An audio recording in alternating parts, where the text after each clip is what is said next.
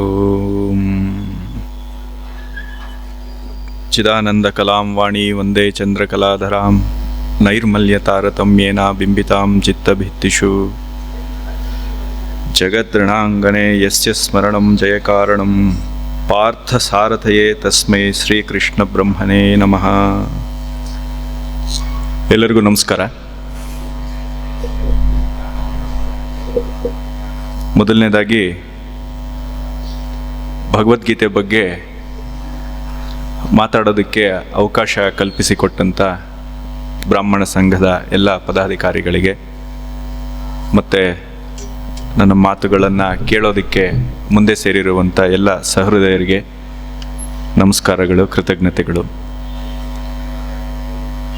ಗೀತಾ ಜಯಂತಿಯ ಸಂದರ್ಭದಲ್ಲಿ ಈ ಉಪನ್ಯಾಸ ಮಾಲೆ ಆಯೋಜನೆ ಆಗಿದೆ. ಈಗಷ್ಟೇ ಶಿವಮೊಗ್ಗದಲ್ಲಿ ಗೀತಾ ಅಭಿಯಾನದ ಕಾರ್ಯಕ್ರಮಗಳು ಕೂಡ ನಡೆದಿವೆ. ಈ ಹಿನ್ನೆಲೆಯಲ್ಲಿ ಭಗವದ್ಗೀತೆ ಬಗ್ಗೆ 4-6 ವಿಷಯಗಳನ್ನು ನಿಮ್ಮ ಜೊತೆ ಹಂಚ್ಕೊಳ್ಳೋದಕ್ಕೆ ಅಂತ ಬಂದಿದ್ದೀನಿ. ಅಂತ ತಿಳಿ ಹೇಳೋದಕ್ಕಲ್ಲ, ಹಂಚ್ಕೊಳ್ಳೋದಕ್ಕೆ ಅಂಥೇಳಿ ಬಂದಿದ್ದೀನಿ ಅಂತ. ಭಗವದ್ಗೀತೆ ತಮಗೆಲ್ಲರ ಗೊತ್ತಿದೆ, ಕೆಲವರಿಗೆ ಕಂಠಸ್ಥವಾಗಿದೆ. ಇವತ್ತು ಪಾರಾಯಣ ಕೂಡ ಮಾಡ್ತಾ ಇದ್ರಿ, ನಿತ್ಯವೂ ಮನೆಯಲ್ಲಿ ಪಾರಾಯಣ ಮಾಡುವಂಥವರು ಇದ್ದೀರಿ.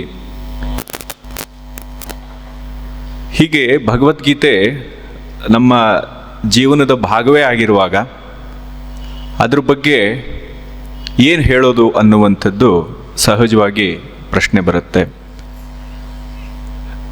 ನಾನು ಹೆಚ್ಚು ಶ್ಲೋಕಗಳನ್ನು ಹೇಳಿ ಹೆಚ್ಚು ಮಾಡೋದಕ್ಕೆ, ಆ ಶ್ಲೋಕಗಳನ್ನೇ ಪಠನ ಮಾಡೋದಕ್ಕಿಂತ ತಾತ್ಪರ್ಯ ರೂಪದಲ್ಲೇ ಹೆಚ್ಚು ಹೇಳ್ಕೊಂಡು ಹೋಗ್ತೀನಿ. ಧ್ಯಾನ ಶ್ಲೋಕ ನೀವು ಇವತ್ತು ಪಠನೆ ಮಾಡಿದ್ದೀರಿ, ಹಾಗಾಗಿ ನಾನು ಧ್ಯಾನ ಶ್ಲೋಕವನ್ನು ನಾನು ಹೇಳಲಿಲ್ಲ. DVG ಅವರ ಒಂದು ಪದ್ಯ, ಆ ಪದ್ಯದ ಸ್ವಾರಸ್ಯವನ್ನು ನಾನು ನಿಮಗೆ ಮುಂದಕ್ಕೆ ಹೇಳ್ತೀನಿ. ಭಗವದ್ಗೀತೆ ಯಾಕೆ ಬೇಕು ಅನ್ನುವಂಥದ್ದು ಮೊದಲನೇ ಪ್ರಶ್ನೆ. ಮತ್ತು ಇದೇ ಜಾಗದಲ್ಲಿ ಕೆಲವಾರು ದಿನಗಳ ಹಿಂದೆ ಒಂದು ಸಣ್ಣ ಪ್ರಮಾಣದಲ್ಲಿ ಆ ರೀತಿ ಪ್ರಶ್ನೆ ಕೂಡ ಎದುರಾಗಿತ್ತು, ಗೀತೆ ಯಾಕೆ ಬೇಕು ಅಂತ.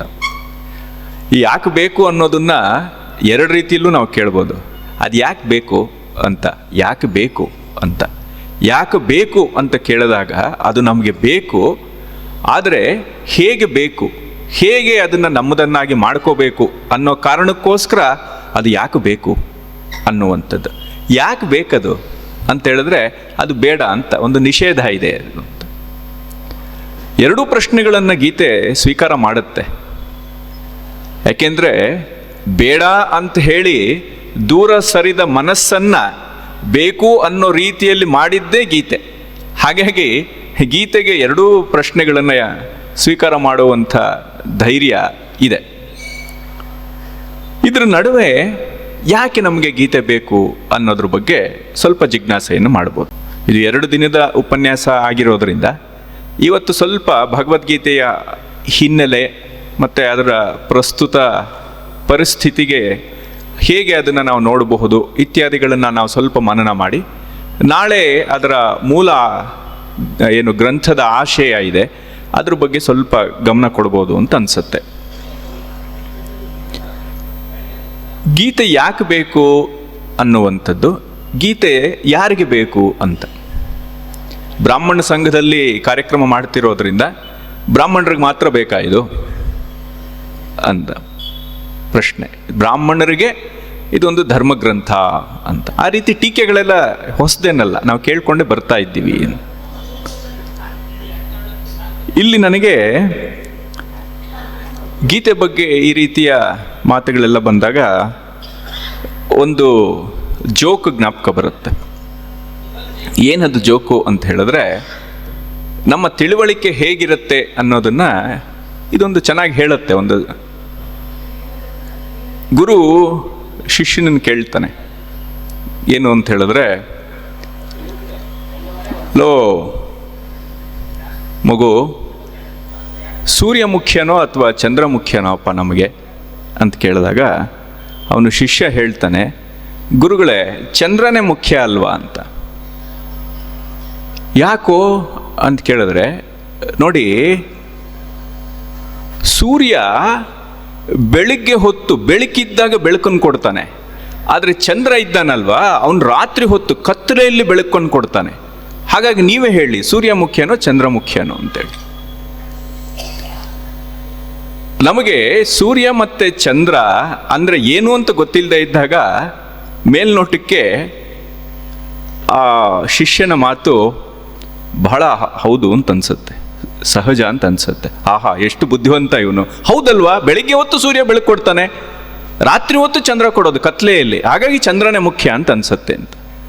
ಹಾಗೆ ಈ ಗೀತೆ ಬಗ್ಗೆ ಮಾತನಾಡುವಂಥವ್ರು ಅಂದರೆ ಯಾಕ್ರಿ ಬೇಕದು, ಯಾರಿಗ್ರಿ ಬೇಕು ಅನ್ನುವಂಥವರ ತಿಳುವಳಿಕೆ ಇದೆಯಲ್ಲ, ಅದು ಚಂದ್ರ ದೊಡ್ಡವನು ರಾತ್ರಿ ಹೊತ್ತು ಬೆಳಕು ಕೊಡೋದ್ರಿಂದ ಅನ್ನೋ ಲಾಜಿಕ್ಕು ಅಲ್ಲಿ ಕೆಲಸ ಮಾಡೋದನ್ನ ಕಾಣುತ್ತೆ ಅಂತ. ಅಂದರೆ ನಮ್ಮ ತಿಳುವಳಿಕೆಯ ಮಟ್ಟ ಹೇಗಿರುತ್ತೆ ಅದಕ್ಕೆ ತಕ್ಕ ರೀತಿಯಲ್ಲಿ ನಮ್ಮ ಆಲೋಚನೆಗಳು, ನಮ್ಮ ಜೀವನ ಶೈಲಿ ಇದೆಲ್ಲವೂ ಕೂಡ ರೂಪಿತವಾಗ್ತಾ ಹೋಗುತ್ತೆ ಅಂತ.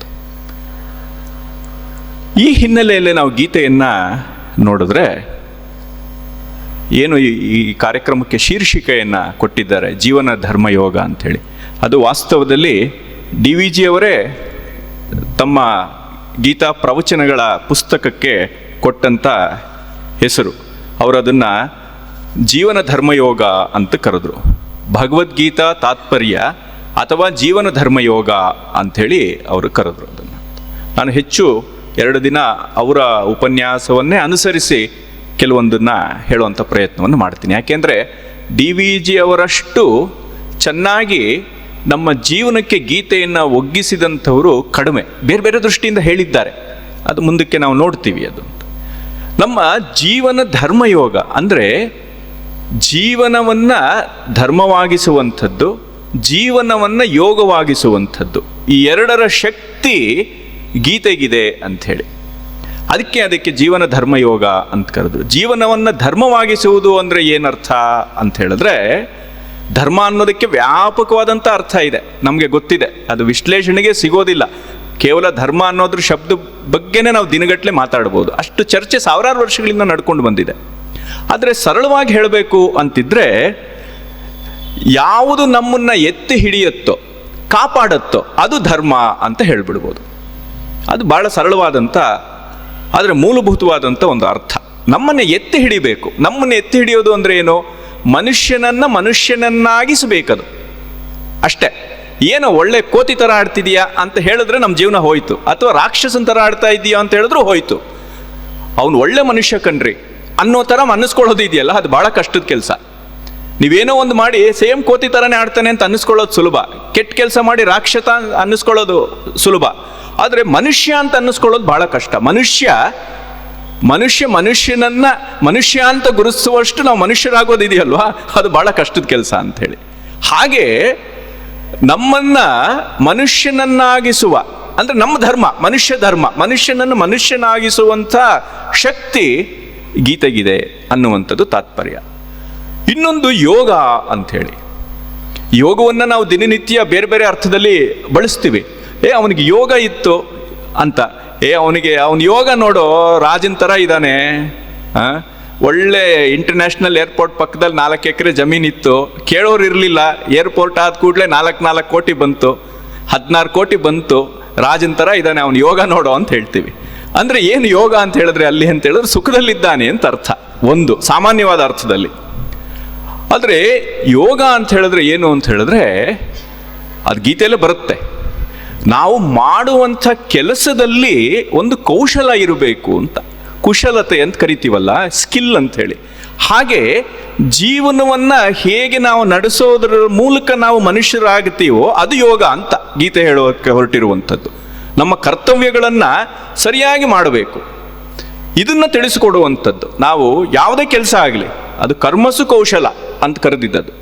ಕರ್ಮಗಳಲ್ಲಿ ಅಂದರೆ ನಾವು ಮಾಡುವಂಥ ಕೆಲಸದಲ್ಲಿ ಅದೊಂದು ಕುಶಲತೆ ಬಂದು 4 ಜನ ಆಹಾ ಅನ್ನಬೇಕು, ನಾವು ಮಾಡಿದ್ದಕ್ಕೆ ನಮಗೂ ಒಂದು ಸಾರ್ಥಕತೆ ಸಿಗಬೇಕು, ಎರಡೂ ಆಗಬೇಕು ಅಂತ.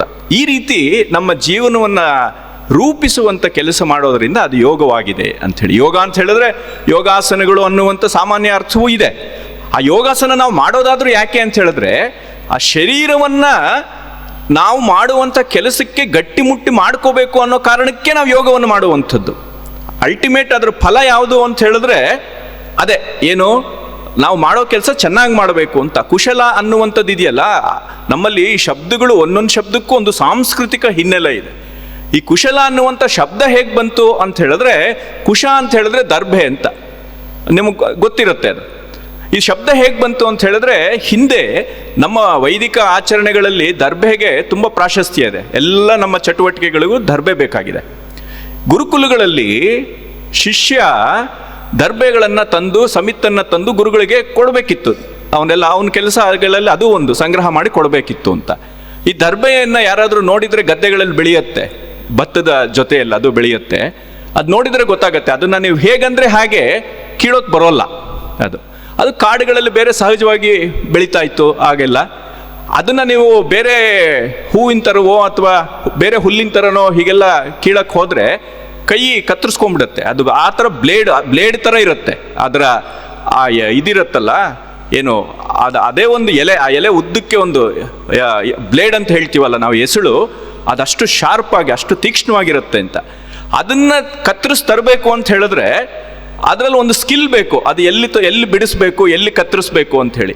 ಹೀಗೆ ಜೋಪಾನವಾಗಿ ತಗೊಂಡು ಬರುವಂಥ ಸಾಮರ್ಥ್ಯ ಯಾರಿಗಿರುತ್ತೋ ಅವನು ಕುಶಲ. ಕುಶವನ್ನ ಅಂದರೆ ದರ್ಭೆಯನ್ನ ಯಾರು ಚೆನ್ನಾಗಿ ಗಾಯ ಮಾಡಿಕೊಳ್ಳದೆ ತರ್ತಾನೋ ಅಂಥವನು ಕುಶಲಿ. ಅಂಥ ಕೆಲಸ ಕುಶಲ ಅಂತಿತ್ತು. ಅದು ಅಂದರೆ ಏನರ್ಥ ಅಂತ ಹೇಳಿದ್ರೆ, ಒಲೆ ಮೇಲೆ ನಾವು ಕಾಫಿಗೆ ಸ್ಟವ್ ಏನು ಹಚ್ಚೋದಕ್ಕೆ ಹೋದಾಗ ಮೈ ಸುಟ್ಕೊಳ್ಳೋದಲ್ಲ, ಅದು ಕುಶಲತೆ ಅಲ್ಲ. ಜೋಪಾನವಾಗಿ ನಾವು ಮಾಡುವಂಥದ್ದು. ಹಿಂದೆ ಆ ಸೌದೆ ಒಲೆಗಳಲ್ಲಿ ಹೇಗೆ ಮಾಡ್ತಿದ್ರಪ್ಪ ಅಂತ ಅನ್ಸ್ಬಿಡುತ್ತೆ. ಈಗಿನವರು ಗ್ಯಾಸ್ ಸ್ಟವಲ್ಲೇ ಆ ರೀತಿ ಹಿಂಸೆ ಪಟ್ಟು ಕೆಲವರು ಅಡುಗೆ ಮಾಡ್ತಿರ್ತಾರೆ. ಅದೆಲ್ಲ ನೋಡಿದ್ರೆ ಆ ದೊಡ್ಡ ದೊಡ್ಡ ಸೌದೆ ಒಲೆಗಳಲ್ಲಿ ರಾಶಿ ಅಡುಗೆಗಳು ಹೇಗೆ ಮಾಡ್ತಿದ್ರು ಅಂತ, ಅದೆಲ್ಲ ಕುಶಲತೆ. ಹಾಗೆ ಒಂದೊಂದು ಶಬ್ದಕ್ಕೂ ಕೂಡ ಒಂದೊಂದು ಹಿನ್ನೆಲೆ ಇದೆ ಅಂತ. ಹಾಗೆ ನಮ್ಮ ಜೀವನವನ್ನು ಹೇಗೆ ನಾವು ಚೆನ್ನಾಗಿ ಮಾಡ್ಕೋಬೇಕು ಅನ್ನುವಂಥ ಒಂದು ಸೂಕ್ಷ್ಮತೆ, ಒಂದು ಕಲೆ ಇದೆಯಲ್ಲ, ಅದನ್ನು ಗೀತೆ ಹೇಳುತ್ತೆ ಅಂತ. ಅದಕ್ಕೆ ಅದನ್ನು ಜೀವನ ಧರ್ಮ ಯೋಗ ಅಂತ DVG ಅವರು ಕರೆದಿದ್ರು. ಇದು ಬಹಳ ಸೊಗಸಾದಂಥ ಒಂದು ಹೆಸರದು. ಜೀವನಕ್ಕೆ ಅವರು ಹೇಳ್ತಾರೆ. ಅದು ಸ್ವಲ್ಪ ಮುಂಚೆ ಇರುವಾಗ ಮುಂದೆ ನೋಡ್ತೀವಿ ನಾವು. ಅದು ಮೋಕ್ಷಶಾಸ್ತ್ರ ಅನ್ನೋದಕ್ಕಿಂತ ಅದು ಜೀವನಶಾಸ್ತ್ರ ಅಂತ ಕರೀತಾರೆ ಅವರು ಅಂತ. ಇದು ಹೇಗೆ ಅಂತ ಹೇಳಿದ್ರೆ, ಗೀತೆ ಏನು ಹೇಳುತ್ತೆ, ನಿನ್ನ ಜೀವನವನ್ನು ನೀನು ಚೆನ್ನಾಗಿ ಮಾಡ್ಕೋಬೇಕು, ಸೊಗಸು ಮಾಡ್ಕೋಬೇಕು ಅಂತ ಹೇಳಿದ್ರೆ, ಇದಕ್ಕೆ ನೀನು ಏನೋ ಶ್ರಮ ಪಡಬೇಕಾಗಿಲ್ಲಪ್ಪ, ನಿನ್ನನ್ನು ನೀನು ಅವಲೋಕನ ಮಾಡ್ಕೋಬೇಕು ಅಂತ ಹೇಳುವಂಥದ್ದು. ಅಲ್ಲಿ ಭಗವಂತ ಅರ್ಜುನನಿಗೆ ಹೇಳಿದ್ದು ಕೂಡ ಅವನಲ್ಲಿ ಇದ್ದಂಥ ಗುಣಗಳನ್ನು ಅವನು ಇದೆ ಅಂತ ನೆನಪಿಸಿದ ಅಷ್ಟೆ. ಅವನಲ್ಲಿ ಕ್ಷತ್ರಿಯತ್ವ ಇತ್ತು, ಯುದ್ಧ ಮಾಡಬೇಕು ಅನ್ನುವಂಥದ್ದು ಇತ್ತು, ಪೌರುಷ ಇತ್ತು, ಅವನಿಗೆ ಬೈಕೆ ಇತ್ತು, ಅದ್ರ ಜೊತೆ ಕ್ಲೈಬ್ಯನೂ ಇತ್ತು, ಭಯ ಇತ್ತು, ಅಂಜಿಕೆ ಇತ್ತು, ಪಾಪ ಪ್ರಜ್ಞೆ ಇತ್ತು, ಎಲ್ಲವೂ ಇತ್ತು. ಎಲ್ಲವೂ ಇದ್ದಿದ್ದನ್ನು ಅವನು ಜೀವನಕ್ಕೆ ಅದನ್ನು ಹೇಗೆ ಪೋಷಕವಾಗಿ ಮಾಡಬಹುದೋ ಆ ರೀತಿ ಅವನು ಅದನ್ನು ಸಿದ್ಧ ಮಾಡ್ದ ಅಷ್ಟೇ ಅಂಥೇಳಿ. ಅಂದರೆ ಎಲ್ಲವೂ ಇದೆ, ಪ್ರಶ್ನೆನೂ ಅಲ್ಲೇ ಇದೆ, ಉತ್ತರನೂ ಅಲ್ಲೇ ಇದೆ, ನೀನು ಕಂಡ್ಕೋಬೇಕು ಅಂಥೇಳಿ. ನನಗೆ ಇಷ್ಟವಾದಂಥದ್ದು ಇನ್ನೊಂದು ಜೋಕ್ ಇಲ್ಲಿ ಜ್ಞಾಪಕ ಬರುತ್ತೆ. ಬೀಚಿ ಅವ್ರದ್ದು ಬಹಳ ಪ್ರಸಿದ್ಧವಾಗಿರುವಂಥದ್ದು. ಈ ಜೋಕ್ಗಳು ಯಾಕೆ ಮುಖ್ಯ ಆಗತ್ತೆ ಅಂತ ಹೇಳಿದ್ರೆ, ಈ ಹಾಸ್ಯ ರಸ ಇದೆಯಲ್ಲ, ಇದು ಬಹಳ ತಾತ್ವಿಕವಾಗಿ ಮಾತಾಡುವಂಥ ವಿಷಯ. ಈ ಹಾಸ್ಯ ಅನ್ನುವಂಥದ್ದು ಇದೆಯಲ್ಲ, ಇದು ಬಹಳ ಅದ್ಭುತವಾದಂಥ ಒಂದು ಸಾಮರ್ಥ್ಯ ನಮಗೆ ಪ್ರಕೃತಿ ಕೊಟ್ಟಿರುವಂಥದ್ದು. ಮನುಷ್ಯನಿಗೆ ಈ ಹಾಸ್ಯ ಪ್ರವೃತ್ತಿ ಇಲ್ಲ ಅಂತ ಹೇಳಿದಿದ್ರೆ ನಾವೆಲ್ಲ ಹುಚ್ಚರಾಗ್ಬಿಡ್ತಿದ್ವಿ ಅಂತ. ನಮ್ಮನ್ನು ನಿಜವಾಗ್ಲೂ ಹುಚ್ಚರಾಗದೆ ನಮ್ಮನ್ನು ಕಾಪಾಡ್ತಾ ಇರುವಂಥದ್ದು ಈ ಹಾಸ್ಯ ಪ್ರಜ್ಞೆ ಅಂತ. ಏನು ಹಾಸ್ಯ ಪ್ರಜ್ಞೆ ಅಂತ ಹೇಳಿದ್ರೆ, ಈ ಜೀವನದ ಅತಿರೇಕವನ್ನು ಬೇರೆದೇ ಇನ್ನೊಂದು ಪರ್ಸ್ಪೆಕ್ಟಿವಲ್ಲಿ ನೋಡುವಂಥ ಒಂದು ಗುಣ ಬೆಳೆಸ್ಕೊಳ್ಳೋದಿದೆಯಲ್ಲ, ಅದಿಲ್ಲ ಅಂತ ಹೇಳಿದಿದ್ರೆ ನಾವು ನೇರ ಹುಚ್ಚಾಸ್ಪತ್ರೆಗೆ ಹೋಗ್ಬಿಡ್ತಿದ್ವಿ ಅಂತ. ಆ ರೀತಿಯ ಒಂದು ಅದ್ಭುತವಾದಂಥ ಒಂದು ಔಷಧೀಯ ಗುಣ ಈ ಹಾಸ್ಯ ಪ್ರಜ್ಞೆಗೆ ಇದೆ. ಅದಕ್ಕೆ ಮೊನ್ನೆ ಅಷ್ಟೇ ದತ್ತ ಜಯಂತಿ ಕೂಡ ಆಗಿದೆ. ದತ್ತಾತ್ರೇಯ ಅವಧೂತ ಗುರು. ಈ ಅವಧೂತ ಅಂದರೆ ಯಾರು ಅಂತ ಹೇಳಿದ್ರೆ, ಈ ಎಲ್ಲ ರಾಗದ್ವೇಷಗಳನ್ನು ಬಿಟ್ಟಂಥವನು ಅಂತ. ರಾಗದ್ವೇಷಗಳು ಬಿಟ್ಟಾಗ ಏನಾಗುತ್ತೆ ಅಂತ ಹೇಳಿದ್ರೆ, ನಮಗೆ ಒಂದು ಜೀವನದಿಂದ ಒಂದು ಡಿಸ್ಟೆನ್ಸ್ ಅನ್ನುವಂಥದ್ದು ಬರುತ್ತೆ. ಆ ಡಿಸ್ಟೆನ್ಸ್ ಬಂದ ಮೇಲೆ ನಮ್ಗೇನಾಗತ್ತೆ ಅಂತ ಹೇಳಿದ್ರೆ, ಜೀವನವನ್ನು ನಾವು ಬೇರೆನೇ ರೀತಿಯಲ್ಲಿ ನೋಡೋದಕ್ಕೆ ಶುರು ಮಾಡ್ತೀವಿ. ಬೇರೆನೇ ರೀತಿಯಲ್ಲಿ ನೋಡೋದು ಅಂತ ಹೇಳಿದ್ರೆ ಏನು ಅಂತ ಹೇಳಿದ್ರೆ ಒಂದು ತಾಟಸ್ಥ್ಯ ಭಾವ ಬರುತ್ತೆ. ಆ ತಾಟಸ್ಥ್ಯ ಭಾವ ಬಂದಾಗ ನಮ್ಗೆ ಎಲ್ಲವೂ ಕೂಡ ಒಂದು ಲೀಲೆ ಥರ, ಒಂದು ಸಂತೋಷದ ಥರ, ಒಂದು ಆಟದ ಥರ ಅನ್ಸುತ್ತೆ ಅಂತ. ಇದೇ ವೇದಾಂತ ಹೇಳುವಂಥದ್ದು. ಇದೇನು ಅಂದರೆ ಬಹಳ ಸುಲಭ ಇದು. ಏನು ಅಂತ ಹೇಳಿದ್ರೆ ನೋಡಿ, ನಮ್ಮನ್ನ ನಾವು ಪರೀಕ್ಷೆ ಮಾಡ್ಕೊಳ್ಳೋಣ. ವೆಸ್ಟ್ ಇಂಡೀಸು ಮತ್ತು ಆಸ್ಟ್ರೇಲಿಯಾ ಕ್ರಿಕೆಟ್ ಮ್ಯಾಚ್ ನಡೀತಾ ಇದೆ ಅಂತ ಇಟ್ಕೊಳ್ಳಿ. ಆಗ ನಾವು ಅದನ್ನ ಬರೀ ಕ್ರಿಕೆಟ್ ಆಟವಾಗಷ್ಟೇ ನೋಡ್ತೀವಿ. ಯಾರು ಚೆನ್ನಾಗಿ ಆಡ್ತಾನೆ ಅವನು ಗೆಲ್ಲಬೇಕು, ಯಾರು ಚೆನ್ನಾಗಿ ಹೊಡಿತಾನೆ, ಫಸ್ಟ್ ಕ್ಲಾಸಾಗಿ ಹೊಡೆದ, ಫಸ್ಟ್ ಕ್ಲಾಸಾಗಿ ಬೌಲಿಂಗ್ ಮಾಡ್ದ ಅಂತ ಅದು ನಿಜವಾದ ಆಟವನ್ನು ಎಂಜಾಯ್ ಮಾಡ್ತಿರ್ತೀವಿ ಅಲ್ವಾ? ಅದೇ ಇಂಡಿಯಾ ಪಾಕಿಸ್ತಾನ್ ಮ್ಯಾಚ್ ನಡೀತಾ ಇದೆ ಅಂತ ಇಟ್ಕೊಳ್ಳಿ. ಆಗೇನು ಗೆಲ್ಲಲೇಬೇಕು ನಾವು ಅಷ್ಟೇ. ಆಗ ನಮ್ಗೆ ಆ ರಾಗ ಅನ್ನುವಂಥದ್ದು, ದ್ವೇಷ ಅನ್ನುವಂಥದ್ದು ಬಂದೇ ಬರುತ್ತೆ ಸಹಜವಾಗಿ. ಯಾಕೆಂದ್ರೆ ನಮ್ಗೆ ಪಾಕಿಸ್ತಾನವನ್ನು ನಾವು ಬರೀ ಕ್ರಿಕೆಟ್ ಟೀಮ್ ಥರ ನೋಡೋದಕ್ಕೆ ನಮ್ಗೆ ಆಗೋದಿಲ್ಲ, ಅವ್ರಿಗೂ ಆಗೋಲ್ಲ. ನಮ್ಮ ವೈಯಕ್ತಿಕವಾದೇನೋ ಒಂದಲ್ಲಿ ಹೋಗುತ್ತೆ ಅಂತ. ಆಗ ನಮ್ಗೆ ಆಟಕ್ಕಿಂತ ಗೆಲುವು ಅನ್ನುವಂಥದ್ದೇ ಬಹಳ ಮುಖ್ಯ ಆಗುತ್ತೆ. ಡಿಸ್ಟೆನ್ಸ್ ಇರೋದಿಲ್ಲ ಅಂತ. ಡಿಸ್ಟೆನ್ಸ್ ಇದ್ದಾಗ ನಾವು ಆರಾಮಾಗಿ ನೋಡ್ತಿರ್ತೀವಿ ಅಂತ. ಆ ರೀತಿಯ ಒಂದು ಜೀವನವನ್ನು ನೋಡುವಂಥ, ದಡದಲ್ಲಿ ನಿಂತು ನೋಡುವಂಥ ಭಾವ ಬಂದಾಗ ಜೀವನವೇ ನಮಗೊಂದು ನಾಟಕ ಥರ ಅನಿಸ್ಬಿಡುತ್ತೆ ಅಂತ. ನಮ್ಮನೆ ಸಮಸ್ಯೆ ಬಗ್ಗೆ ನಾವು ತಲೆ ಕೆಡಿಸ್ಕೊಂಡು ಯಾರಾದರೂ ಮಾತಾಡಕ್ಕೆ ಬಂದರೆ ಅಯ್ಯೋ ಹೋಗಯ್ಯ ಅಂತ ಹೇಳ್ತಿರ್ತೀವಿ. ಅದೇ ಬೇರೆಯವ್ರ ಮನೆ ಸಮಸ್ಯೆ ತಗೊಂಡು ಏನು ವಿಶ್ಲೇಷಣೆ ಮಾಡಿದ್ದು ಹಿಂಗೆ ಮಾಡಬೇಕಾಗಿತ್ತು ಕಣೋ, ಅವನು ಹಂಗೆ ಮಾಡಬೇಕಾಗಿತ್ತು ಕಣೋ ಅಂತ ಹೇಳುವಂಥದ್ದು, ಅವನು ಪೆಕ್ರಾನಲ್ಲೋ ಅವನು ಅಂತೆಲ್ಲ ಹೇಳ್ತೀವಿ. ನಮ್ಮ ಪೆಕ್ರತನ ನಮಗೆ ಗೊತ್ತಿರೋದಿಲ್ಲ, ಆದರೆ ಅವನ ಪೆಕ್ರತನವನ್ನು ನಾವು ಗುರ್ಸೋದು ಡಿಸ್ಟೆನ್ಸಲ್ಲಿರುತ್ತೆ ಅಂತ. ಇದು ಜೀವನವನ್ನು ಒಂದು ದೂರದಿಂದ ನೋಡುವಂಥ ಒಂದು ಕೆಲಸ. ನಮ್ಮ ಜೀವನವನ್ನು ಹೀಗೆ ನೋಡ್ಕೊಳ್ಳುವಂಥ ಸಾಮರ್ಥ್ಯ ಬಂದರೆ ಅದು ಸ್ಕಿಲ್ಫುಲ್ ಅಂತ ಕರೆಯುವಂಥದ್ದು. ಭಗವಂತ ಕರೀತಾ ಇರುವಂಥದ್ದು ಈಗಾಗಲೇ ಇದೆಲ್ಲ ಮುಗಿದೋಗಿದೆ ಅಂತ ಅದಕ್ಕೆ ಹೇಳುವಂಥದ್ದು. ಯಾರ್ಯಾರನ್ನ ಕೊಲ್ಲಬೇಕೋ ಎಲ್ಲರನ್ನು ನಾನು ಕೊಂದು ಮುಗಿಸ್ಬಿಟ್ಟಿದ್ದೀನಿ ಅಂತ ಭಗವಂತ ಹೇಳ್ತಾನೆ. ಅದು ಹಾಗಾಗಿ ಇದು ಬರೀ ಒಂದು ರೀತಿ ಏನಿದು, ಇದು ಹೈಲೈಟ್ಸ್ ಅಪ್ ಅಷ್ಟೇ ಅಂತ. ಇನ್ನೊಂದ್ಸಲಿ ನೀನು ಮ್ಯಾಚ್ ನೋಡೋ ಥರ ಅಷ್ಟೇ ಅನ್ನೋ ಥರ ಎಲ್ಲ ಭಗವಂತ ಹೇಳೋದು ಈ ದೃಷ್ಟಿಯಿಂದ ಅಂತ. ಹೀಗಾಗಿ ಈ ಬದುಕನ್ನು ಇನ್ನೊಂದು ದೃಷ್ಟಿಯಿಂದ ನೋಡಿರುವಂಥ ಈ ರೀತಿಯ ಎಷ್ಟೋ ಮಾತುಗಳಿದೆಯಲ್ಲ, ಜೀವನದ ಎಷ್ಟೋ ಸೂಕ್ಷ್ಮಗಳನ್ನು ಭಾಳ ಚೆನ್ನಾಗಿ ಹೇಳುತ್ತೆ ಅಂತ. ಬೀಚಿಯವರ ತಿಮ್ಮಂದು ಒಂದು ಕಥೆ ಗೊತ್ತಿರ್ಬೋದು ನಿಮಗೆ. ಒಂದ್ಸಲಿ ಪರೀಕ್ಷೆಗೆ ಹೋಗ್ತಾನೆ ತಿಮ್ಮನ ಪರೀಕ್ಷೆಯನ್ನು ನೀನು ಜೀವನ ಪರೀಕ್ಷೆ ಅಂತ ಅಂದ್ಕೊಳ್ಳಿ. ಪಾಪ ತಿಮ್ಮನಿಗೆ ಅದು ಅವನಿಗೆ ಜೀವನದ ಪರೀಕ್ಷೆ. ಹೋಗ್ತಾನೆ, ಕ್ವಶನ್ ಪೇಪರು ಇವನೇನು ಪಾಪ ಓದಿರೋದಿಲ್ಲ, ಕ್ವಶನ್ ಪೇಪರಲ್ಲಿ ಕೊಟ್ಟಿರ್ತಾನೆ.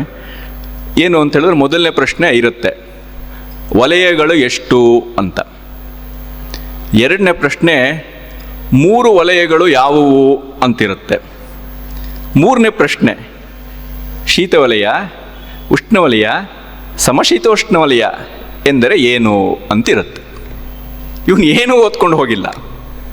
ಇನ್ನೊಂದ್ಸಲಿ ಕ್ವಶನ್ ಪೇಪರ್ ನೋಡ್ತಾನೆ. ಮೊದಲನೇ ಪ್ರಶ್ನೆ ಏನಿತ್ತು, ವಲಯಗಳು ಎಷ್ಟು ಅಂತ, ಅದು ಕುತ್ರ ಬರ್ದ. ಎರಡನೇ ಪ್ರಶ್ನೆ ಏನಾಗಿತ್ತು, 3 ವಲಯಗಳು ಯಾವುವು ಅಂತಿತ್ತಲ್ವಾ. ಆ ಮೊದಲನೇ ಪ್ರಶ್ನೆಗೆ ಬರ್ದ ಉತ್ತರ, ಎರಡನೇ ಪ್ರಶ್ನೆಯನ್ನು ನೋಡಿ ಅಂತ ಬರ್ದ. ಎರಡನೇ ಪ್ರಶ್ನೆ ಏನು, 3 ವಲಯಗಳು ಯಾವುವು ಅಂತಿತ್ತಲ್ವಾ. ಆ 3 ವಲಯಗಳು ಯಾವುವು ಅಂದರೆ ಮೂರನೇ ಪ್ರಶ್ನೆ ಏನಿತ್ತು, ಉಷ್ಣವಲಯ, ಶೀತವಲಯ ಮತ್ತು ಸಮಶೀತೋಷ್ಣವಲಯ ಅಂದರೆ ಏನು ಅಂತಿತ್ತು. ಆ ಎರಡನೇ ಪ್ರಶ್ನೆಗೆ ಉತ್ತರ ಬರ್ದ, ಮೂರನೇ ಪ್ರಶ್ನೆಯನ್ನು ನೋಡಿ ಅಂತ ಹೇಳಿ. ಅಂದರೆ 3 ಪ್ರಶ್ನೆಯಲ್ಲಿ 2 ಪ್ರಶ್ನೆಗೆ ಅವನಿಗೆ ಸರಿಯಾಗಿ ಉತ್ತರ ಕೊಟ್ಟಿದ್ದ. ಅದು ಪ್ರಶ್ನೆಯಲ್ಲೇ ಉತ್ತರನೂ ಇತ್ತು. ಪಾಸ್ ಆಗ್ಬಿಟ್ಟ, ಅವನು ಡಿಸ್ಟಿಂಕ್ಷನಲ್ಲಿ ಪಾಸ್ ಆಗ್ಬಿಟ್ಟ. ಭಗವದ್ಗೀತೆನೂ ಹೀಗೆ ಮಾಡುತ್ತೆ ಅಂತ. ನಮ್ಮ ಪ್ರಶ್ನೆಯಲ್ಲೇ, ನಮ್ಮ ಜೀವನದಲ್ಲೇ ಉತ್ತರ ಇದೆ. ನೀವೆಲ್ಲ ದೇವಲೋಕಕ್ಕಾಗಿ ಉತ್ತರವನ್ನು ಕಂಡ್ಕೋಬೇಕಾಗಿಲ್ಲ, ನಮ್ಮ ಜೀವನದಲ್ಲೇ ಅದು ಇದೆ. ಆದರೆ ಆ ಜೀವನದಲ್ಲಿ ಇದೆ ಅನ್ನೋದನ್ನ ನಾವು ಕಂಡ್ಕೋಬೇಕಾಗಿದೆ ಅಷ್ಟೇ ಅನ್ನೋದನ್ನ ಭಗವದ್ಗೀತೆ ನಮಗೆ ಎಚ್ಚರ ಮಾಡುತ್ತೆ. ಅದನ್ನೇ ಅಲ್ಲಿ ಸಾಂಕೇತಿಕವಾಗಿ ಹೇಳ್ತಾ ಇರುವಂಥದ್ದು ಅಂತ.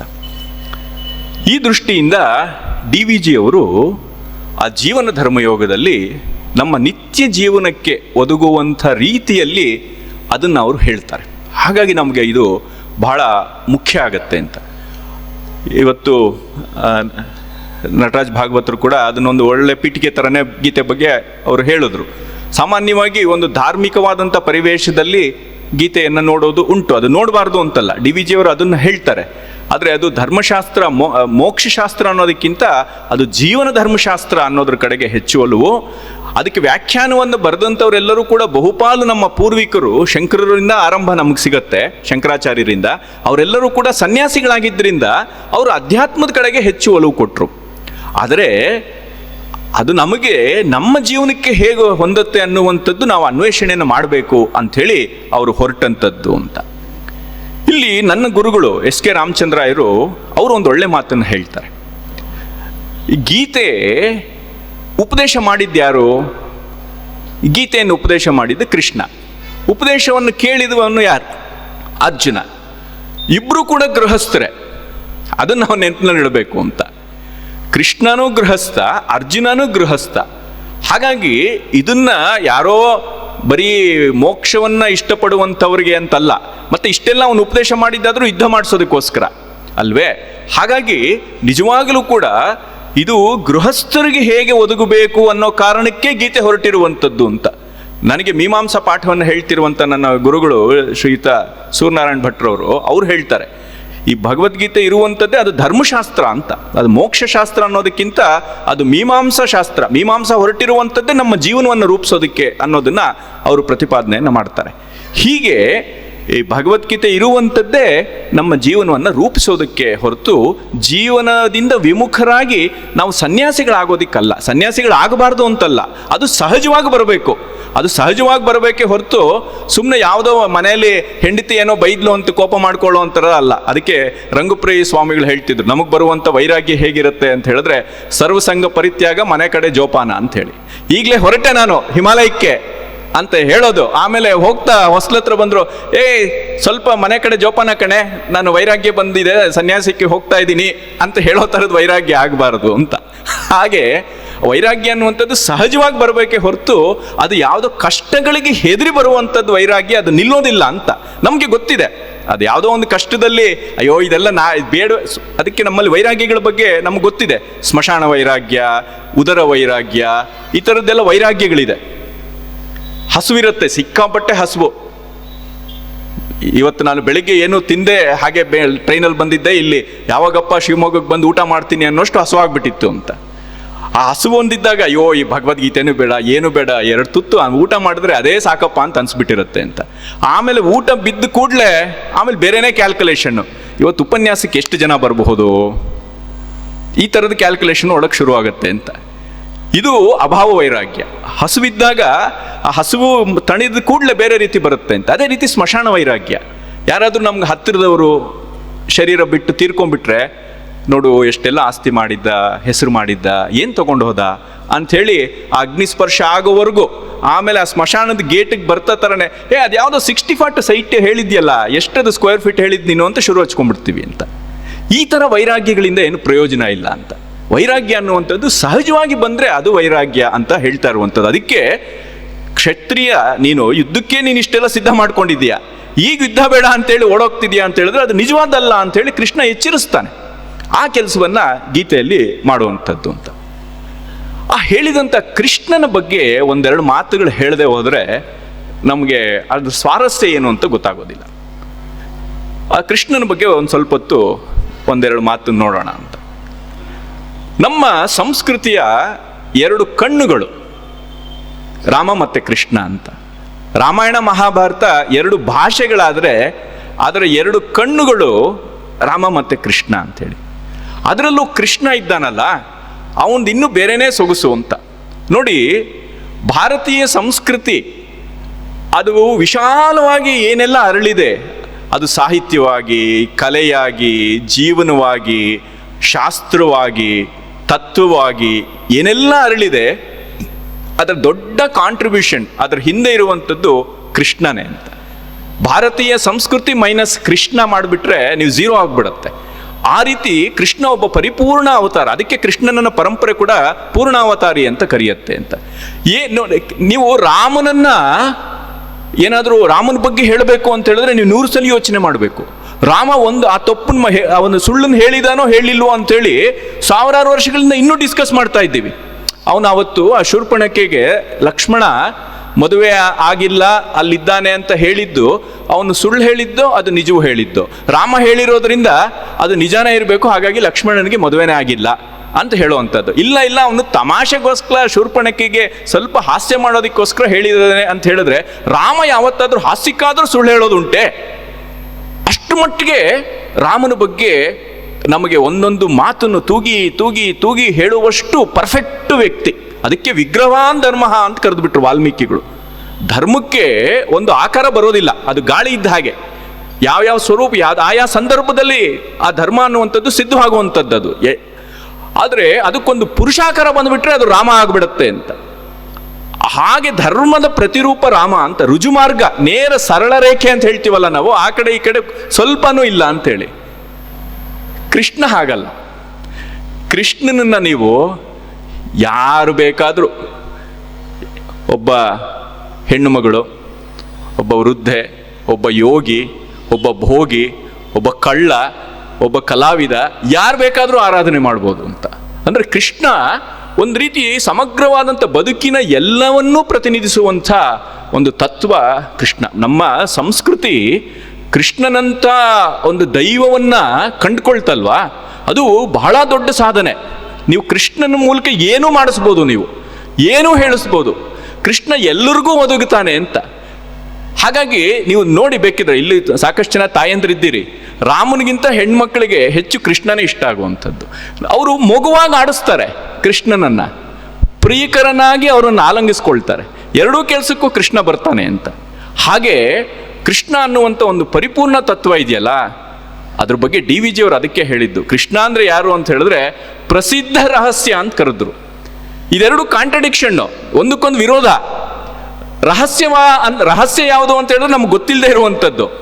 ಅದು ಪ್ರಸಿದ್ಧ ಆಗಿದೆ ಅಂತ ಹೇಳಿದ್ರೆ ಅದರ ರಹಸ್ಯ ಏನು ಉಳಿದಿಲ್ಲ ಅಂತ. ಓಪನ್ ಸೀಕ್ರೆಟ್ ಅಂತ ಹೇಳ್ತೀವಲ್ಲ, ಓಪನ್ ಸೀಕ್ರೆಟ್ ಹೇಗಿರೋದಕ್ಕೆ ಸಾಧ್ಯ? ಹಾಗೆ ಕೃಷ್ಣ ಪ್ರಸಿದ್ಧ ರಹಸ್ಯ, ಅವನು ರಹಸ್ಯ ಆದರೆ ಪ್ರಸಿದ್ಧ ಅಂತ. ಅಂದ್ರೆ ಏನು, ಅವನು ಗೊತ್ತಾಗ್ತಿದ್ದಾನೆ ಆದರೆ ಗೊತ್ತಾಗ್ತಿಲ್ಲ ಅಂತ. ಇದೇ ಅವನ ಸ್ವಾರಸ್ಯ ಅಂತ. ಅಂಥ ಒಂದು ಸಂಕೀರ್ಣವಾದಂಥ, ಪರಿಪೂರ್ಣವಾದಂಥ, ಒಂದು ಆನಂದಕ್ಕೆ ಒಂದು ಮೂರ್ತರೂಪವೇ ಆದಂಥ, ಒಂದು ತತ್ವಕ್ಕೆ ಒಂದು ಆದರ್ಶವಾದಂಥ ಕೃಷ್ಣ ಬದುಕಿನ ಯುದ್ಧದ ಸಂದರ್ಭದಲ್ಲಿ ಹೇಳಿದಂಥದ್ದು. ಹೇಳಿದ್ದಲ್ಲ ಕೃಷ್ಣ, ಹಾಡಿದ್ದು ಕೃಷ್ಣ. ಅದಕ್ಕೆ ಅದು ಗೀತೆ, ಅದು ಗೀತಾ ಅಂತ ಹೇಳಿದ್ರೆ ಹಾಡು ಅಂತ. ಯಾರಾದರೂ ಯುದ್ಧದಲ್ಲಿ ಹಾಡು ಹೇಳ್ತಾರಾ? ಆದರೆ ಕೃಷ್ಣ ಯುದ್ಧದಲ್ಲಿ ಹಾಡನ್ನು ಹೇಳ್ದ ಅಂತ. ಈ ಹಾಡಿಗೂ ಮಾತಿಗೂ ಇರುವಂಥ ಸ್ವಾರಸ್ಯವನ್ನು ನಾವು ಮೆಲುಕು ಹಾಕ್ಕೊಂಡ್ರೂ ಗೊತ್ತಾಗತ್ತೆ. ನನಗೆ ಪರಿಚಿತರೊಬ್ಬರು ಹೇಳ್ತಿದ್ರು, ಭಾಳ ಒಳ್ಳೆ ಮಾತದು ಅಬ್ಸರ್ವೇಷನ್ನು. ದಾರಿಯಲ್ಲಿ ನೀವು ಹೋಗ್ತಾ ಇರಬೇಕಾದ್ರೆ ನೀವು ಒಬ್ಬರೇ ಮಾತಾಡ್ಕೊಂಡು ಹೋಗ್ತಾ ಇರಿ, ಅದು ಹಾಗೆ ಹೀಗೆ ಅಂತ. ಈಗ ಎಲ್ಲರೂ ಆಗ್ಬಿಟ್ಟಿದೆ, ಮೊಬೈಲಲ್ಲಿ ಈಗ ಇಟ್ಕೊಂಡು ಹೋಗ್ತಿರ್ತಾರೆ, ಗೊತ್ತೇ ಆಗೋದಿಲ್ಲ ಏನು ಅಂತ. ನೀವು ಸುಮ್ಮನೆ ಹೀಗೆ ಒಂದು ಮೊಬೈಲ್ ಬರದೇ ಇರೋ ಕಾಲದ ದಿನಗಳು ನೀವು ನೆನಪಿಸ್ಕೊಳ್ಳಿ. ಒಬ್ಬರೇ ಏನಾದರೂ ರಸ್ತೆಯಲ್ಲಿ ಹೋಗ್ತಾ, ಅವ್ನು ಇದ್ದಾನಲ್ಲ, ಅವನು ಹೀಗೆ ಹಾಗೆ ಅಂತ ಏನಾದರೂ ಹೀಗೆ ಮಾತಾಡ್ಕೊಂಡು ಹೋದ್ರೆ, ಪಕ್ಕದಲ್ಲಿರೋರು, ದೂರ ಇರೋರು, ಅವ್ನು ಯಾವನ ಹುಚ್ಚ ನೋಡೋ, ಏನೋ ಗೊಣ್ಕೊಂಡು ಹೋಗ್ತಿದ್ದಾನೆ ಅಂತ ನಗ್ತಾ ಇದ್ವಿ ಅಂತ. ಅದೇ ಒಬ್ಬ ವ್ಯಕ್ತಿ ರಸ್ತೆಯಲ್ಲಿ ಹಾಡ್ತಾ ಹೋಗ್ತಾ ಇರಲಿ, ಯಾವುದಾದ್ರೂ ಒಂದು ಹಾಡು, ಅನಿಸುತ್ತಿದೆ ಯಾಕೋ ಇಂದು ಅಂತ ಹೇಳ್ತಾ ಹೋಗ್ತಿದ್ರೆ ಅವನು ನೋಡೋ ಏನೋ ಏನು ಲಹರಿಯಲ್ಲಿ ಹೋಗ್ತಿದ್ದಾನೆ ನೋಡೋ ಅಂತ ಹೇಳ್ತೀವಿ. ಅಂದರೆ ಹಾಡು ಅನ್ನುವಂಥದ್ದು ಬೇರೆನೇ ಒಂದು ಮಾನಸಿಕ ಸ್ಥಿತಿಗೆ ಸಂಬಂಧಿಸಿದ್ದು. ಮಾತು ಅನ್ನುವಂಥದ್ದು ಕೇವಲ ವ್ಯವಹಾರಕ್ಕೆ, ಅದು ಒಂದು ರೀತಿ ಬ್ಲ್ಯಾಕ್ ಆ್ಯಂಡ್ ವೈಟು, ಹಾಡೋದಲ್ಲ. ಅದಕ್ಕೆ ಈ ಹಾಡಿಗಿರುವ ಈ ಶಕ್ತಿಯನ್ನ ನಮ್ಮ ತತ್ವಶಾಸ್ತ್ರ ಇರಲಿ, ನಮ್ಮ ದೇಶದ ಸಿನಿಮಾ ಕೂಡ ಎಕ್ಸ್ಪ್ಲೋರ್ ಮಾಡಿದ ಕ್ರಮ ಇದೆಯಲ್ಲ, ಅದು ಕೂಡ ವಿಶೇಷವೇ ಅಂತ ಅನ್ಸುತ್ತೆ ನನಗೆ. ನೋಡಿ, ಅಲ್ಲಿ ಆ ಗಂಡು ಹೆಣ್ಣು ಇಷ್ಟ ಆಯಿತು ಅಂತ ಹೇಳಿದ್ರೆ ಒಂದು ಹಾಡು,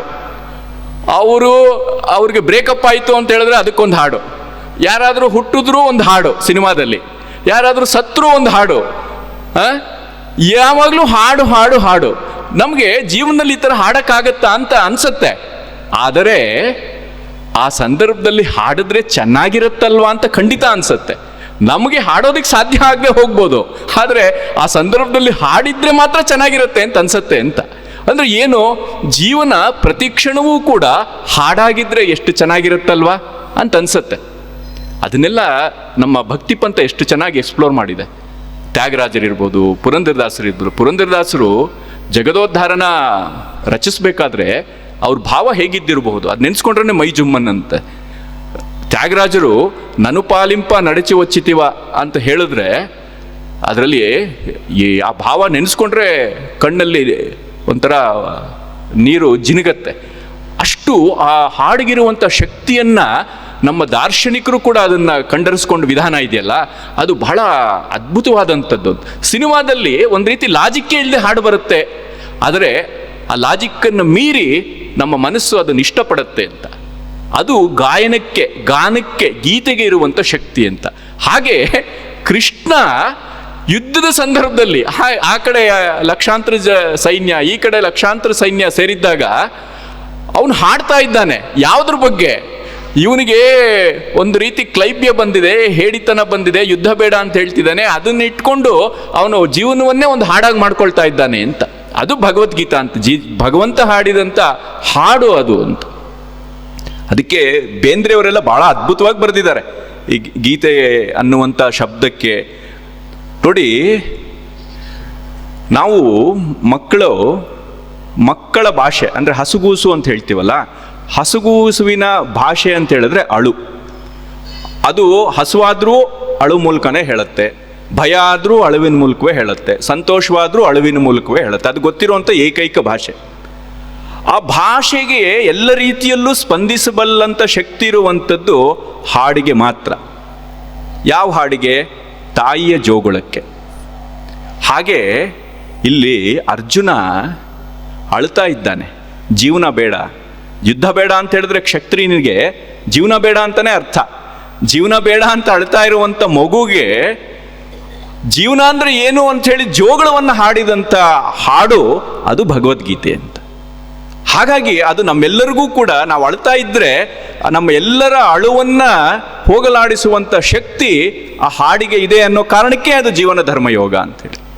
ಹಾಗಾಗಿ ತಾಯಿ ಹಾಡಿದಂಥ ಹಾಡು, ಅದಕ್ಕೆ ಅದು ಧ್ಯಾನ ಶ್ಲೋಕದಲ್ಲಿ ಬರುತ್ತಲ್ಲ, ಭಗವದ್ಗೀತೆಯನ್ನೇ ತಾಯಿ ಅಂತ, ಅಂಬಾ ಅಂತ ಸಂಬೋಧನೆ ಬರುತ್ತಲ್ವ. ಗಾಂಧೀಜಿಯವರು ಗೀತಾ ಮಾತಾ ಅಂತಾನೆ ಕರೆದರು ಅಂತ. ಉಪನಿಷತ್ತಿನ ಸ್ವರೂಪ ತಾನೆ ಗೀತೆ. ಉಪನಿಷತ್ತು ಅಂತ ಹೇಳಿದ್ರೆ ಶಂಕರಾಚಾರ್ಯರು ಹೇಳ್ತಾರೆ ಒಂದು ಜಾಗದಲ್ಲಿ, ಒಂದು ಭಾಷ್ಯದಲ್ಲಿ, ನಮ್ಮನ್ನ ಕಷ್ಟದಲ್ಲಿ ಕೈ ಹಿಡಿಯುವಂಥವ್ರು ಯಾರು ಅಂದ್ರೆ ತಾಯಿ. ಈ ಉಪನಿಷತ್ತು ಅನ್ನುವಂಥದ್ದು 1000 ತಾಯಂದ್ರಿಗೆ ಸಮ ಅಂತ ಹೇಳಿ, ಅಂಥ 1000 ತಾಯಂದ್ರ ಕೆಲಸವನ್ನ ಭಗವದ್ಗೀತೆ ಮಾಡುತ್ತೆ ಅಂತ.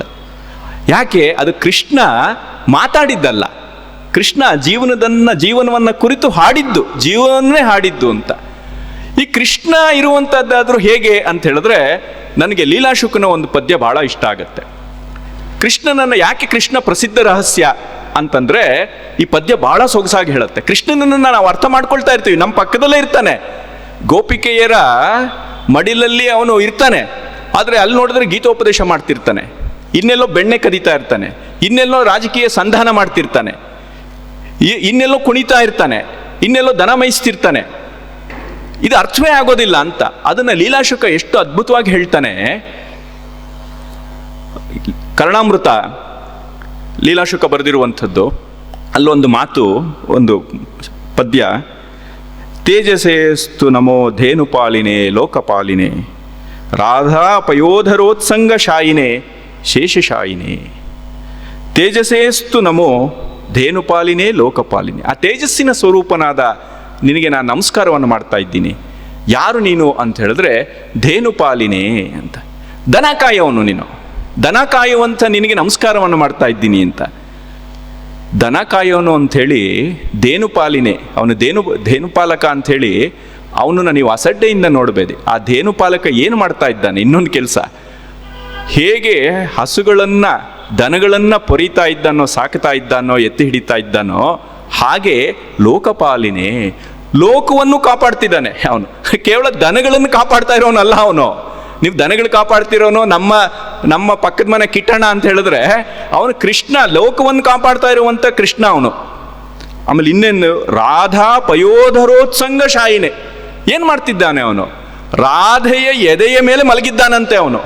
ಏನ್ರಿ ಪೋಲಿ ಕೃಷ್ಣ ಇವನು, ಪೋಲಿ ಕಿಟ್ಟಿ ಅಂತ ಅನ್ಬೋದು. ಆದ್ರೆ ಹೆಣ್ಮಕ್ಳ ಮೇಲೆ ಆ ರೀತಿ ಶೃಂಗಾರದ ಸರಸದಲ್ಲಿ ಇದ್ದಾನೆ ಅಂತ ನೀವು ಭಾವಿಸ್ಕೊಂಡ್ರೆ ಅವನ ರಹಸ್ಯ ನಿಮಗೆ ಗೊತ್ತಾಗ್ಲಿಲ್ಲ ಅಂತ ಅರ್ಥ. ಇನ್ನೊಂದು ಕೆಲಸವನ್ನು ಮಾಡ್ತಾ ಇದ್ದಾನೆ, ಶೇಷಶಾಯಿನೇ. ರಾಧೆಯ ಎದೆಯ ಮೇಲೆ ಮಲಗಿ ಹೇಗೆ ಹಾಯಾಗಿ ನಿದ್ರೆ ಮಾಡ್ತಿದ್ದಾನೋ ಅಷ್ಟೇ ಹಾಯಾಗಿ ಅವನು ಎಲ್ಲಿ? ಹಾವಿನ ಮೇಲೆ ಶೇಷನ ಮೇಲೆ ಮಲಗಿದ್ದಾನೆ ಅಂತ. ನೀವು ಆ ಥರ ಮಾಡೋದಿದ್ರೆ, ನೀವು ಹೆಣ್ಮಕ್ಳ ಮೇಲೆ ಆ ರೀತಿ ಕೃಷ್ಣ ಶೃಂಗಾರದ ಭಾವದಲ್ಲಿ ಏನು ರಾಸಲೀಲೆ ಹಾಡ್ದ ಆ ಥರ ನೀವು ಆ ರೀತಿ ಮಾಡ್ಬೋದು. ಆದರೆ ನೀವು ಹಾವಿನ ಮೇಲೇನೂ ಆ ರೀತಿ ಮಲಗಕ್ಕಾಗತ್ತಾ? ನೀವೆಲ್ಲ ದನಗಳು ಇದೆಲ್ಲ ಮಾಡ್ಬೋದು, ಆದರೆ ನೀವು ಲೋಕವನ್ನು ಪಾಲಿಸೋಕ್ಕಾಗತ್ತಾ? ಅಂದರೆ ಎಷ್ಟು ಚೆನ್ನಾಗಿ ಅವನು ಎರಡು ವಿರೋಧದ ಒಂದು ಅತಿರೇಕಗಳನ್ನು ತೋರಿಸಿ ಆ ಕೃಷ್ಣನ ಭವ್ಯ ವ್ಯಕ್ತಿತ್ವವನ್ನು ಅವನು ಸ್ಥಾಪನೆ ಮಾಡ್ತಾ ಇದ್ದಾನೆ ಅಂತ. ಇಂಥ ಕೃಷ್ಣ ಅಂದರೆ ಏಕಕಾಲದಲ್ಲಿ ಅವನಿಗೆ ಜೀವನ ಅಂದರೆ ಏನು ಅಂತನೂ ಗೊತ್ತು, ಸಾವು ಅಂದ್ರೇನು ಏನು ಅಂತ ಗೊತ್ತು, ಸುಖ ಗೊತ್ತು ಅವನಿಗೆ, ದುಃಖವೂ ಗೊತ್ತು ಅಂತ. ಹಾಗಾಗಿ ಯಾಕೆ ಗೊತ್ತು ಅಂತ ಹೇಳಿದ್ರೆ, ಆ ಎರಡು ತತ್ವಗಳು ಅವನಲ್ಲೇ ಇರೋದರಿಂದ, ಆ ಅವನಲ್ಲೇ ಇರೋ ಎರಡೂ ತತ್ವಗಳನ್ನು, ಆ ಎರಡು ಯುದ್ಧ ಮತ್ತು ಶಾಂತಿ ಎರಡೂ ಕೂಡ ಅವನಲ್ಲೇ ಇದೆ, ಸುಖ ದುಃಖ ಅವನಲ್ಲೇ ಇದೆ.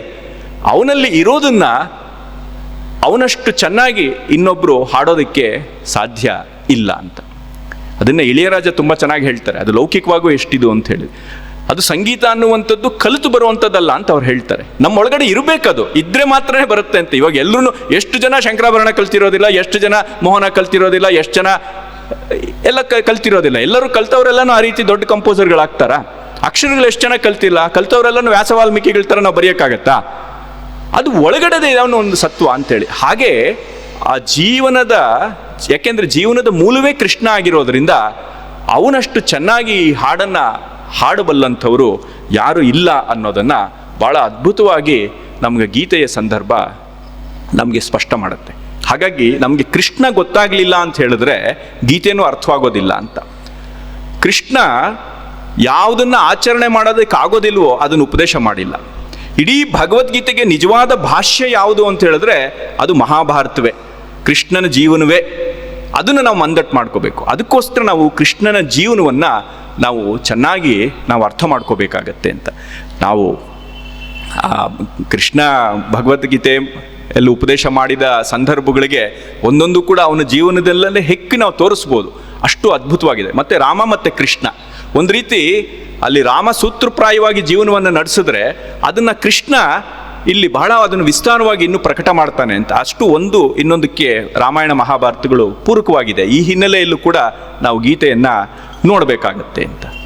ಇನ್ನು ಈ ಧರ್ಮ ಅನ್ನುವಂಥ ಶಬ್ದದ ಬಗ್ಗೆ ಒಂದೆರಡು ಮಾತನ್ನು ನಾವು ನೋಡ್ಬೋದು. ಯಾಕೆ ನನಗಿದು ಮುಖ್ಯ ಆಗತ್ತೆ ಅಂತ ಹೇಳಿದ್ರೆ, ಆ ಧರ್ಮ ಅನ್ನುವಂಥದ್ದು ಎಷ್ಟು ಕಷ್ಟ ಅದರ ವ್ಯಾಪ್ತಿ ಅರ್ಥ ಮಾಡ್ಕೊಳ್ಳೋದು ಅಂತ. ಇತ್ತೀಚೆಗೆ ಶೃಂಗೇರಿ ಸ್ವಾಮಿಗಳು ಒಂದು ಸಂದರ್ಶನದಲ್ಲಿ ಬಹಳ ಅದ್ಭುತವಾದಂಥ ರೀತಿಯಲ್ಲಿ ಅದನ್ನು ನಿರೂಪಣೆ ಮಾಡಿದ್ರು. ನಮಗೆ ಆಗ ಅನ್ನಿಸ್ತು ಎಷ್ಟು ಸರಳವಾಗಿ ಹೇಳಿಬಿಡ್ಬೋದಲ್ವಾ ಅಂತ. ಅವರು ಧರ್ಮಕ್ಕೆ ಎರಡು ಆಯಾಮಗಳು ಅಂತ ಹೇಳಿದ್ರು.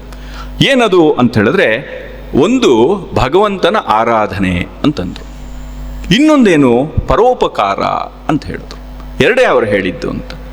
ನಮ್ಗೆರಡು ಬಹಳ ಸರಳ ಅಂತ ಅನ್ಸ್ಬಿಡುತ್ತೆ ಅಂತ. ಆದರೆ ಎಷ್ಟು ಕಷ್ಟ ಅಂತ. ದಿನ ದೇವ್ರ ಸೇವೆ, ದೇವ್ರ ಪೂಜೆ ನಾವು ಮಾಡ್ತಾನೆ ಇದ್ದೀವಪ್ಪ. ಪರೋಪಕಾರ ನಾವು ಮಾಡ್ತಾನೆ ಇದ್ದೀವಿ. ಏನು ನಮ್ಮನೆ ಕ್ಲೀನು, ನಮ್ಮನೆ ಎಲ್ಲ ಕಸ ಎಲ್ಲ ಗುಡಿಸಿ ಸ್ವಚ್ಛವಾಗಿ ಇಟ್ಕೊಳ್ತಾ ಇದ್ದೀವಿ, ಪಕ್ಕದ ಮನೆಯಲ್ಲಿ ಗೋಡೆ ಕಡೆಗೆ ಹಾಕ್ತಾನೆ ಇದ್ದೀವಪ್ಪ, ನಾವಪ್ಪ ಮಾಡ್ತಾನೆ ಇದ್ದೀವಿ ಏನೇನೋ ಉಪಕಾರಗಳು ಅಂತ, ಏನೇನೋ ಲಾಜಿಕ್ ನಮಗೆ ಅಂತ. ಅದನ್ನು ಅವ್ರು ಭಾಳ ಚೆನ್ನಾಗಿ, ಭಾಳ ಎಷ್ಟು ಸರಳವಾದಂಥ ಶಬ್ದಗಳಲ್ಲಿ ಅವ್ರು ಹೇಳಿಬಿಟ್ರು ಅಂತ. ಭಗವಂತನ ಆರಾಧನೆ ಅಂತ ಹೇಳಿದ್ರೆ ಕಾಣದ ಶಕ್ತಿಯನ್ನು ನಾವು ಕಾಣುವಂತಾಗುವಂಥದ್ದು ಇದೆಯಲ್ಲ, ಅದು ಭಗವಂತನ ಆರಾಧನೆ ಅಂತ. ಕಾಣದ ಶಕ್ತಿ ಅಂತ ಹೇಳಿದ್ರೆ ಅದು ಇಲ್ಲದ ಶಕ್ತಿ ಅಲ್ಲ, ನಮಗೆ ಕಾಣದ ಶಕ್ತಿ ಅದು ಅಂತ. ಅಂದ್ರೆ ಏನು, ಎಲ್ಲೆಲ್ಲೂ ಒಂದು ಚೈತನ್ಯ ಇದೆ ಅಂತ. ಆ ಚೈತನ್ಯದ ಆರಾಧನೆ ನಡೀತಾ ಇದ್ರೆ ಅದು ಧರ್ಮ ಅಲ್ಲಿದೆ ಅಂತ ಅರ್ಥ ಅಂತ. ಅಂದ್ರೆ ಅರ್ಥ ಏನು ಅಂತ ಹೇಳಿದ್ರೆ, ನಿನ್ನನ್ನು ಮೀರಿದ ಇನ್ನೊಂದು ಅಂಶ ಇದೆ, ಆ ಅಂಶವನ್ನು ನೀನು ಗುರುತಿಸ್ಕೋ ಅಂತ ಪ್ರತಿ ಕ್ಷಣವೂ ನಮ್ಮನ್ನು ನಾವು ನೆನಪಿಸ್ಕೊಳ್ಳುವಂಥ ಕ್ರಿಯೆ ಅದು ಆರಾಧನೆ, ಭಗವಂತನ ಆರಾಧನೆ ಅಂತ ಅನ್ನಿಸ್ಕೊಳ್ಳುತ್ತೆ. ಇನ್ನೊಂದು ಪರೋಪಕಾರ ಅಂಥೇಳಿ. ಈ ಪರೋಪಕಾರದ ಬಗ್ಗೆ ನಮ್ಮಲ್ಲಿ ತುಂಬ ಚಿಂತನೆ ನಡೆದಿದೆ. ಅದನ್ನು ಏನು ಪರೋಪಕಾರವೇ ಧರ್ಮ ಅನ್ನುವಂಥದ್ದು ಇದರಲ್ಲಿ ಏನು ಮಹಾಭಾರತದಲ್ಲಿ ತುಂಬ ಬರುತ್ತೆ. ಸುಭಾಷಿತಗಳಂತೂ ಹೇರಳವಾಗಿದೆ. ಮರಗಳು ಹಣ್ಣು ಕೊಡೋದು, ನದಿಗಳು ಹರಿಯುವಂಥದ್ದು, ನೀರನ್ನು ಹರಿಯುವಂಥದ್ದು, ಇದೆಲ್ಲ ಯಾಕೆ? ಪರೋಪಕಾರ್ಥಮಿದಂ ಶರೀರಂ. ಅದೆಲ್ಲವೂ ಯಾವತ್ತಾದರೂ ಹಣ್ಣು ತನ್ನ ಮಕ್ಕಳಿಗೋಸ್ಕರ ಹಣ್ಣನ್ನು ಮರ ಕೊಡುತ್ತಾ? ನೀರು ತನ್ನ ತೋಟಕ್ಕೆ ಎಲ್ಲಾದರೂ ಕಾಲುವೆ ಮಾಡಿಕೊಂಡು ತಾನು ಕೃಷಿ ಮಾಡಿ ದೊಡ್ಡ ದೊಡ್ಡ ಎಸ್ಟೇಟ್ ಮಾಡಿ ನಾನು ಬೆಳೆ ಬೆಳಿಬೇಕು ಅಂತ ನದಿಗಳು ಹರಿಯತ್ವಾ, ಬೇರೆಯವ್ರಿಗೋಸ್ಕರ ಹರಿತಾ ಇದೆ ಅಂತೇಳಿ. ಹಾಗಾಗಿ ಈ ಜೀವನವನ್ನು, ಶರೀರವನ್ನು ಬೇರೆಯವ್ರಿಗೋಸ್ಕರ ಮುಡಿಪಾಗಿಡುವಂಥದ್ದು ಇದೆಯಲ್ಲ ಅಂತ. ಯಾಕಿದು? ನೀನು ಯಾವಾಗಲೂ ನಾವು ಬೇರೆಯವ್ರ ಸೇವೆನೇ ಮಾಡ್ಕೊಂಡಿರೋದು ಹಾಗಿದ್ರೆ ನಮ್ಗೇನು ಹೆಂಡತಿ ಮಕ್ಕಳಿಲ್ವಾ ಅಂತ ಹೇಳಿದ್ರೆ ಹಾಗಲ್ಲ ಅಂತ. ಪರೋಪಕಾರವನ್ನು ನಾವು ತಪ್ಪಾಗಿ ಅರ್ಥ ಮಾಡ್ಕೊಳ್ತಾ ಇದ್ದೀವಿ ಅಂತ ಅರ್ಥ ಅಂತ. ಯಾಕೆ ಪ್ರತಿ ಕ್ಷಣವೂ ನಾವು ಉಸಿರಾಡ್ತಾ ಇದ್ದೀವಿ ಅಂತ ಹೇಳಿದ್ರೆ ಅದು ಇನ್ನೊಬ್ಬರನ್ನು ಅವಲಂಬಿಸಿಯೇ ಇರುತ್ತೆ ಅಂತ. ಆ ಅವಲಂಬಿಸಿರೋದಕ್ಕೆ ನಾವು ಕೃತಜ್ಞತೆ ಸಲ್ಲಿಸುವಂಥದ್ದು ಇದೆಯಲ್ಲ, ಅದೇ ಪರೋಪಕಾರ ಅಂತ. ಅದನ್ನು DVG ಅವರು ಬಹಳ ಚೆನ್ನಾಗಿ ಹೇಳ್ತಾರೆ. ನೀನು ಪರೋಪಕಾರ ಮಾಡೋದು ಇದೆಲ್ಲ ದೊಡ್ಡ ದೊಡ್ಡ ಮಾತಿರಲಿ, ವಾಸ್ತವದಲ್ಲಿ ನಡೀತಾ ಇರುವಂಥದ್ದೇನು ಅಂತ ಹೇಳಿದ್ರೆ, ಪರಹಿತದ ಮಾತಿರಲಿ ಪರದಿನೇ ಜೀವಿಸನು ನರಜಂತು ಅಂತ. ಪರಹಿತದ ಮಾತಿರ್ಲಿ, ನೀನು ಬೇರೆಯವರಿಗೆ ಪರಹಿತ ಮಾಡೋದು ಅನ್ನೋ ಮಾತಿರ್ಲಿನಪ್ಪ, ಪರದಿನೇ ನೀನು ಪ್ರತಿನಿತ್ಯವೂ ಪ್ರತಿ ಕ್ಷಣವೂ ಕೂಡ ಬೇರೊಬ್ಬರನ್ನ ಆಶ್ರಯಿಸುವುದೇ ನಿನಗೆ ಆಗಿರುವಂಥದ್ದು, ಆಗ್ತಾ ಇರುವಂಥದ್ದು. ಬೇರೆಯವರು ಇಲ್ಲ ಅಂತ ಹೇಳಿದ್ರೆ ನಿನ್ನ ಜೀವನ ಇಲ್ಲ ಅಂತ. ಹಾಗಿದ್ದಾಗ ನೀನು ಯಾರಿಗೋ ಉದ್ಧಾರ ಮಾಡ್ತಿರೋದಲ್ಲ, ಯಾರೋ ಒಬ್ಬರು ಉದ್ಧಾರ ಮಾಡ್ತಿರೋದ್ರಿಂದ ನೀನು ಬದುಕ್ತಾ ಇದ್ದೀಯಾ ನಿನ್ನ ಪರವಾಗಿ ಅನ್ನುವಂಥ ನೆಲೆ. ಇದೆರಡೂ ಕೂಡ ಧರ್ಮದ ಕಣ್ಣುಗಳು ಅಂತ ಹೇಳ್ತಾರೆ ಅಂತ. ಇಲ್ಲಿ ಇಡೀ ಗೀತೆಯಲ್ಲಿ ಕೃಷ್ಣ ಸಿದ್ಧಗೊಳಿಸುವಂಥದ್ದು ಅರ್ಜುನನನ್ನ ಈ ಧರ್ಮದ ಹಿನ್ನೆಲೆಯಲ್ಲೇ ಅನ್ನುವಂಥದ್ದನ್ನ ನಾವು ನೋಡಬೇಕು ಅಂತ. ಯಾಕೆಂದ್ರೆ ಧರ್ಮದ ಸ್ಥಾಪನೆ ಯಾಕಾಗಬೇಕು ಅಂತ ಹೇಳಿದ್ರೆ ಅದು ಪರಹಿತವನ್ನು ಕಾಯೋದಕ್ಕೋಸ್ಕರವೇ ಅಂತ. ನಮ್ಮ ಸಂವಿಧಾನ, ಈಗ ಸಂವಿಧಾನ ವರ್ಸಸ್ ನಮ್ಮ ಏನು ಶಾಸ್ತ್ರ, ಈ ರೀತಿ ಏನೇನೋ ಚಿಂತನೆಗಳು ನಡೀತಾ ಇರುತ್ತೆ. ಅಲ್ಲಿ ಸಂವಿಧಾನ ಹೇಳುವಂಥದ್ದು ಅದನ್ನೇ, ಏನು ಅಲ್ಲಿ ಯಾರಿಗೆ ಬಲ ಇಲ್ಲವೋ, ಯಾರಿಗೆ ಧ್ವನಿನೇ ಇಲ್ಲವೋ ಅಂಥವ್ರಿಗೋಸ್ಕರ ನಾನಿದ್ದೀನಿ ಅಂತ ಮುಂದೆ ಬರುವಂಥದ್ದೇ ಸಂವಿಧಾನದ ಕೆಲಸ. ಅದು ಧರ್ಮದ ಕೆಲಸವೂ ಅದೇ ಅಂತ. ಯಾರಿಗೆ ಸಹಜವಾಗಿ ಒಂದು ನೆಲೆಯಾಗಬಲ್ಲಂಥ ಸ್ಥಿತಿ ಇಲ್ವೋ ಅಂಥವ್ರನ್ನ ಎತ್ತಿ ನಿಲ್ಲಿಸಬಲ್ಲಂಥ ಒಂದು ಶಕ್ತಿ ಕೊಡುವಂಥದ್ದು ಯಾವುದಿದೆಯೋ ಅದೇ ಧರ್ಮ ಅಂತ ಅನ್ನಿಸ್ಕೊಳ್ಳುತ್ತಂತೆ. ಅದೇ ಅಲ್ಲೇ ಬರುವಂಥದ್ದು, ಪ್ರವೇಶ ಮಾಡುವಂಥದ್ದು ಪರಹಿತ ಅಂತೇಳಿ.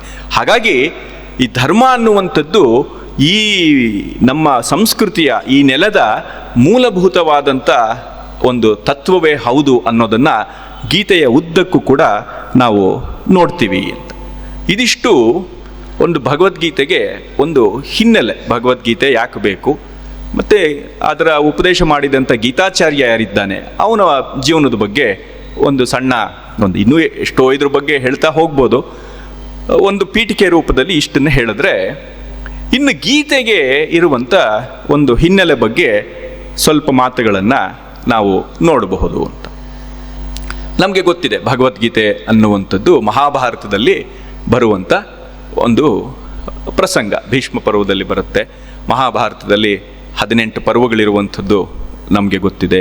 ವ್ಯಾಸರು ರಚನೆ ಮಾಡಿದ್ದು ಈ ಅಂಶಗಳೆಲ್ಲ ನಮಗೆ ಗೊತ್ತಿದೆ. ಅದು ಅಲ್ಲಿ ದಾಯಾದಿಗಳ ಒಂದು ಏನೋ ವೈರದ ನಡುವೆ ಕೌರವರು ಮತ್ತು ಪಾಂಡವರು ಬೆಳೀತಾ ಬೆಳೀತಾ ಅದು ಯುದ್ಧದ ಹಂತಕ್ಕೆ ಹೋಗುತ್ತೆ ಅಂತ. ಈ ದುರ್ಯೋಧನನ ಕಡೆಯವರು ಪ್ರತಿ ಕ್ಷಣವೂ ಕೂಡ ಧರ್ಮಕ್ಕೆ ವಿರುದ್ಧವಾಗಿ ನಡ್ಕೊಳ್ತಾ ಹೋಗ್ತಾ ಇರ್ತಾರೆ. ಈ ಕಡೆ ಧರ್ಮರಾಯ ಅಂದರೆ ಪಾಂಡುವಿನ ಮಕ್ಕಳು ಧರ್ಮದ ಪ್ರತಿರೂಪಗಳಾಗಿ ಅವರು ನಡ್ಕೊಳ್ತಾ ಇರ್ತಾರೆ. ಕೊನೆಯದಾಗಿ ಅದು ಒಂದು ಅತಿರೇಕಕ್ಕೆ ಹೋದಾಗ ಇವ್ರಿಗೆ ಸಲ್ಲಬೇಕಾದಂಥ ರಾಜ್ಯ ಇವ್ರಿಗೆ ಸಿಗೋದಿಲ್ಲ. ಆ ಸಂದರ್ಭದಲ್ಲಿ ಯುದ್ಧ ಅನ್ನುವಂಥದ್ದು ಅನಿವಾರ್ಯ ಆಗತ್ತೆ. ಆ ಅನಿವಾರ್ಯ ಆದಾಗ ಅರ್ಜುನ ಮತ್ತು ಎಲ್ಲ ಪಾಂಡವರು ಕೂಡ ಯುದ್ಧಕ್ಕೋಸ್ಕರನೇ ಅವರು ವರ್ಷಗಟ್ಟಲೆ ಸಿದ್ಧ ಆಗ್ತಾರೆ.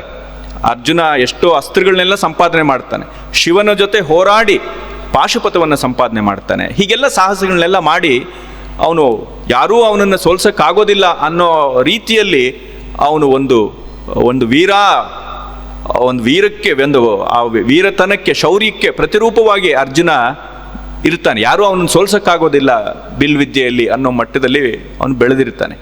ಇಡೀ ಕೌರವರನ್ನು ನಾಶ ಮಾಡುವಂಥ ಸಾಮರ್ಥ್ಯ ಅರ್ಜುನನ ಒಬ್ಬನಲ್ಲಿದೆ ಅನ್ನುವಂಥ ರೀತಿಯಲ್ಲಿ ಮಹಾಭಾರತದಲ್ಲಿ ಆ ವರ್ಣನೆಗಳೆಲ್ಲ ನಾವು ಕಾಣ್ತೀವಿ. ಯುದ್ಧ ಎಲ್ಲ ಸಿದ್ಧ ಆಗತ್ತೆ, ಸಂಧಾನದ ಕಾರ್ಯಗಳು ನಡೆಯುತ್ತೆ. ಕೃಷ್ಣನೇ ಸಂಧಾನದ ಕೆಲಸವನ್ನು ಮಾಡ್ತಾನೆ, ಆದರೆ ಸಂಧಾನ ವಿಫಲ ಆಗತ್ತೆ, ಯುದ್ಧ ಅನಿವಾರ್ಯ ಆಗತ್ತೆ. ಧರ್ಮ ಅಧರ್ಮ ಅನ್ನುವಂಥ 2 ಪಕ್ಷಗಳು ನಿಂತು ಬಿಟ್ಟಿದೆ ಅನ್ನೋ ರೀತಿಯಲ್ಲಿ ವರ್ಣನೆಗಳು ಬರುತ್ತೆ. ಮೊದಲನೇ ಶ್ಲೋಕದಲ್ಲೇ ನಮಗದು ಗೊತ್ತಾಗತ್ತದ. ಆ ಸಂದರ್ಭದಲ್ಲಿ ಅರ್ಜುನನಿಗೆ ಒಂದು ಪ್ರಶ್ನೆ ಬಂದುಬಿಡುತ್ತೆ ಅಂತ. ಆ ಕಡೆ ಎಲ್ಲ ನೋಡ್ತಾನೆ ಅವನು. ಎಲ್ಲರೂ ಕೂಡ ತನ್ನ ಬಾಂಧವರು, ಬಂಧುಗಳು, ನೆಂಟರು, ಗುರುಗಳು ಎಲ್ಲರೂ ಇದ್ದಾರೆ, ಸ್ನೇಹಿತರು. ಅವರನ್ನು ನಾನು ಕೊಲ್ಲಬೇಕಾಗಿದ್ದೆ. ಇಂಥವರನ್ನು ಕೊಂದು ನನಗೆ ಯಾಕೆ ರಾಜ್ಯ ಬೇಕು, ಯಾಕೆ ಈ ಜೀವನವೇ ಬೇಕು ಅನ್ನೋ ರೀತಿಯಲ್ಲಿ ಅವನಿಗೊಂದು ವಿಷಾದ ಬಂದುಬಿಡುತ್ತೆ ಅಂತ. ಈ ಹಿನ್ನೆಲೆಯಲ್ಲಿ ಅಲ್ಲಿ ಕಥೆಯಲ್ಲಿ ಬರುವಂಥ ಪ್ರಸಂಗ. ಆವಾಗ ಅರ್ಜುನ, ಅವನಿಗೆ ಸಾರಥಿಯಾಗಿದ್ದಂಥವನು ಕೃಷ್ಣ, ಅವನು ನೀನು ಯುದ್ಧ ಮಾಡಬೇಕು, ಕ್ಷತ್ರಿಯರ ಧರ್ಮ ಇದು ಅಂತ ಹೇಳಿ ಯುದ್ಧಕ್ಕೆ ತೊಡಗಿಸ್ತಾನೆ ಅನ್ನುವಂಥದ್ದು ಗೀತೆಗಿರುವಂಥ ಹಿನ್ನೆಲೆ ಇದು. ಈ ಗೀತೆ ನಮ್ಮ ಸಂಸ್ಕೃತಿಯಲ್ಲಿ ತುಂಬ ವಿಶಿಷ್ಟವಾದಂಥ, ಅಪ್ರತಿಮವಾದಂಥ ಸ್ಥಾನವನ್ನು ಪಡೆದಿದೆ. ಅದು ನಮಗೆ ಗೊತ್ತಿದೆ. ಅದು ಎಷ್ಟು ಮಟ್ಟಿಗೆ ಅಂತ ಹೇಳಿದ್ರೆ, ಅದು ಸ್ವತಂತ್ರವಾದಂಥ ಒಂದು ದರ್ಶನಶಾಸ್ತ್ರವಾಗೇ ನಮ್ಮ ಭಾರತೀಯ ಜೀವನದಲ್ಲಿ ಒಂದು ನಾವೇನು ಇಂಡಿಯನ್ ಫಿಲಾಸಫಿ ಅಂತ ನಾವು ಅದರ ಹಿಸ್ಟ್ರಿ ಮಾಡಿದ್ರೆ, ಅದರಲ್ಲಿ ಭಗವದ್ಗೀತೆಗೆ ಒಂದು ವಿಶಿಷ್ಟವಾದಂಥ ಒಂದು ಸ್ಥಾನ ಅನ್ನೋಷ್ಟು ಮಟ್ಟಿಗೆ ನಮ್ಮ ಸಂಸ್ಕೃತಿ ಅದನ್ನು ಗೌರವಿಸಿದೆ ಅಂಥೇಳಿ. ಅದೊಂದು ಸ್ವತಂತ್ರ ಪ್ರಸ್ಥಾನ. ಸಾಮಾನ್ಯಕ್ಕೆ ವೇದಾಂತದಲ್ಲಿ 3 ಪ್ರಸ್ಥಾನಗಳನ್ನು ಹೇಳೋದುಂಟು. ಆ 3 ಪ್ರಸ್ಥಾನಗಳಲ್ಲಿ ಒಂದು ಪ್ರಸ್ಥಾನವಾಗಿ ಗೀತಾ ಪ್ರಸ್ಥಾನವೇ ಅಂತ ಇದೆ. ಅಷ್ಟು ಮಟ್ಟಿಗೆ ಅದು ಮಹಾಭಾರತ, ಅದು ಇತಿಹಾಸದ ಮಹಾಕಾವ್ಯ ಅಂತ ಇಟ್ಕೊಂಡ್ರೆ, ಆ ಕಾವ್ಯದ ಭಾಗವಾಗಿರುವಂಥ ಒಂದು 700 ಶ್ಲೋಕಗಳ ಒಂದು ಗುಚ್ಛಕ್ಕೆ ಅಷ್ಟು ಒಂದು ಪ್ರಾಶಸ್ತ್ಯ ಬಂದಿದ್ದಿದೆಯಲ್ಲ, ಅದು ಬಹಳ ಒಂದು ವಿಶೇಷವಾದಂಥ ಒಂದು ಸಂಗತಿ. ಅದಕ್ಕೆ ಒಂದು ವಿಶೇಷ ಶಾಸ್ತ್ರದ, ಉಪನಿಷತ್ತಿನ ಒಂದು ಮರ್ಯಾದೆ ಸಿಕ್ಕಿದೆ ಅಂಥೇಳಿ. ಇದು ಸಾವಿರಾರು ವರ್ಷಗಳಿಂದ ಬೇರೆ ಬೇರೆ ಆಚಾರ್ಯರು ಆಯಾ ಕಾಲಕ್ಕೆ ಅವರವರ ಕಾಣಿಕೆಗೆ ಅನುಸಾರವಾಗಿ ಗೀತೆಯಲ್ಲಿರುವಂಥ ಸಂದೇಶ ಎಂಥದ್ದು ಅನ್ನೋದ್ರ ಬಗ್ಗೆ ಅದನ್ನು ಎಕ್ಸ್ಪ್ಲೋರ್ ಮಾಡ್ತಾ ಕೂಡ ಬಂದಿದ್ದಾರೆ. ಮೊದಲನೇದಾಗಿ ನಮಗೆ ಸಿಗುವಂಥದ್ದು ಆಚಾರ್ಯ ಶಂಕರರದೇ ಭಾಷ್ಯ. ಶಂಕರಾಚಾರ್ಯರು ಅದಕ್ಕೆ ಒಂದು ವಿಸ್ತಾರವಾದಂಥ ಭಾಷ್ಯವನ್ನು ಬರೆದಿದ್ದಾರೆ. ಅದು ನಮಗೆ ಗೊತ್ತಿದೆ. ಆಮೇಲೆ ಮಧ್ವರು, ರಾಮಾನುಜಾಚಾರ್ಯರು, ಈ ಥರ ತುಂಬ ಜನ ಆಚಾರ್ಯರು ಬೇರೆ ಬೇರೆ ಪಂಥಗಳು ಅಂತ ನಾವೇನು ಹೇಳ್ತೀವಿ, ದ್ವೈತ, ಅದ್ವೈತ, ವಿಶಿಷ್ಟಾದ್ವೈತ, ವೀರಶೈವ ಪರಂಪರೆಯಲ್ಲೂ ಬಂದಿದೆ, ತಂತ್ರದ ಪರಂಪರೆಯಲ್ಲಿ ಬಂದಿದೆ. ಅಭಿನವ ಗುಪ್ತರು ಅದಕ್ಕೊಂದು ವ್ಯಾಖ್ಯಾನವನ್ನು ಬರೆದಿದ್ದಾರೆ. ಕಾಶ್ಮೀರ ಶೈವದ ಯಾರು ಶಿವನ ಸಾಕ್ಷಾತ್ ಅವತಾರ ಅಂತ ನಾವು ಹೇಳ್ತೀವಿ, ಅಭಿನವ ಗುಪ್ತರು, ಅವ್ರ ಪರಂಪರೆಯಲ್ಲಿ ತುಂಬ ಜನ ಅದಕ್ಕೆ ವ್ಯಾಖ್ಯಾನವನ್ನು ಬರೆದಿದ್ದಾರೆ. ಹೀಗೆ ಹಲವರು ನಮ್ಮ ಪ್ರಾಚೀನ ಕಾಲದಿಂದಲೂ ಕೂಡ ಭಗವದ್ಗೀತೆಗೆ ಭಾಷ್ಯವನ್ನು, ವ್ಯಾಖ್ಯಾನಗಳನ್ನು, ಟೀಕೆಗಳನ್ನು ಬರಿತಾನೆ ಬಂದಿದ್ದಾರೆ. ಆಧುನಿಕ ಕಾಲದಲ್ಲೂ ತುಂಬ ಜನ ಬರೆದಿದ್ದಾರೆ.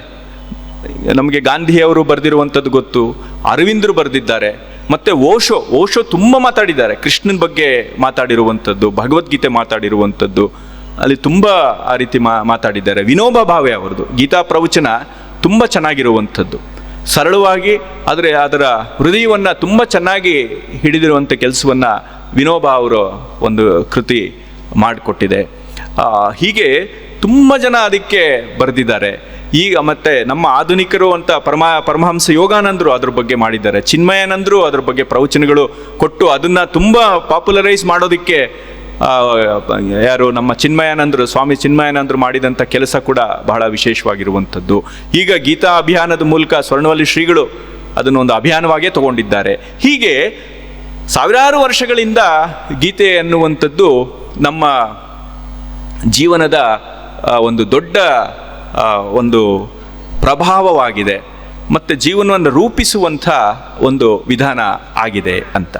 ಇದು ನಾವು ಗೀತೆಗೆ ಇರುವಂಥ ಒಂದು ಹಿನ್ನೆಲೆಯನ್ನು ನಾವು ಗಮನಿಸ್ಬೇಕು. ಬೇರೆ ಬೇರೆ ಭಾಷೆಗಳಿಗೆ ಅನುವಾದ ಆಗಿದೆ, ಇದೆಲ್ಲ ನಮಗೆ ಗೊತ್ತಿದೆ. ಹಲವಾರು ಭಾಷೆಗಳಿಗೆ ನೂರಾರು ವರ್ಷಗಳಿಂದ ಅನುವಾದಗಳು ಕೂಡ ಆಗಿವೆ.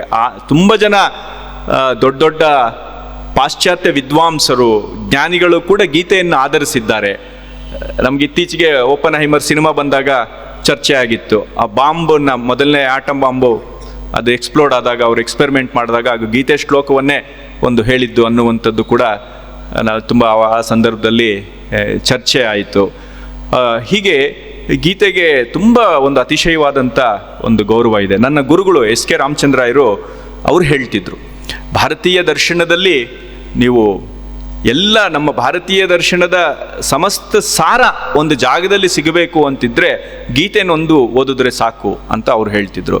ಮತ್ತು ಆನಂದ್ ಕುಮಾರ್ ಸ್ವಾಮಿ ಅವ್ರ ಬಗ್ಗೆ ಉಲ್ಲೇಖ ಬಂತು. ತುಂಬ ಜಗತ್ತು ಕಂಡ ತುಂಬ ದೊಡ್ಡ ವಿದ್ವಾಂಸರು, ಭಾರತೀಯ ಸಂಸ್ಕೃತಿ ಬಗ್ಗೆ ತುಂಬ ಕೆಲಸವನ್ನು ಮಾಡಿದಂಥವ್ರು. ಅವರು ಕೂಡ ಅದೇ ಮಾತನ್ನು ಹೇಳ್ತಾರೆ. ನಮಗೆ 2 ಗ್ರಂಥಗಳಿದ್ದರೆ ಭಾರತೀಯ ಫಿಲಾಸಫಿ ಅನ್ನುವಂಥದ್ದು ಏನು ಅಂತ ಸ್ಪಷ್ಟವಾಗತ್ತೆ ಅಂತ ಹೇಳ್ತಾರೆ. ಅವರು ಒಂದು ಹೇಳುವಂಥದ್ದು ರಾಮಕೃಷ್ಣ ವಚನವೇದವನ್ನು ಮತ್ತು ಭಗವದ್ಗೀತೆಯನ್ನು ಹೇಳ್ತಾರೆ. ಅವರು ಭಗವದ್ಗೀತೆ ಜೊತೆಗೆ ರಾಮಕೃಷ್ಣರ ವಚನವೇದವನ್ನು ಕೂಡ ಹೇಳ್ತಾರೆ. ರಾಮಕೃಷ್ಣರ ವಚನವೇದ ಓದಿದ್ರೆ ಭಾರತೀಯ ಆಧ್ಯಾತ್ಮಿಕತೆಯ ಒಂದು ಸ್ವರೂಪ ಎಂಥದ್ದು ಅನ್ನುವಂಥದ್ದು ನಮಗೆ ಗೊತ್ತಾಗತ್ತೆ. ಭಗವದ್ಗೀತೆಯನ್ನು ಓದಿದ್ರೆ ಸಮಸ್ತ ಭಾರತೀಯ ದರ್ಶನವನ್ನೇ ನಾವು ವ್ಯಾಸಂಗ ಮಾಡಿದಷ್ಟು ನಮ್ಮ ಭಾವಬುದ್ಧಿಗಳು ವಿಶಾಲ ಆಗತ್ತೆ ಅನ್ನೋ ಅರ್ಥದಲ್ಲಿ ಅವರು ಭಗವದ್ಗೀತೆ ಬಗ್ಗೆ ಅವರು ಅದನ್ನು ಹೇಳ್ತಾರೆ ಅಂತ. ಹೀಗೆ ಗೀತೆಗೆ ನಮ್ಮ ಸಂಸ್ಕೃತಿಯಲ್ಲಿ ತುಂಬ ವಿಶಿಷ್ಟವಾದಂಥ ಒಂದು ಸ್ಥಾನ ಇದೆ ಅಂತ. ಈ ಹಿನ್ನೆಲೆಯಲ್ಲಿ ಸರಿ, ಭಗವದ್ಗೀತೆ ಯಾವಾಗಲೂ ಸಾವಿರಾರು ವರ್ಷದ ಹಿಂದೆ ಮಹಾಭಾರತ ಕಾಲದಲ್ಲಿ ಬಂತು, ಅದಕ್ಕೆ ಯಾವುದೋ ಕಾಲದಲ್ಲಿ ವ್ಯಾಖ್ಯಾನಗಳನ್ನೆಲ್ಲ ಬರೆದಿದ್ದಾರೆ, ಅದನ್ನು ನೀವು ಪ್ರವಚನಗಳನ್ನೆಲ್ಲ ಏರ್ಪಾಟ್ ಮಾಡಿ ಏನೋ ಮಾಡ್ತೀರಿ, ಅದೆಲ್ಲ ಸರಿ. ಈಗ ಜೀವನಕ್ಕೆ ಏನು ಅನ್ನುವಂಥದ್ದು ಪ್ರಶ್ನೆ ಅಂತ. ಇದು ನಮಗೆ ಬೇಕಾಗಿರುವಂಥದ್ದು. ಏನು ಅಂದರೆ, ನಮ್ಮ ಅಜ್ಜನಿಗೆ ಅಷ್ಟು ಆಸ್ತಿ ಇತ್ತು, ಅವರು ಆ ಥರ ಇದ್ದರು, ಈ ಥರ ಇದ್ದರು ಅಂತ ಹೇಳಿದ್ರೆ ಅದೆಲ್ಲ ಸರಿನಪ್ಪ, ಈಗೇನು ಹೇಳು, ನನ್ನ ಎಲೆ ಮುಂದೆ ಇವಾಗ ಏನಿದೆ ಹೇಳು ಅಂತ. ಯಾವಾಗಲೂ ನಿಮ್ಮ ಅಜ್ಜನ ಇದ್ರ ಹತ್ರ ಅಷ್ಟು ಜಮೀನಿತ್ತು, ಅಷ್ಟಿತ್ತು, ಅಷ್ಟು ಆಸ್ತಿ ಇತ್ತು, ಇಷ್ಟ ವೈಭವ ಇತ್ತು ಅಂತ ಹೇಳಿದ್ರೆ ಅದು ನನ್ನ ಹಸುವನ್ನು ಈಗ ಏನಾದರೂ ದೂರ ಮಾಡುತ್ತಾ? ಸದ್ಯದಲ್ಲಿ ನನ್ನ ಹಸು ಇದೆ ನನಗೆ, ಅದನ್ನು ನಾನು ಹೇಗೆ ಹೋಗಲಾಡಿಸ್ಕೊಳ್ಳುವಂಥದ್ದು ಅನ್ನುವಂಥದ್ದು ಪ್ರಶ್ನೆ. ವಾಸ್ತವದಲ್ಲಿ ಇದೇ ಮುಖ್ಯವಾದ ಪ್ರಶ್ನೆ ಆಗಬೇಕು ಕೂಡ. ನಾವು ಯಾಕೆ ಗೀತೆಯನ್ನಾಗಲಿ ರಾಮಾಯಣ ಮಹಾಭಾರತಗಳನ್ನಾಗಲಿ ನಾವು ಈಗಿನ ಪೀಳಿಗೆಯವರ ಕಡೆಗೆ ತಗೊಂಡು ಹೋಗೋದಕ್ಕೆ ನಾವು ವಿಫಲರಾಗ್ತಾ ಇದ್ದೀವಿ ಅಂತ ಹೇಳಿದ್ರೆ, ಅದು ಒಂದು ರೀತಿ ವಯಸ್ಸಾದ ಮೇಲೆ ಓದುವಂಥದ್ದು, ಅಥವಾ ಅದು ಏನೋ ನಮ್ಮ ಜೀವನಕ್ಕೆ ಬೇಕಾಗಿರುವಂಥದ್ದಲ್ಲ, ಅದು ಮೋಕ್ಷಕ್ಕೆ ತಗೊಂಡು ಹೋಗುವಂಥದ್ದು ಇತ್ಯಾದಿಗಳನ್ನು ಏನೇನೋ ಹೇಳಿ, ಅಯ್ಯೋ ಸ್ವಲ್ಪ ಅದೇನು ನಮಗಲ್ಲಪ್ಪ ಇದು ಅನ್ನೋ ರೀತಿಯಲ್ಲಿ ಅದನ್ನು ನಾವೇ ಒಂದು ರೀತಿ ಮಾನಸಿಕವಾಗಿ ದೂರ ಮಾಡ್ತಾ ಇದ್ದೀವೇನೋ ಅಂತ. ಹಾಗಲ್ಲ ಅದು. ಅದನ್ನು ಹೇಳುವಂಥ ಹೊಣೆಗಾರಿಕೆ ಕೂಡ ನಮಗೆ ಇದೆ. ನಿನ್ನ ಇವತ್ತಿನ ಯಾವುದೋ ಒಂದು ಸಮಸ್ಯೆ ಇದೆಯಲ್ಲಪ್ಪ, ಏನದು? ಬೆಂಗಳೂರಿನ ಟ್ರಾಫಿಕ್ ಸಮಸ್ಯೆಯಲ್ಲಿ ನೀನು ಹೇಗೆ ನೆಮ್ಮದಿಯಾಗಿ ಆಫೀಸ್ಗೆ ಹೋಗಬೇಕು, ಅದನ್ನು ಗೀತೆ ಹೇಳುತ್ತೆ ಅಂತ. ಅಂದರೆ ಯಾವ ಶ್ಲೋಕ ಅಂತ ಕೇಳಿದ್ರೆ ಈ ಶ್ಲೋಕದ ಪ್ರಕಾರ ಅಂತಲ್ಲ. ಅಂದರೆ ಅದಕ್ಕೆ ಬೇಕಾಗಿರುವಂಥ ಒಂದು ಮಾನಸಿಕ ಸ್ಥಿರತೆ, ಒಂದು ಸಿದ್ಧತೆ, ಕುಶಲ ಅಂತ ಹೇಳಿದ್ವಲ್ಲ, ಅದೇ ತಾನೇ ಕರ್ಮಸು ಕೌಶಲ. ಇವಾಗ ಬೆಂಗಳೂರಲ್ಲಿ ನೀವು ಈ ರಸ್ತೆಯಿಂದ ಆ ರಸ್ತೆಗೆ ದಾಟಬೇಕು ಅಂತಿದ್ರೆ 30 ಅಡಿ ರಸ್ತೆ ಇರುತ್ತೆ. ಅದರಲ್ಲಿ ಎಲ್ಲ ವೆಹಿಕಲ್ಗಳು ಬರೋದು ನಿಂತ ಮೇಲೆ ನಾವು ದಾಟೋಣ ಅಂತ ಹೇಳಿದ್ರೆ 3 ದಿವಸ ಆದರೂ ನಿಲ್ಲೋಲ್ಲ. ವೆಹಿಕಲ್ಸ್ ಬರ್ತಾನೆ ಇರುತ್ತೆ, ಅದ್ರ ಮಧ್ಯೆನೇ ಅದ್ಯಾವುದೋ ಒಂದು 80 ಸ್ಪೀಡಲ್ಲಿ ಬರ್ತಿರತ್ತೆ, ಇನ್ನೊಂದು 60 ಸ್ಪೀಡಲ್ಲಿ ಒಂದು ಲಾರಿ ಬರ್ತಿರತ್ತೆ, ಇನ್ನೊಂದೇನೋ ಒಂದು ಬರ್ತಿರತ್ತೆ, 10 ವೆಹಿಕಲ್ಗಳು ಬರ್ತಾನೆ ಇರುತ್ತೆ. ಆ ಕಡೆ ಸಿಗ್ನಲ್ಲು ಅದು ಗ್ರೀನ್ ಇರುತ್ತೆ, ರೆಡ್ ಆಗುತ್ತೆ. ಆ ರೆಡ್ ಬಂದ ಕೂಡಲೇ ಇದು ಸ್ವಲ್ಪ ಸ್ಲೋ ಆಗುತ್ತೆ. ಆ ಸ್ಲೋ ಆಗೋದ್ರ ಮಧ್ಯೆನೇ ಈ ವೆಹಿಕಲ್ ಬರ್ತಿರತ್ತೆ, ಅದ್ರ ಮಧ್ಯೆನೇ ನಾನು ಹಾವಿನ ರೂಪದಲ್ಲಿ ಹೇಗೆ ಹೋಗಿ ಆ ಕಡೆ ದಾಟೋದು ಇದೆಯಲ್ಲ, ಅದೇ ಕರ್ಮಸು ಕೌಶಲ ಅಂತ, ಇನ್ನೇನಿಲ್ಲ. ಇದ್ರ ಮಧ್ಯೆ ಅದ್ರ ಸ್ಪೀಡ್ ನೀನು ಕ್ಯಾಲ್ಕುಲೇಟ್ ಮಾಡಬೇಕು ತಕ್ಷಣ, ಅದು ಬರೋದ್ರೊಳಗಾಗಿ ನಾನು ಕ್ರಾಸ್ ಮಾಡಿಬಿಡ್ತೀನಿ, ಹಾಗಾಗಿ ನಾನು ಹೋಗ್ಬೋದು ಅನ್ನುವಂಥ ಒಂದು ಕ್ಯಾಲ್ಕುಲೇಷನ್ ಒಂದು ಕ್ಷಣಾರ್ಧದಲ್ಲಿ ಆಗ್ಬಿಡ್ಬೇಕು ಮನಸ್ಸಿನಲ್ಲಿ, ಬುದ್ಧಿಯಲ್ಲಿ ಅಂತ. ಇದಕ್ಕೆ ಆಗಬೇಕು ಅಂತ ಹೇಳಿದ್ರೆ ಮನಸ್ಸು ಒಂದು ಸಮಾಧಾನದ ಒಂದು ಅವಸ್ಥೆಯಲ್ಲಿ ಇರಬೇಕು ಅಂತ. ಇದನ್ನ ಗೀತೆ ಹೇಳುತ್ತೆ ಅಂತ. ಟ್ರಾಫಿಕ್ ಎಲ್ಲಿ ನೀವು ತೋರಿಸ್ರೆ ಎಲ್ಲಿದೆ ಟ್ರಾಫಿಕ್ ಅಂತೇಳಿ, ಏನು ಮಹಾಭಾರತ ಕಾಲದಲ್ಲಿ ಆಗಿದ್ರೆ ಟ್ರಾಫಿಕ್ ಇತ್ತಾ ಅಂತ ಹೇಳಿದ್ರೆ ಅದಲ್ಲ. ಅದಕ್ಕೆ ಬೇಕಾಗಿರುವಂಥ ಮೂಲಭೂತವಾದಂಥ ಸಿದ್ಧತೆ ಏನು ಅನ್ನೋದನ್ನ ಹೇಳುತ್ತೆ ಅಂತ. ಇವತ್ತು ಯಾಕೆ ನಾವು ಮನೆಗಳಲ್ಲಿ ಒಂದೊಂದು ಕೆಲಸವನ್ನೂ ಕೂಡ ಆ ರೀತಿ ಸಂತೋಷಪಟ್ಟು ಒಂದು ಏಕಾಗ್ರವಾಗಿ ಮಾತಾಡಕ್ಕೆ ಆಗ್ತಿಲ್ಲ ಅಂತ ಹೇಳಿದ್ರೆ, ಅಷ್ಟು ನಮಗೆ ಒತ್ತಡಗಳಿದೆ ಅಂತ ಹೇಳಿ. ಇಲ್ಲಿ ಉಪ್ಪು ಹಾಕಿದ್ದೀನೋ ಹಾಕಿಲ್ವೋ ಅನ್ನೋದೇ ಸಂಶಯ ಬಂದ್ಬಿಡುತ್ತೆ. ಉಪ್ಪು ಹಾಕಿದ್ದೀನ ಅಂತ ಸ್ವಲ್ಪ ನೋಡೋಣ ಅಂತೇಳಿ ಮಗನಿಗೆ ಸೌಟಲ್ಲಿ ಹಾಕ್ತಾರೆ. ಅವನು ಇನ್ನೇನೋ ಹೋಮ್ವರ್ಕ್ ಮಾಡ್ತಿರ್ತಾನೆ, ಅವನೇನೋ ಅದನ್ನ ತೀರ್ಥ ತರ ಕುಡಿದು ಹಾಕಿದ್ಯಾ ಅಂತ ಹೇಳ್ತಾನೆ. ಅವನು ಇನ್ಯಾವುದೋ ಉಪ್ಪಿನ ಲೋಕದಲ್ಲಿ ಇರ್ತಾನೆ. ಅವನು ಅದು ಹಾಕಿದ್ರು ಬಿಟ್ರು ಅಂತೇಳಿ. ಅವನಿಗೂ ಆ ರೀತಿ ಏಕಾಗ್ರತೆ ಇಲ್ಲ, ನಮಗೂ ಏಕಾಗ್ರತೆ ಇಲ್ಲ ಅಂತೇಳಿ. ಇದೆಲ್ಲವೂ ಕೂಡ ಯಾಕೆ ಆಗ್ತಿದೆ ಅಂತ ಹೇಳಿದ್ರೆ, ಆ ಒಂದು ಮನಸ್ಸಿಗೆ ಒಂದು ಸಮಾಧಾನ ಅನ್ನುವಂಥದ್ದು ಸಿಗದೆ ಹೋಗ್ತಾ ಇದೆ ಅನ್ನುವಂಥದ್ದು ಒಂದು ದೊಡ್ಡ ಒಂದು ಸಮಸ್ಯೆ. ಅಂದರೆ ಯಾವುದನ್ನ ನಾವು ಹೇಗೆ ಗ್ರಹಿಸಬೇಕು ಅನ್ನುವುದರಲ್ಲೇ ನಾವು ವಿಫಲ ಆಗ್ತಾ ಇದ್ದೀವಿ ಅಂತ. ಇದನ್ನ ಗೀತೆ ಹೇಳುತ್ತೆ ಅಂತ. ಅದನ್ನೇ ಕೃಷ್ಣ ಅರ್ಜುನನ್ಗೆ ಹೇಳುವಂಥದ್ದು, ನೀನು ತಪ್ಪಾಗಿ ಗ್ರಹಿಸ್ತಾ ಇದ್ದೀಯ ಅಂತ. ಹೇಗೆ ತಪ್ಪಾಗಿ ಗ್ರಹಿಸುವುದು? ರಾತ್ರಿ ಹೊತ್ತು ಚಂದ್ರ ಬೆಳಕನ್ನು ಕೊಡೋದ್ರಿಂದ ಚಂದ್ರನೇ ಗ್ರೇಟು ಅಂತ ಹೇಳುವಂಥ ಲಾಜಿಕ್ ಥರ ಆಗ್ತಿದೆ ನಮ್ಮ ಜೀವನ ಅಂತ. ಅದಲ್ಲ, ಅದು ನಿಜವಾದ ವಿವೇಕ. ಯಾವುದಕ್ಕೆ ಎಷ್ಟು ಬೆಲೆ ಕೊಡಬೇಕು ಅನ್ನುವಂಥದ್ದು ಜೀವನದಲ್ಲಿ ಸಿದ್ಧ ಆಗಿಬಿಟ್ರೆ ಎಲ್ಲವೂ ಸಿದ್ಧ ಆಯಿತು ಅಂತಲೇ ಅರ್ಥ. ಅದನ್ನು ನಾವು ಮಾಡ್ಕೊಳ್ಳೋದಕ್ಕೆ ವಿಫಲ ಆಗ್ತಾ ಇದ್ದೀವಿ ಅನ್ನೋದನ್ನು ಗೀತೆ ಮತ್ತೆ ಮತ್ತೆ ಮತ್ತೆ ಅದನ್ನು ಬೇರೆ ಬೇರೆ ರೀತಿಯಲ್ಲಿ ಹೇಳುತ್ತೆ ಅಂತ. ನೀವು ಆ ಗೀತೆಯಲ್ಲಿ ಎಲ್ಲ ಅಂಶಗಳನ್ನು ನೋಡಿದ್ರೆ ಇನ್ನೊಂದು ಸಮಸ್ಯೆ ಬರುತ್ತೆ ನಿಮಗೆ.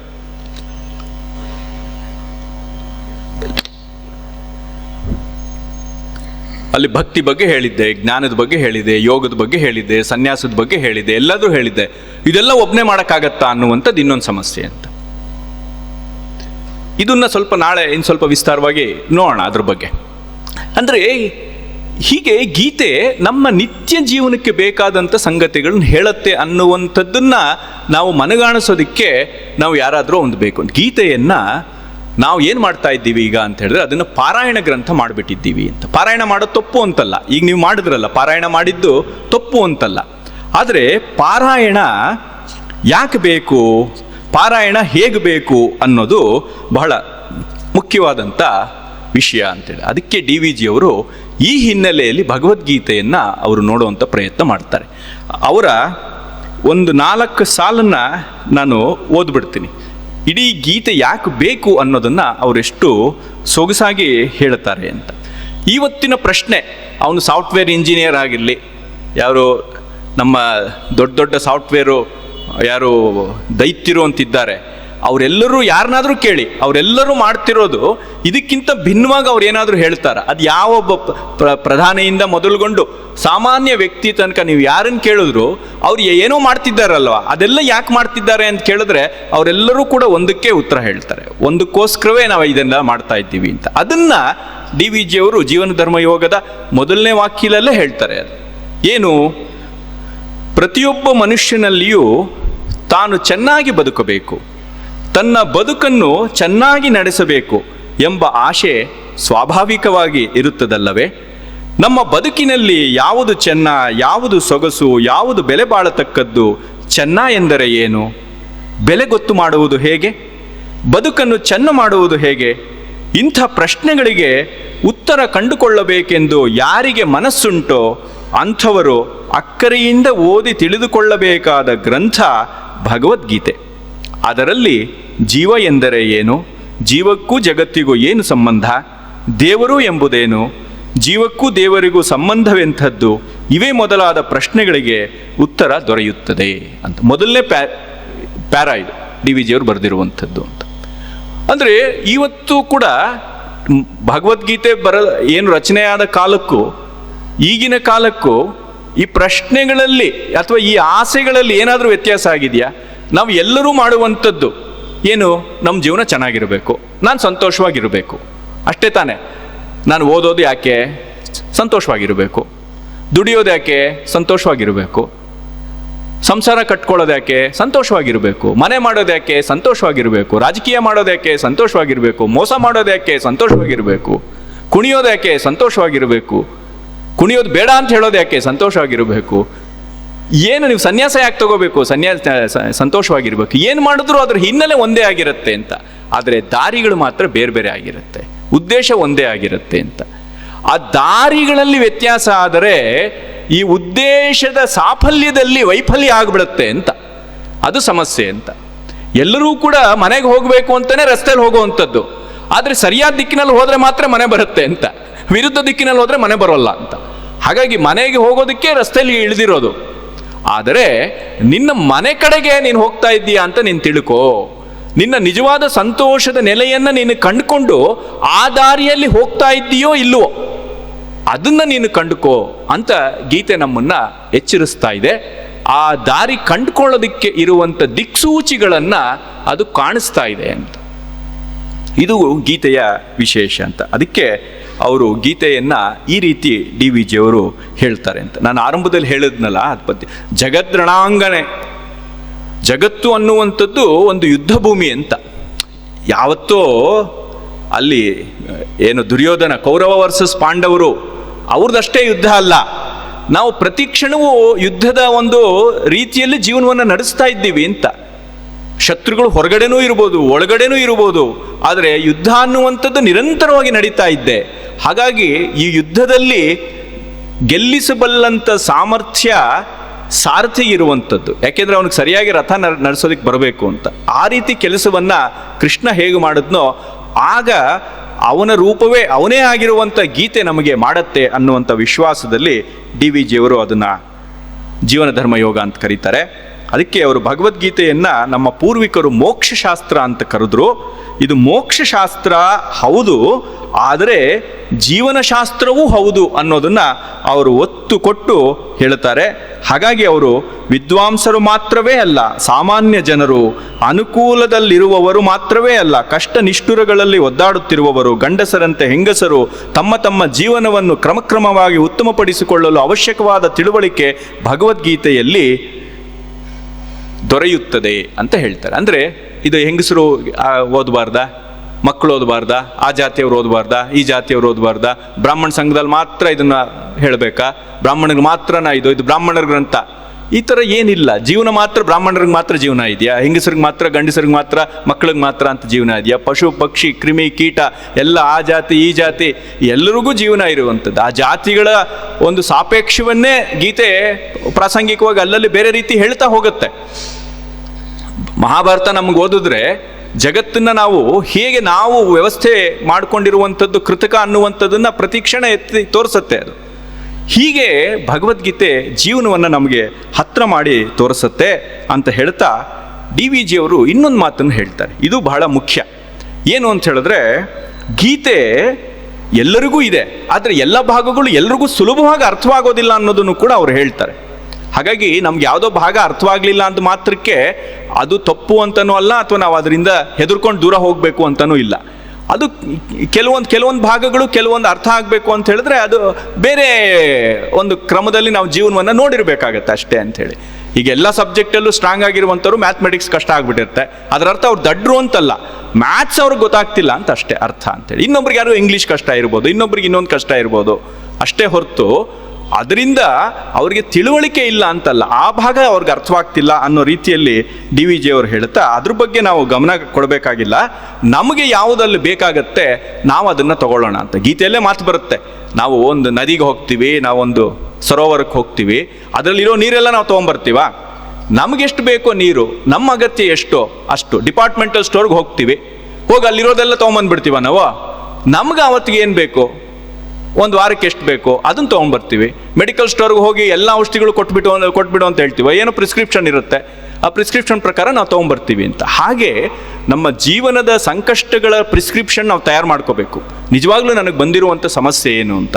ಆಮೇಲೆ ಭಗವದ್ಗೀತೆ ಅನ್ನುವಂಥ ಡಾಕ್ಟ್ರ್ ಹತ್ರ ಮೆಡಿಕಲ್ ಶಾಪ್ಗೆ ನಾವು ಹೋದರೆ ಆಗ ನಮಗೆ ಬೇಕಾದಂಥ ಔಷಧ ಸಿಗತ್ತೆ ಅನ್ನೋದನ್ನು ಡಿ ವಿ ಜಿಯವರು ಇಲ್ಲಿ ಕಾಣಿಸ್ತಾರೆ ಅಂತ. ಗೀತೆಯ ವಿಷಯ ತುಂಬ ಗಹನ, ಇದೆಲ್ಲ ಅವರು ಬಹಳ ಅದ್ಭುತವಾಗಿ ಹೇಳ್ತಾರೆ. ಆಮೇಲೆ ನಾನು ಈ ಭಾಗಗಳನ್ನೇ ತುಂಬ ಇಲ್ಲಿ ಹೇಳ್ಬೋದೇನೋ, ಆದರೆ ಸದ್ಯಕ್ಕೆ ನಮಗೆ ಅಷ್ಟು ತುಂಬ ಅದರ ಏನು ಶಾಸ್ತ್ರದ ಕ್ರಮಗಳ ಬಗ್ಗೆ ನಮಗೆ ಅಷ್ಟು ಬೇಕಾಗಿಲ್ಲ ಅನ್ನೋ ಕಾರಣಕ್ಕೆ ಕೆಲವೊಂದೆಲ್ಲ ನಾನು ಬಿಟ್ಬಿಟ್ಟು ಮುಂದಕ್ಕೆ ಹೋಗ್ತೀನಿ. ಇದು ಒಂದು ಸಂವಾದದ ಶೈಲಿಯಲ್ಲಿದೆ ಅನ್ನೋದು ಬಹಳ ಮುಖ್ಯವಾದಂಥ ಒಂದು ಸಂಗತಿ. ಅದನ್ನು ಡಿ ವಿ ಜಿಯವರು ವಿಸ್ತಾರವಾಗಿ ಹೇಳುತ್ತಾರೆ. ಯಾಕೆ ಸಂವಾದದ ಶೈಲಿ ಮುಖ್ಯ ಅಂತ ಹೇಳುತ್ತೆ ಅಂತ ಹೇಳಿದ್ರೆ, ಈ ಸಂವಾದ ಅನ್ನುವಂಥದ್ದು ಏಕಮುಖವಾಗಿರೋದಿಲ್ಲ ಅನ್ನೋ ಕಾರಣಕ್ಕೆ. ನಾನು ಹೇಳ್ತೀನಿ ನೀನು ಕೇಳಬೇಕು ಅನ್ನುವಂಥದ್ದಿಲ್ಲ ಗೀತೆಯಲ್ಲಿ. ಹಾಗಾಗಿ ಗೀತೆಯಲ್ಲಿ ಅದು ಒಬ್ಬ ವ್ಯಕ್ತಿಗೆ ಬರುವಂಥ ಪ್ರಶ್ನೆ ಅಲ್ಲ, ಅದು ಎಲ್ಲರಿಗೂ ಬರುವಂಥ ಪ್ರಶ್ನೆಗಳಿಗೆ ಅರ್ಜುನನನ್ನ ಉದ್ದೇಶದಲ್ಲಿ ಇಟ್ಕೊಂಡು ಹೇಳಿರುವಂಥದ್ದು. ಅರ್ಜುನನಿಗೆ ಅಷ್ಟು ಪ್ರಶ್ನೆಗಳು ಬಂದಿತ್ತಾ ಅಂತ ನಾವು ಯೋಚನೆ ಮಾಡಿದ್ರೆ ನಮ್ಮ ಯೋಚನೆಯಲ್ಲೇ ತಪ್ಪಿದೆ ಅಂತ. ಎಲ್ಲರಿಗೂ ಬರಬಾದಂಥ ಪ್ರಶ್ನೆಗಳನ್ನು ಅರ್ಜುನನ ಮೂಲಕ ಅಲ್ಲಿ ಭಗವಂತ ಹೇಳಿಸ್ತಾ ಇದ್ದಾನೆ ಅಂತ, ಅದು ತಾತ್ಪರ್ಯ. ಹಾಗಾಗಿ ಅಲ್ಲಿ ಎಲ್ಲವೂ ಕೂಡ ಒಬ್ಬ ವ್ಯಕ್ತಿಗೆ ಬರಬೇಕು ಅಂತಿಲ್ಲ. ನಮಗೇನೋ ಒಂದು ಕಾಯಿಲೆ ಇದೆ, ಹಾಗಾಗಿ ಎಲ್ಲರೂ ಕಾಯಿಲೆಗಳು ನಮಗೆ ಇದೆ ಅಂತೇನಲ್ಲ ಅರ್ಥ. ಆಸ್ಪತ್ರೆ ಇರುವಂಥದ್ದು ಎಲ್ರಿಗೂ, ಆದರೆ ಆಸ್ಪತ್ರೆಯಲ್ಲಿ ಡಾಕ್ಟ್ರುಗಳು ಏನೆಲ್ಲ ಡಾಕ್ಟ್ರುಗಳಿದ್ದಾರೆ, ಆ ಕಾಯಿಲೆ ಎಲ್ಲ ನಮಗೆ ಇದೆ ನಾವು ಹೋದ ಮಾತ್ರಕ್ಕೆ ಅಂತ ಅರ್ಥ ಅಲ್ಲ ಅಂತ. ಇದನ್ನು ನಾವು ಅರ್ಥ ಮಾಡ್ಕೋಬೇಕು ಅಂತ. ಹಾಗಾಗಿ ಇಲ್ಲಿ ಭಕ್ತಿನೂ ಹೇಳ್ತಾರೆ, ಜ್ಞಾನವನ್ನು ಹೇಳ್ತಾರೆ. ಅದೇನು ಇವತ್ತು ದೇವಸ್ಥಾನಕ್ಕೆ ಹೋಗ್ಬಿಟ್ಟು ನಾಳೆ ಮಠಕ್ಕೆ ಹೋಗ್ಬಿಡ್ಬೇಕಾ ಅಂತ ಈ ಥರ ಎಲ್ಲ ಯೋಚನೆ ಮಾಡಬಾರ್ದು. ನಮ್ಮ ಅಗತ್ಯ ಏನು ಅನ್ನೋದನ್ನು ನೋಡಿಕೊಂಡು ನನಗಿವಾಗ ಬಂದಿರುವಂಥ ಸಮಸ್ಯೆ ಏನು, ಅದಕ್ಕೆ ನಾನು ಹೇಳಿದ್ದು ಮೊದಲಿಗೆ ನಮ್ಮ ಸಮಸ್ಯೆ ಏನು ಅಂತ ಅರ್ಥ ಮಾಡ್ಕೋಬೇಕು ಅಂತ. ಇದು ಬಹಳ ಒಂದು ಬಹಳ ಕಷ್ಟಕರವಾದಂಥ ಒಂದು ಚಾಲೆಂಜ್ ಇದು. ನಿಜವಾಗ್ಲೂ ನನಗೇನು ಬೇಕು ಅಂತ ಗೊತ್ತಾಗ್ಬಿಟ್ರೆ, ನಿಜವಾದ ಪ್ರಶ್ನೆ ಏನು ಅಂತ ಗೊತ್ತಾದರೆ ಅರ್ಧ ಉತ್ತರ ಸಿಕ್ತು ಅಂತಲೇ ಅರ್ಥ ಅಂತ. ಅದನ್ನು ತುಂಬ ಜನ ಹೇಳೋದು ನಾವು ಕೇಳಿದ್ದೀವಿ. ನಮಗೆ ನಮ್ಮ ಪ್ರಶ್ನೆ ಅಂದರೆ ಏನು ಅಂತಲೇ ಗೊತ್ತಿಲ್ಲ ಅಂತ. ನೋಡಿ, ನಾವು ಮಕ್ಕಳನ್ನ ಒಳ್ಳೆ ಸ್ಕೂಲ್ಗೆ ಹಾಕ್ತೀವಿ. ಯಾಕೆ? ಚೆನ್ನಾಗಿ ಓದಬೇಕು ಅಂತ. ಚೆನ್ನಾಗಿ ಓದಬೇಕು ಅಂದರೆ ಏನು ಅಂತ ಹೇಳಿದ್ರೆ, ಒಳ್ಳೆ ಸ್ಕೂಲಲ್ಲಿ ಒಳ್ಳೆ ಕಾಲೇಜಲ್ಲಿ ಸಿಗಬೇಕು ಅಂತ. ಒಳ್ಳೆ ಕಾಲೇಜ್ ಆಯಿತು. ಒಳ್ಳೆ ಕಾಲೇಜಲ್ಲಿ ಒಳ್ಳೆ ಪರ್ಸೆಂಟೇಜ್ ಯಾಕೆ ಬರಬೇಕು ಅಂತ ಹೇಳಿದ್ರೆ, ಅವನು ಅಮೆರಿಕಾದಲ್ಲಿ ದೊಡ್ಡ ಯೂನಿವರ್ಸಿಟಿಲಿ ಓದಬೇಕು ಅಂತ. ಯಾಕೆ ಅಮೆರಿಕದ ದೊಡ್ಡ ಯೂನಿವರ್ಸಿಟಿಲಿ ಓದಬೇಕು ಅಂತಿದ್ರೆ, ಅಮೆರಿಕದ ದೊಡ್ಡ ಕಂಪ್ನಿಯಲ್ಲಿ ಅವನಿಗೆ ಒಳ್ಳೆ ಕೆಲಸ ಸಿಗಬೇಕು ಅಂತ. ಯಾಕೆ ಅಮೆರಿಕದ ದೊಡ್ಡ ಕಂಪ್ನಿಯಲ್ಲಿ ಒಳ್ಳೆ ಕೆಲಸ ಸಿಗಬೇಕು ಅಂತ ಹೇಳಿದ್ರೆ, ಒಳ್ಳೆ ಸಂಬಳ ಬಂದರೆ ನಾವು ದೊಡ್ಡ ಮನೆ ಕಟ್ಕೋಬೋದು, ದೊಡ್ಡ ದೊಡ್ಡ ಕಾರ್ ಇಟ್ಕೋಬೋದು ಅಂಥೇಳಿ. ಯಾಕೆ ಒಳ್ಳೆ ಕಾರು ಒಳ್ಳೆ ದೊಡ್ಡ ಬಂಗ್ಲೆ ಬೇಕು ಅಂತ ಹೇಳಿದ್ರೆ, ನಾವು ನೆಮ್ಮದಿಯಾಗಿರಬೇಕು ಅಂತ ಅಲ್ವಾ? ಇಷ್ಟೆಲ್ಲ ತಯಾರು ಮಾಡ್ಕೊಂಡ್ವಿ. ಅವನು ಅದೇ ರೀತಿ ಹೋದ, ಅಮೆರಿಕಾಗೂ ಹೋದ, ದೊಡ್ಡ ಕೆಲಸ ಸೇರಿದ, ದೊಡ್ಡ ಮನೆ ತೊಗೊಂಡ, ದೊಡ್ಡ ಕಾರು ತೊಗೊಂಡ, ಮದುವೆನೂ ಮಾಡ್ಕೊಂಡ, ಅಲ್ಲೇ ಉಳಿದ್ಬಿಟ್ಟ. ಅವನಿಲ್ಲಿ ಬರ್ತಾ ಇಲ್ಲ. ಈಗ ಇಲ್ಲಿ ಸಂಕಟ ಪಡ್ತಾ ಇದ್ದೀವಿ.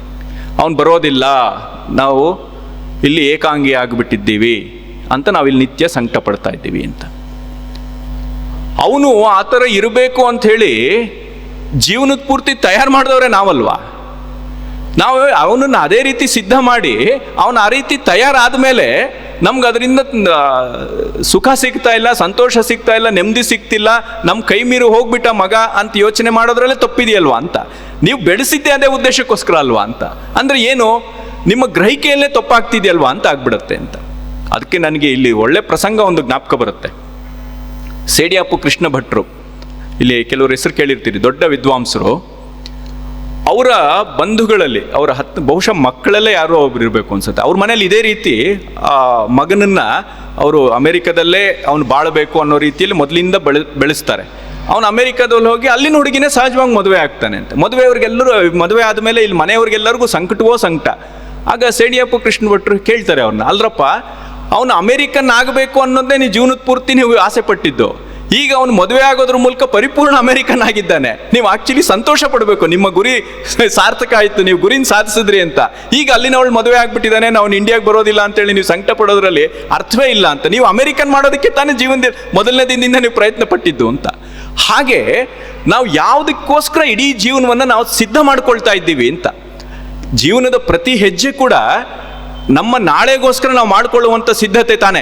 ಅದಕ್ಕೆ ಒಬ್ಬ ಚಿಂತಕ ಹೇಳ್ಬಿಡ್ತಾನೆ, ಏನು ಜೀವನ ಅಂತ ಹೇಳಿದ್ರೆ, ಜೀವನ ಅಂದರೆ ಇನ್ನೇನಿಲ್ಲ, ಸಾವುಗೋಸ್ಕರ ಸಿದ್ಧ ಆಗುವಂಥದ್ದು ಅಂತ ಅಷ್ಟೇ.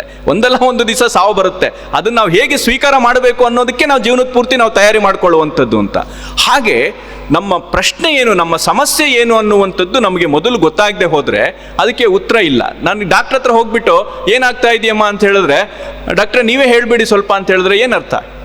ಮೊದಲು ನನಗೆ ಏನಾಗ್ತಿದೆ, ಹೊಟ್ಟೆ ನೋವೋ, ಕಣ್ಣೋವೋ, ಕಿವಿ ನೋವೋ, ತಲೆನೋವೋ, ಏನೋ ನನಗದೊಂದು ಫೀಲ್ ಆಗಬೇಕಲ್ವ, ನನಗೇನು ನೋವು ಅಂತ ಗೊತ್ತಾಗಬೇಕಲ್ವಾ ಅಂತ. ಹಾಗೆ ಗೀತೆ ಹಾಗೆ ಎಲ್ಲ ನೋವುಗಳಿಗೂ ಅದು ಒಂದು ಔಷಧವನ್ನು ತೋರಿಸುವಂಥದ್ದು. ಎಲ್ಲರಿಗೂ ಒಬ್ರಿಗೆ ಇರುವಂಥ ನೋವುಗಳಲ್ಲ, ಜಗತ್ತಿನ ಎಲ್ಲರ ನೋವುಗಳಿಗೂ ಉಪದೇಶ, ಅದು ಸಂದೇಶ, ಔಷಧವಾಗಬಲ್ಲಂಥ ಒಂದು ಅದ್ಭುತವಾದಂಥ ಶಕ್ತಿ ಇದಕ್ಕಿದೆ. ಹಾಗಾಗಿ ಅದು ಸಂವಾದ ರೂಪದಲ್ಲಿ ಆಯಾ ಕ್ಷಣಕ್ಕೆ ಬರುವಂಥ ಪ್ರಶ್ನೆಗಳನ್ನು ಅದು ತಗೊಂಡು ಹೋಗುತ್ತೆ ಅಂತ. ಅದಕ್ಕೆ ನಮ್ಮ ಶಾಸ್ತ್ರದ ಕ್ರಮದಲ್ಲಿ DVG ಅವರು ಅದನ್ನು ಹೇಳ್ತಾರೆ, ನಮ್ಮಲ್ಲಿ ಯಾವುದೇ ಒಂದು ಶಾಸ್ತ್ರ ಅನ್ನುವಂಥದ್ದು ಸಂಬಂಧ ಚತುಷ್ಟಯ ಅಂತ ಒಂದಿರುತ್ತೆ ಅಂತ. ಅಂದರೆ 4 ಸಂಗತಿಗಳು ಮುಖ್ಯ ಅಂತ. ಯಾವುದೇ ಒಂದು ಗ್ರಂಥ, ಅಂದರೆ ಹಿಂದಿನ ಕಾಲದಲ್ಲಿ ಯಾವುದೇ ಒಂದು ಪುಸ್ತಕ ಬರೀಬೇಕು, ಒಂದು ವಿಷಯ ಪ್ರತಿಪಾದನೆ ಮಾಡಬೇಕು ಅಂತ ಹೇಳಿದ್ರೆ ಅದಕ್ಕೊಂದು ನಿಬಂಧನೆಗಳಿರ್ತಿತ್ತು. ಈಗ ಅದೆಲ್ಲ ಏನಿಲ್ಲ, ತಮ್ಗಿಷ್ಟ ಬಂದಿದ್ದು ಬರ್ಕೊಳ್ತಾರೆ, ಪ್ರಿಂಟ್ ಮಾಡೋದು ಅದೆಲ್ಲ ಈಗ ಸುಲಭ ಆಗಿದೆ, ಯಾರು ಏನು ಬೇಕಾದರೂ ಬರೀಬೋದು, ಈ ಥರದ್ದೆಲ್ಲ ಆಗಿದೆ. ಮೊದಲು ಆ ಥರ ಅಲ್ಲ, ಅದಕ್ಕೊಂದು ಕ್ರಮ ಇರ್ತಿತ್ತು ಅಂತ. ಹಾಗೆ ಬರೋದೆಲ್ಲ 100% ಆಗೇ ಇತ್ತು ಅಂತಲ್ಲ, ಆದರೆ ಒಂದು ಸಮಾಜದಲ್ಲಿ ಆ ರೀತಿಯ ಒಂದು ಕಟ್ಟುಪಾಡು ಒಂದಿತ್ತು ಅಂತ. ಅದನ್ನೇ ಅನುಬಂಧ ಚತುಷ್ಟಯ ಅಂತ ಹೇಳುವಂಥದ್ದು. ಏನು, ಅದಕ್ಕೆ ಅಧಿಕಾರಿ ಅಂತ ಒಂದು ಬೇಕು ಅಂತ. ಈ ಅಧಿಕಾರಿ ಅಂತ ಹೇಳಿದ ಕೂಡಲೇ ಇದು ಬ್ರಾಹ್ಮಣರು ಪಿತೂರಿ, ಬ್ರಾಹ್ಮಣರು ಯಾರಿಗೂ ಕೊಡಬಾರ್ದು ಅಂತ ಹೇಳಿ ಅವರೇ ಮಾಡ್ಕೊಂಡಿದ್ರು, ಈ ಥರದ್ದೆಲ್ಲ ವಾದಗಳು ಮಾಡ್ತಾರೆ. ಅದಕ್ಕೆಲ್ಲ ಏನು ಅರ್ಥವಿಲ್ಲ. ಅಧಿಕಾರಿ ಅಂತ ಹೇಳಿದ್ರೆ, ಇವಾಗ 7ನೇ ಕ್ಲಾಸಿನ ವಿದ್ಯಾರ್ಥಿಗೆ ನೀವು ಕ್ಯಾಲ್ಕುಲಸ್ಸು ಅಥವಾ ಇದನ್ನು ಏನು ಇಂಟಿಗ್ರೇಷನ್ನು ಹೇಳ್ಕೊಟ್ರೆ ಅವನಿಗೇನು ಅರ್ಥವಾಗುತ್ತೆ? ಹಾಗೆ ಅದನ್ನು ಅರ್ಥ ಮಾಡ್ಕೋಬೇಕು ಅಂತ ಹೇಳಿದ್ರೆ ಅದಕ್ಕೆ ಒಂದು ಅರ್ಹತೆ ಬಂದಿರಬೇಕು ಅಂತ. ಅದು ಅಧಿಕಾರಿ ಅಂಥೇಳಿ. ಮತ್ತು ವಿಷಯ, ಅದರಲ್ಲಿ ಏನೋ ಒಂದು ವಿಷಯ ಇರಬೇಕು. ಸರ್ ನಿಮ್ಮ ಪುಸ್ತಕ ಓದಿದ್ವಿ, ಆದರೆ ಯಾವುದ್ರ ಬಗ್ಗೆ ಸರ್ ಬರೆದಿದ್ದೀರಿ ಅನ್ನೋ ಥರ ಆಗಬಾರ್ದು ಅಂತ. ಅದಕ್ಕೊಂದು ಏನೋ ಒಂದು ಅದರಲ್ಲಿ ಒಂದು ವಿಷಯ ಅನ್ನುವಂಥದ್ದು ಇರಬೇಕು. ಮತ್ತು ಸಂಬಂಧ, ಅದು ಮತ್ತು ಇದು ಯಾರಿಗೆ, ಯಾಕೆ, ಅವರಿಬ್ಬರ ನಡುವೆ ಎಂಥದ್ದು ಅನ್ನುವಂಥದ್ದು ಒಂದು ಸಿದ್ಧ ಆಗಬೇಕು. ಮತ್ತು ಪ್ರಯೋಜನ ಇರಬೇಕು ಅಂತ. ನಮ್ಮಲ್ಲಿ ಒಂದು ಶಾಸ್ತ್ರದಲ್ಲೇ ಮಾತಿದೆ, ಪ್ರಯೋಜನ ಇಲ್ಲದೆ ದಡ್ಡ ಕೂಡ ಯಾವ ಕೆಲಸವನ್ನು ಮಾಡೋದಿಲ್ಲ ಅಂತ. ತಾನೇ ಯಾವುದೋ ಒಂದು ಪ್ರಯೋಜನ ಇರಬೇಕು, ಪ್ರಯೋಜನ ಇಲ್ಲದೆ ಕೆಲಸ ಮಾಡಬೇಕು ಅಂತ ಹೇಳೋದಿಲ್ಲ. ಗೀತೆ ಹೇಳುತ್ತೆ ಅದು ಕರ್ಮ ಫಲವನ್ನ ನಿರಾಕರಣೆ ಮಾಡುತ್ತೆ, ಆದರೆ ಪ್ರಯೋಜನ ಅನ್ನುವಂಥದ್ದನ್ನಲ್ಲ. ಇದೆರಡಕ್ಕೂ ವ್ಯತ್ಯಾಸ ಇದೆ ಅಂತ. ಕರ್ಮ ಫಲ ಅಂತ ಹೇಳಿದ್ರೆ ನಾನು ಮಾಡಿದ್ದು ನನಗೇ ಸಿಗಬೇಕು ಅಥವಾ ನಾನು ಅದಕ್ಕೆ ಏನು ಒಡೆಯ ಅನ್ನುವಂಥ ಅರ್ಥದಲ್ಲಿ ಮಾಡಬಾರ್ದು ಅಂತ ಹೇಳುತ್ತೆ ಹೊರತು, ಅದನ್ನೊಂದು ಸಾರ್ಥಕವಾಗಿ ಪ್ರಯೋಜನ ಅಂತ ಹೇಳಿದ್ರೆ ಸಾರ್ಥಕ, ಅದನ್ನ ಚೆನ್ನಾಗಿ ಮಾಡಬಾರ್ದು ಅನ್ನೋ ಅರ್ಥದಲ್ಲಿ ಹೇಳೋದಿಲ್ಲ. ಇದು ಬಹಳ ಮುಖ್ಯವಂಥದ್ದು. ಅದಕ್ಕೆ ಆನಂದ್ ಕುಮಾರ ಸ್ವಾಮಿ ಅವ್ರ ಹೆಸರು ಬಂತಲ್ಲೋ, ಅವರು ಒಂದು ಜಾಗದಲ್ಲಿ ಹೇಳ್ತಾರೆ ಪಾಪ ಅಂದ್ರೆ ಏನು ಅಂತ. ವಾಟ್ ಈಸ್ ಎ ಸಿನ್ ಅಂತೇಳಿ. ಸಿನ್ ಅಂದ್ರೆ, ಪಾಪ ಅಂದ್ರೆ ಏನು ಅಂತ ಹೇಳಿದ್ರೆ, ಸಿನ್ ಈಸ್ ನಾಟ್ ಅನ್ ಆಕ್ಟ್. ಪಾಪ ಅನ್ನುವಂಥದ್ದೇ ಒಂದು ಕ್ರಿಯೆ ಅಲ್ಲ, ಅದೇ ಒಂದು ಕರ್ಮ ಅಲ್ಲ, ಒಂದು ಕ್ರಿಯೆ ಅಲ್ಲ, ಅಂದ್ರೆ ಅದೇ ಒಂದು ಆಕ್ಷನ್ ಅಲ್ಲ ಅದು. But act to failure to act ಅಂತ, ಒಂದು ಕೆಲಸವನ್ನ ಮಾಡೋದ್ರಲ್ಲಿ ವಿಫಲ ಆಗೋದಿದೆಯಲ್ಲ ಅದು ಪಾಪ ಅಂತ ಹೇಳಿ. ಪಾಪವೇ ಒಂದು ಕೆಲಸ ಅಲ್ಲ, ಒಂದು ಕೆಲಸವನ್ನ ಚೆನ್ನಾಗಿ ಮಾಡಕ್ಕಾಗದೆ ಹೋದರೆ ಅದು ಪಾಪ ಅಂತ ಹೇಳಿ. ಹೀಗಾಗಿ ಇದು ಬೇರೆನೇ ಒಂದು ಕಲ್ಪನೆ ನಮ್ಮಲ್ಲಿ ಇರುವಂತ ಈ ಪ್ರಯೋಜನದ ಒಂದು ದೃಷ್ಟಿ. ಹಾಗಾಗಿ ಒಂದು ಪ್ರಯೋಜನ ಇರಬೇಕು ಅಂತ ಹೇಳಿ, ಸುಮ್ಮನೆ ನನಗಿಷ್ಟ ಆಯಿತು ನಾನು ಮಾಡೋದು ಅನ್ನೋದನ್ನ ಅಲ್ಲ, ಅದಕ್ಕೊಂದು ಉದ್ದೇಶ ಇರಬೇಕು ಅಂತ. ನಮ್ಮಲ್ಲಿ ಇವತ್ತು ಏನಾಗ್ತಿದೆ ಅಂತ ಹೇಳಿದ್ರೆ, ನನ್ನ ಹತ್ರ ದುಡ್ಡಿದೆ ನಾನು ಅದನ್ನು ತಗೊಳ್ತೀನಿ, ನನ್ನನ್ನು ಯಾರು ಕೇಳೋದು ನಾನು ಮಾಡ್ತೀನಿ ಅನ್ನೋ ರೀತಿ ಆಗ್ತಿದೆ. ಅದನ್ನು ನಮ್ಮ ಪರಂಪರೆ ಒಪ್ಪೋದಿಲ್ಲ ಅಂತ ಹೇಳಿ. ಅದಕ್ಕೆ ಯಾವುದನ್ನ ಯಾವ ವಸ್ತುವನ್ನು ನಾನು ಬಳಸೋದಿಲ್ಲ ಅದನ್ನು ನಾನು ಖರೀದಿ ಮಾಡಬಾರ್ದು ಅನ್ನುವಂಥದ್ದು ನಮ್ಮ ಒಂದು ಸಮಾಜದಲ್ಲಿ ಒಂದು ನಿಲುವಾಗಿತ್ತು. ಅದನ್ನು ನನ್ನ ಪ್ರಯೋಜನಕ್ಕೆ ಬರದೇ ಇರುವಂಥ ವಸ್ತು ನಾನು ಖರೀದಿ ಮಾಡೋದಿಲ್ಲ, ಮಾಡಬೇಕಾಗಿಲ್ಲ. ಶೋಕೇಸಲ್ಲಿ ಇಡುವಂಥ ವಸ್ತುಗಳನ್ನು ಸಂಗ್ರಹ ಮಾಡುವಂಥದ್ದು ನಮ್ಮಲ್ಲಿ ಇಲ್ಲ ಅಂತ, ಅದು ನಾವು ಗಮನಿಸಬೇಕು ಅಂತ. ಈ ಕನ್ಸ್ಯೂಮರಿಸಮ್ನ ಒಂದು ದೊಡ್ಡ ಸಮಸ್ಯೆನೇ ಅದು. ಏನು ಅಂತ ಹೇಳಿದ್ರೆ, ನಮಗೆ ಬೇಡದೇ ಇರೋ ವಸ್ತುಗಳನ್ನೆಲ್ಲವೂ ಕೂಡ ಬೇಕು ಅಂಥೇಳಿ ನಮಗೆ ಕೃತಕವಾದ ಆಸೆಯನ್ನು ಹುಟ್ಟಿಸಿ ನಮ್ಮಲ್ಲಿ ಆ ಕೊರತೆಯನ್ನು ತುಂಬಿ ನಮ್ಮನ್ನು ಒಂದು ರೀತಿಯ ಒಂದು ಕಾಂಪ್ಲೆಕ್ಸ್ಗೆ, ಒಂದು ದೈನ್ಯಕ್ಕೆ ತಳ್ಳಿ ಅದನ್ನು ಪಡೆಯುವಂಥದ್ದೇ ನಿಮ್ಮ ಜೀವನದ ಸಾರ್ಥಕತೆ ಅನ್ನೋ ರೀತಿಯಲ್ಲಿ ನಮ್ಮನ್ನು ರೊಚ್ಚಿಗೆ ಎಬ್ಬಿಸಿ, ಅದಕ್ಕೆ ನಮಗೆ ಬೇಡದೇ ಇರುವಂಥ ಕೆಲಸಗಳಲ್ಲಿ ನಮ್ಮನ್ನು ತೊಡಗಿಸಿ ಜೀವನದ ಪೂರ್ತಿ ಅದಕ್ಕೋಸ್ಕರ ಹೆಣಗಾಟವನ್ನು ಮಾಡುವಂಥ ರೀತಿಯಲ್ಲಿ ವ್ಯವಸ್ಥೆ ಇದೆಯಲ್ಲ, ಅದೇ ಕನ್ಸ್ಯೂಮರಿಸಮ್ನ ಒಂದು ತಾತ್ಪರ್ಯವಾಗ್ಬಿಟ್ಟಿದೆ ಅಂತ. ನಮ್ಗೆ ಅದು ಬೇಕೇ ಆಗಿರೋದಿಲ್ಲ, ನಾವು ಬಳಸೋದೇ ಇಲ್ಲ, ಆದರೆ ಅದು ತಗೊಳ್ಳದೇ ಇದ್ರೆ ನಿನ್ನ ಜೀವನವೇ ನಷ್ಟ ಅನ್ನೋ ರೀತಿಯಲ್ಲಿ ಅಡ್ವರ್ಟೈಸ್ಮೆಂಟ್ ನಡೀತಾ ಇರುತ್ತೆ ಅಂತ. ನೀವು ಈ ಅಡ್ವರ್ಟೈಸ್ಮೆಂಟ್ಗಳು ಬರೋದೆಲ್ಲ ನೋಡಿ, ಅದು ಯಾವುದು, ಯಾರಾದರೂ ಅಕ್ಕಿ ಬೇಳೆ ಇದ್ರ ಬಗ್ಗೆ ಎಷ್ಟು ಅಡ್ವರ್ಟೈಸ್ಮೆಂಟ್ ಬರುತ್ತೆ. ಈಗ ಅದನ್ನು ಬರುತ್ತೆ ಬಿಡಿ, ಅದು ಬೇರೆ ಬೇರೆ ರೀತಿಯ ಅಕ್ಕಿಗಳು ಇದೆಲ್ಲ, ಆದರೆ ಆ ಥರದ್ದು ಬರೋದೇ ಇಲ್ಲ. ಯಾವುದು ಲಿಪ್ಸ್ಟಿಕ್ದು ಬರುತ್ತೆ, ಸ್ನೋದು, ಪೌಡ್ರದು, ತಲೆ ಕಲರ್ ಹಾಕ್ಕೊಳ್ಳುವಂಥದ್ದು, ಈ ಥರದ್ದು ಏನೇನೋ ನಮಗೆ ಜೀವನಕ್ಕೆ ಬೇಡದೇ ಇರೋದನ್ನೆಲ್ಲ ನಮಗೆ ಬೇಕು ಅನ್ನೋ ರೀತಿಯಲ್ಲಿ ಒಂದು ಮಾಡಿಬಿಟ್ಟಿದೆ. ಈಗ ನಾವು ಅದರಿಂದ ದೂರ ಬರುವಂಥದ್ದು ಕಷ್ಟ ಅನ್ನೋ ರೀತಿಯಲ್ಲಿ ಮಾಡಿಬಿಟ್ಟಿದೆ ಅಂಥೇಳಿ. ಇದು ಪ್ರಯೋಜನದ ಉದ್ದೇಶ ಅಲ್ಲ ಅಂಥೇಳಿ. ಪ್ರಯೋಜನ ಅಂತ ಹೇಳಿದ್ರೆ ನಮ್ಮಲ್ಲಿ ಅದು ನಿತ್ಯ ಜೀವನಕ್ಕೆ ಬಳಕೆ ಆಗಬೇಕು ಅಂತ. ಅದಕ್ಕೆ ಕುಮಾರಸ್ವಾಮಿ ಅವರು ಒಂದು ಮಾತನ್ನು ಹೇಳ್ತಾರೆ ಇಲ್ಲಿ, ಅದನ್ನು ನೆನಪಿಸ್ಕೋಬೇಕು. ನಮ್ಮ ಜೀವನನ ಸರಳ ಮಾಡ್ಕೊಳ್ಳೋದು ಹೇಗೆ, ಸುಂದರ ಮಾಡ್ಕೊಳ್ಳೋದು ಹೇಗೆ ಅನ್ನುವಂಥದ್ದು ಭಾರತೀಯ ತತ್ವದ ಒಂದು ದೊಡ್ಡ ಸಿದ್ಧಾಂತ. ಅದಕ್ಕೆ ಕುಮಾರಸ್ವಾಮಿ ಅವರು ಒಂದು ಘಟನೆಯನ್ನು, ಒಂದು ತಾತ್ವಿಕತೆಯನ್ನು ನಮ್ಮ ಮುಂದೆ ಕಟ್ಕೊಡ್ತಾರೆ. ಇಲ್ಲಿ ಕೆಲವರು ಧರ್ಮಸ್ಥಳದಲ್ಲಿರುವಂಥ ಮಂಜೂಷ ವಸ್ತು ಸಂಗ್ರಹಾಲಯ ನೋಡಿರಬಹುದು, ಅಥವಾ ಯಾವುದಾದ್ರೂ ಮ್ಯೂಸಿಯಂ ನೋಡಿರ್ತೀರಿ ಅಂತ. ಆ ಮ್ಯೂಸಿಯಂ ನೋಡಿದ್ರೆ ಅದರಲ್ಲಿ ಏನು ಪ್ರಾಚೀನ ಕಾಲದಲ್ಲಿ ಎಷ್ಟು ಅದ್ಭುತವಾದಂಥ ಕಲೆಗಾರಿಕೆ ಅನ್ನುವಂಥದ್ದು ಗೊತ್ತಾಗುತ್ತೆ. ನಾನು ಮೊನ್ನೆ ಇತ್ತೀಚೆಗಷ್ಟೇ ಹೋಗಿದ್ದೆ. ಅಲ್ಲಿ ಹೋದಾಗ ಅಲ್ಲೊಂದು ಈಳಿಗೆ ಮನೆ ನೋಡಿದೆ. ಆ ಈಳಿಗೆ ಮನೆ, ತರಕಾರಿ ಹೆಚ್ಚುವಂಥ ಈಳಿಗೆ ಮನೆ ಇದೆಯಲ್ಲ, ಎಷ್ಟು ಕಲಾತ್ಮಕವಾಗಿ ಮಾಡಿದ್ದಾರೆ. ಕೊಬ್ಬರಿ ತುರಿಯೋದು ಅದರಲ್ಲೇ ಇದೆ, ತರಕಾರಿ ಹೆಚ್ಚಿದ ಮೇಲೆ ಅದನ್ನು ಹಾಕ್ಕೊಳ್ಳೋದಕ್ಕೆ ಒಂದು ಪಕ್ಕದಲ್ಲಿ ಒಂದು ಬಟ್ಲು ಥರ ಕೊಟ್ಟಿದ್ದಾರೆ. ಎಲ್ಲವೂ ಬಹಳ ಅದ್ಭುತವಾಗಿ ಕಲಾತ್ಮಕವಾಗಿ ಮಾಡಿದೆ ಅಂತ. ಈಗ ಅದೆಲ್ಲಿದೆ ಆ ಈಳಿಗೆ ಮನೆ ಅಂತ ಹೇಳಿದ್ರೆ ಮ್ಯೂಸಿಯಮ್ಮಲ್ಲಿದೆ ಅಂತ. ಅಂದರೆ ಏನು, ಯಾಕೆ ಅದನ್ನು ಮ್ಯೂಸಿಯಮ್ಮಲ್ಲಿ ಇಟ್ಟಿದ್ದೀವಿ ಅಂತ ಹೇಳಿದ್ರೆ ನೋಡೋದಕ್ಕೆ ಚೆನ್ನಾಗಿದೆ ಅಂತ ಹೇಳಿ ಅಲ್ವಾ. ಮ್ಯೂಸಿಯಮ್ಮಲ್ಲಿ ಯಾಕೆ ಅದನ್ನೆಲ್ಲ ಶೇಖರಣೆ ಮಾಡ್ತಿದ್ದೀವಿ, ಸಂಗ್ರಹ ಮಾಡ್ತಾ ಇದ್ದೀವಿ ಈಗ ಅಂತ ಹೇಳಿದ್ರೆ, ನಮ್ಮ ಹಿಂದಿನವ್ರು ನೋಡಿ ಎಷ್ಟು ಚೆನ್ನಾಗಿ ಮಾಡಿದ್ರು, ಎಷ್ಟು ಕಲಾತ್ಮಕವಾಗಿ, ಎಷ್ಟು ಕುಸರಿ ಕೆಲಸ ನೋಡಿ. ಇದು ಏನು ಆಟ ಆಡೋ ಸಾಮಾನುಗಳೆಲ್ಲವೂ ಕೂಡ ಎಷ್ಟು ಚೆನ್ನಾಗಿ ಮಾಡಿದ್ದಾರೆ. ಮತ್ತು ನೊಗ ಇರುತ್ತಲ್ವ, ಗಾಡಿಗೆ ಎತ್ತುಗಳಿಗೆ ಕಟ್ಟುವಂಥ ನೊಗ, ಆ ನೊಗ ಎಷ್ಟು ಚೆನ್ನಾಗಿ ಮಾಡಿದ್ದಾರೆ. ಆಮೇಲೆ ಬೀಜ ಬಿತ್ತನೆ ಮಾಡುವಂಥ ಇದು ಅಂತ ಹೇಳ್ತಾರೆ, ಬೇರಿಗೆ ಅಂತ ನಾವು ಕರಿತೀವಿ. ಬೀಜ ಹಾಕ್ಕೊಂಡು ಆ ನೇಗಿಲಿಗೆ ಹೋಗ್ತೀವಲ್ವ, ಅದನ್ನು ಎಷ್ಟು ಚೆನ್ನಾಗಿ ಮಾಡಿದ್ದಾರೆ. ಪಗಡೆ ಹಾಸನ್ನ ಎಷ್ಟು ಚೆನ್ನಾಗಿ ಮಾಡಿದ್ದಾರೆ. ಅದೆಲ್ಲ ಇವತ್ತು ಮ್ಯೂಸಿಯಮ್ಮಲ್ಲಿದೆ. ಯಾಕೆ ಮ್ಯೂಸಿಯಮ್ಮಲ್ಲಿದೆ ಅಂತ ಹೇಳಿದ್ರೆ ನೋಡೋದಕ್ಕೆ ಚೆನ್ನಾಗಿದೆ ಅಂಥೇಳಿ.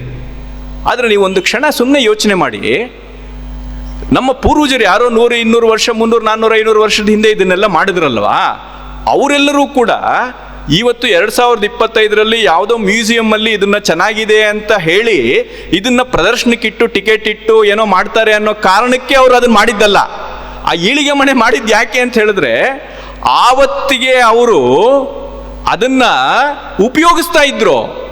ಅವರು ಉಪಯೋಗಕ್ಕೆ ಚೆನ್ನಾಗಿರೋದನ್ನೇ ಅವ್ರು ಮಾಡ್ಕೊಳ್ತಿದ್ರು. ಅದು ನೋಡೋದಕ್ಕೆ ಸುಂದರವಾಗೂ ಇರಬೇಕು, ಇಳಿಗೆ ಮನೆ ಚೆನ್ನಾಗಿ ಕೆಲಸವನ್ನು ಮಾಡಬೇಕು, ಏಕಕಾಲದಲ್ಲಿ ಸುಂದರವೂ ಆಗಿರಬೇಕು, ಅದು ಪ್ರಯೋಜನವೂ ಬರಬೇಕು. ಅದು ನಿಜವಾದ ಸ್ಕಿಲ್ಫುಲ್ಲು, ಅದು ನಿಜವಾದ ಕುಶಲತೆ ಅಂತ ಹೇಳಿ. ಅಂದರೆ ಪ್ರಯೋಜನ ಬೇರೆ ಅಲ್ಲ, ಸಂತೋಷ ಬೇರೆ ಅಲ್ಲ ಅಂತ ಹೇಳಿ. ಈಗ ಬೇರೆನೇ ಆಗ್ಬಿಟ್ಟಿದೆ ಅಂತ, ಕೆಲಸ ಬೇರೆ ಎಂಟರ್ಟೈನ್ಮೆಂಟ್ ಬೇರೆ ಅಂತ ಆಗ್ಬಿಟ್ಟಿದೆ ಅಂತ. ಆವಾಗ ಆ ಥರ ಅಲ್ಲ. ಅಕ್ಕಿಯನ್ನು ಕುಟ್ತಾ ಭತ್ತ ಮಾಡುತ್ತಲೇ ಹಾಡು ಹೇಳ್ತಾ ಇದ್ವಿ, ಪೈರನ್ನು ಕಟಾವು ಮಾಡುತ್ತಲೇ ಹಾಡು ಹೇಳ್ತಾ ಇದ್ವಿ, ಯಜ್ಞವನ್ನು ಮಾಡುತ್ತಲೇ ಅದ್ರ ಸುತ್ತ ಹಾಡ್ತಾ ಕುಣಿತಾ ಇದ್ವಿ. ಆ ಕಡೆ ಯಜ್ಞ ನಡೀತಾ ಇದ್ರೆ ಈ ಕಡೆ ಯಾವುದೋ ಒಂದು ಯಕ್ಷಗಾನವೋ ಇನ್ನೊಂದು ಯಾವುದೋ ಒಂದು ನಡೀತಾ ಇತ್ತು. ಹೀಗೆ ನಮ್ಮ ಜೀವನಕ್ಕೂ ಮತ್ತೆ ನಾವೇನು ಇವತ್ತು ಲೀಜರ್ ಅಂತ ಹೇಳ್ತೀವಿ ಅದಕ್ಕೂ ವ್ಯತ್ಯಾಸವೇ ಇರಲಿಲ್ಲ ಅಂತ. ಅಂದರೆ ನಮ್ಮ ಜೀವನ ಏಕಕಾಲದಲ್ಲಿ ಪ್ರಯೋಜನವೂ ಇರ್ತಿತ್ತು, ಅದರಲ್ಲಿ ಸಂತೋಷವೂ ಇರ್ತಿತ್ತು ಅಂತ, ಎರಡೂ ಒಂದಾಗಿತ್ತು ಅಂತ. ಈಗ ಎರಡಕ್ಕೂ ಬೇರೆ ಆಗಿದ್ದೀವಿ. ಏನು, ಸೋಮವಾರದಿಂದ ಶುಕ್ರವಾರದ ತನಕ ದುಡಿತಾ ಶನಿವಾರ ಭಾನುವಾರ ಮಾತ್ರ ಇಡೀ ಬೆಂಗಳೂರು ತುಂಬ ಅಲೆತಾ 5 ದಿನ ದುಡಿತಾ 2 ದಿನ MG road, church street, Jayanagar ಎಲ್ಲಿ ನೋಡಿದ್ರು ಅಲೆತಾ ಅದು ತಿನ್ನು ಇದು ಕುಡಿ ಅಲ್ಲಿ ಮಜಾ ಮಾಡು ಅಂತೇಳಿ. ಅಂದರೆ ಕೆಲಸಕ್ಕೆ ಬೇರೆ ದಿನಗಳು, ಸಂತೋಷ ಪಡೋದಕ್ಕೆ ಬೇರೆ ದಿನಗಳು ಅಂತ ಆಗ್ಬಿಟ್ಟಿದೆ ಅಂತ. ನಮ್ಮಲ್ಲಿ ಅದು ಇರಲಿಲ್ಲ ಅಂತ, ಎರಡೂ ಒಂದೇ ಆಗಿತ್ತು. ಏಕಕಾಲದಲ್ಲಿ ಅದನ್ನ ಆನಂದಿಸ್ತಾ ಕೆಲಸವನ್ನು ಮಾಡ್ತಿದ್ವಿ, ಆ ಕೆಲಸದಲ್ಲೇ ಸಂತೋಷವನ್ನು ಕಾಣ್ತಾ ಇದ್ವಿ ಅಂತ. ಹಾಗಾಗಿ ಅದು ಧರ್ಮ ಸಹಜವಾಗಿ ಆಗ್ಬಿಟ್ಟಿತ್ತು ಅಂತ. ಇದನ್ನ ಗೀತೆ ಹೇಳೋದಕ್ಕೆ ಹೊರಟಿರುವಂಥದ್ದು. ಅದನ್ನ DVG ಅವರು ಹೇಳ್ತಾರೆ. ಪ್ರಯೋಜನ ಅನ್ನುವಂಥದ್ದು ಮುಖ್ಯ. ನಮ್ಮ ಜೀವನದ ಪ್ರಯೋಜನ ಏನು ಅಂತ ಹೇಳಿ ನಾವೇ ಕಂಡ್ಕೋಬೇಕು, ಬೇರೆಯವ್ರು ಹೇಳೋಕ್ಕಾಗೋದಿಲ್ಲ. ನೋಡಿ ಸೂರ್ಯಪ್ರಕಾಶ್, ನೀವು ಈ ಕಾರಣಕ್ಕೋಸ್ಕರ ಹುಟ್ಟಿದ್ದೀರಿ, ಈ ಕಾರಣಕ್ಕೆ ನೀವು ಈ ಕೆಲಸ ಮಾಡಬೇಕು ಅಂತ ಹೇಳೋದಕ್ಕೆ ಇದೇನು ನಾಡಿ ಜ್ಯೋತಿಷದ ಗ್ರಂಥ ಅಲ್ಲ. ನಮ್ಮ ಜೀವನ ಅನ್ನುವಂಥದ್ದು ಯಾರೋ ತೆಗೆದುಬಿಟ್ಟು ನೀವು ಹೀಗೆ ಅಂತ ಹೇಳೋದಕ್ಕೆ ನಾವೇ ಕಂಡ್ಕೋಬೇಕು. ನನ್ನ ಸಾಮರ್ಥ್ಯ ಏನು, ನನ್ನ ಕೊರತೆ ಏನು, ನನ್ನ ಸಾರ್ಥಕತೆ ಎಲ್ಲಿದೆ ಅನ್ನುವಂಥದ್ದು ಕಂಡ್ಕೋಬೇಕು ಅಂತ. ನನ್ನ ಒಳಗಡೆ ಏನು ಚೈತನ್ಯ ಇದೆ, ಏನು ಮಿತಿಗಳಿವೆ, ಇದನ್ನು ನಾವು ಕಂಡುಕೊಳ್ಳೋ ರೀತಿಯಲ್ಲಿ ನಮಗೆ ಗೀತೆ ನೆರವಾಗತ್ತೆ ಅನ್ನೋ ಮಾತನ್ನು ಅವರು ಭಾಳ ಅದ್ಭುತವಾಗಿ DVG ಅವರು ಆ ಭಾಗದಲ್ಲಿ ಹೇಳ್ತಾರೆ. ಇದನ್ನೆಲ್ಲ ನಾನು ಯಾಕೆ DVG ಅವ್ರದ್ದು ಅಲ್ಲಲ್ಲಿ ಕೆಲವೊಂದು ಹೇಳ್ತಾ ಇದ್ದೀನಿ ಅಂತ ಹೇಳಿದ್ರೆ, ದಯವಿಟ್ಟು ಈ ಪುಸ್ತಕ ನೀವು ಕೊಂಡ್ಕೊಳ್ಳಿ. ಈ ಭಗವದ್ಗೀತೆ ಬಗ್ಗೆ ಯಾವುದ್ಯಾವುದೋ ಪುಸ್ತಕ ಓದಿರಬಹುದು, ನನಗೆ ಗೊತ್ತಿಲ್ಲ ಯಾವ್ದು ಓದಿರ್ತೀರಿ ಅಂಥೇಳಿ. ಆದರೆ ಈ ಪುಸ್ತಕ DVG ಅವರ ಜೀವನ ಧರ್ಮಯೋಗ ಈಗ ಪ್ರಿಂಟಲ್ಲಿ ಸಿಗತ್ತೆ. ಸಮಗ್ರ 11 ಸಂಪುಟಗಳು ಸರ್ಕಾರದಿಂದ ಬಂತಲ್ವ, ಅದು 2ನೇ ಸಂಪುಟ ಅದು ಸಿಗತ್ತೆ. ಅಥವಾ ಇವಾಗ ಇಂಟರ್ನೆಟ್ಟಲ್ಲಿ ಇದರ PDF ಸಿಗ್ಬೋದೇನೋ. ಆದರೆ ಇದನ್ನು ನೀವು ನಿತ್ಯ ಸ್ವಲ್ಪ ಓದಿದ್ರೆ ಜೀವನಕ್ಕೆ ಬೇಕಾಗಿರುವಂಥ ಎಷ್ಟೋ ಅಂಶಗಳು ಇದರಲ್ಲಿ ಸಿಗತ್ತೆ ಅಂತ. ಇನ್ನು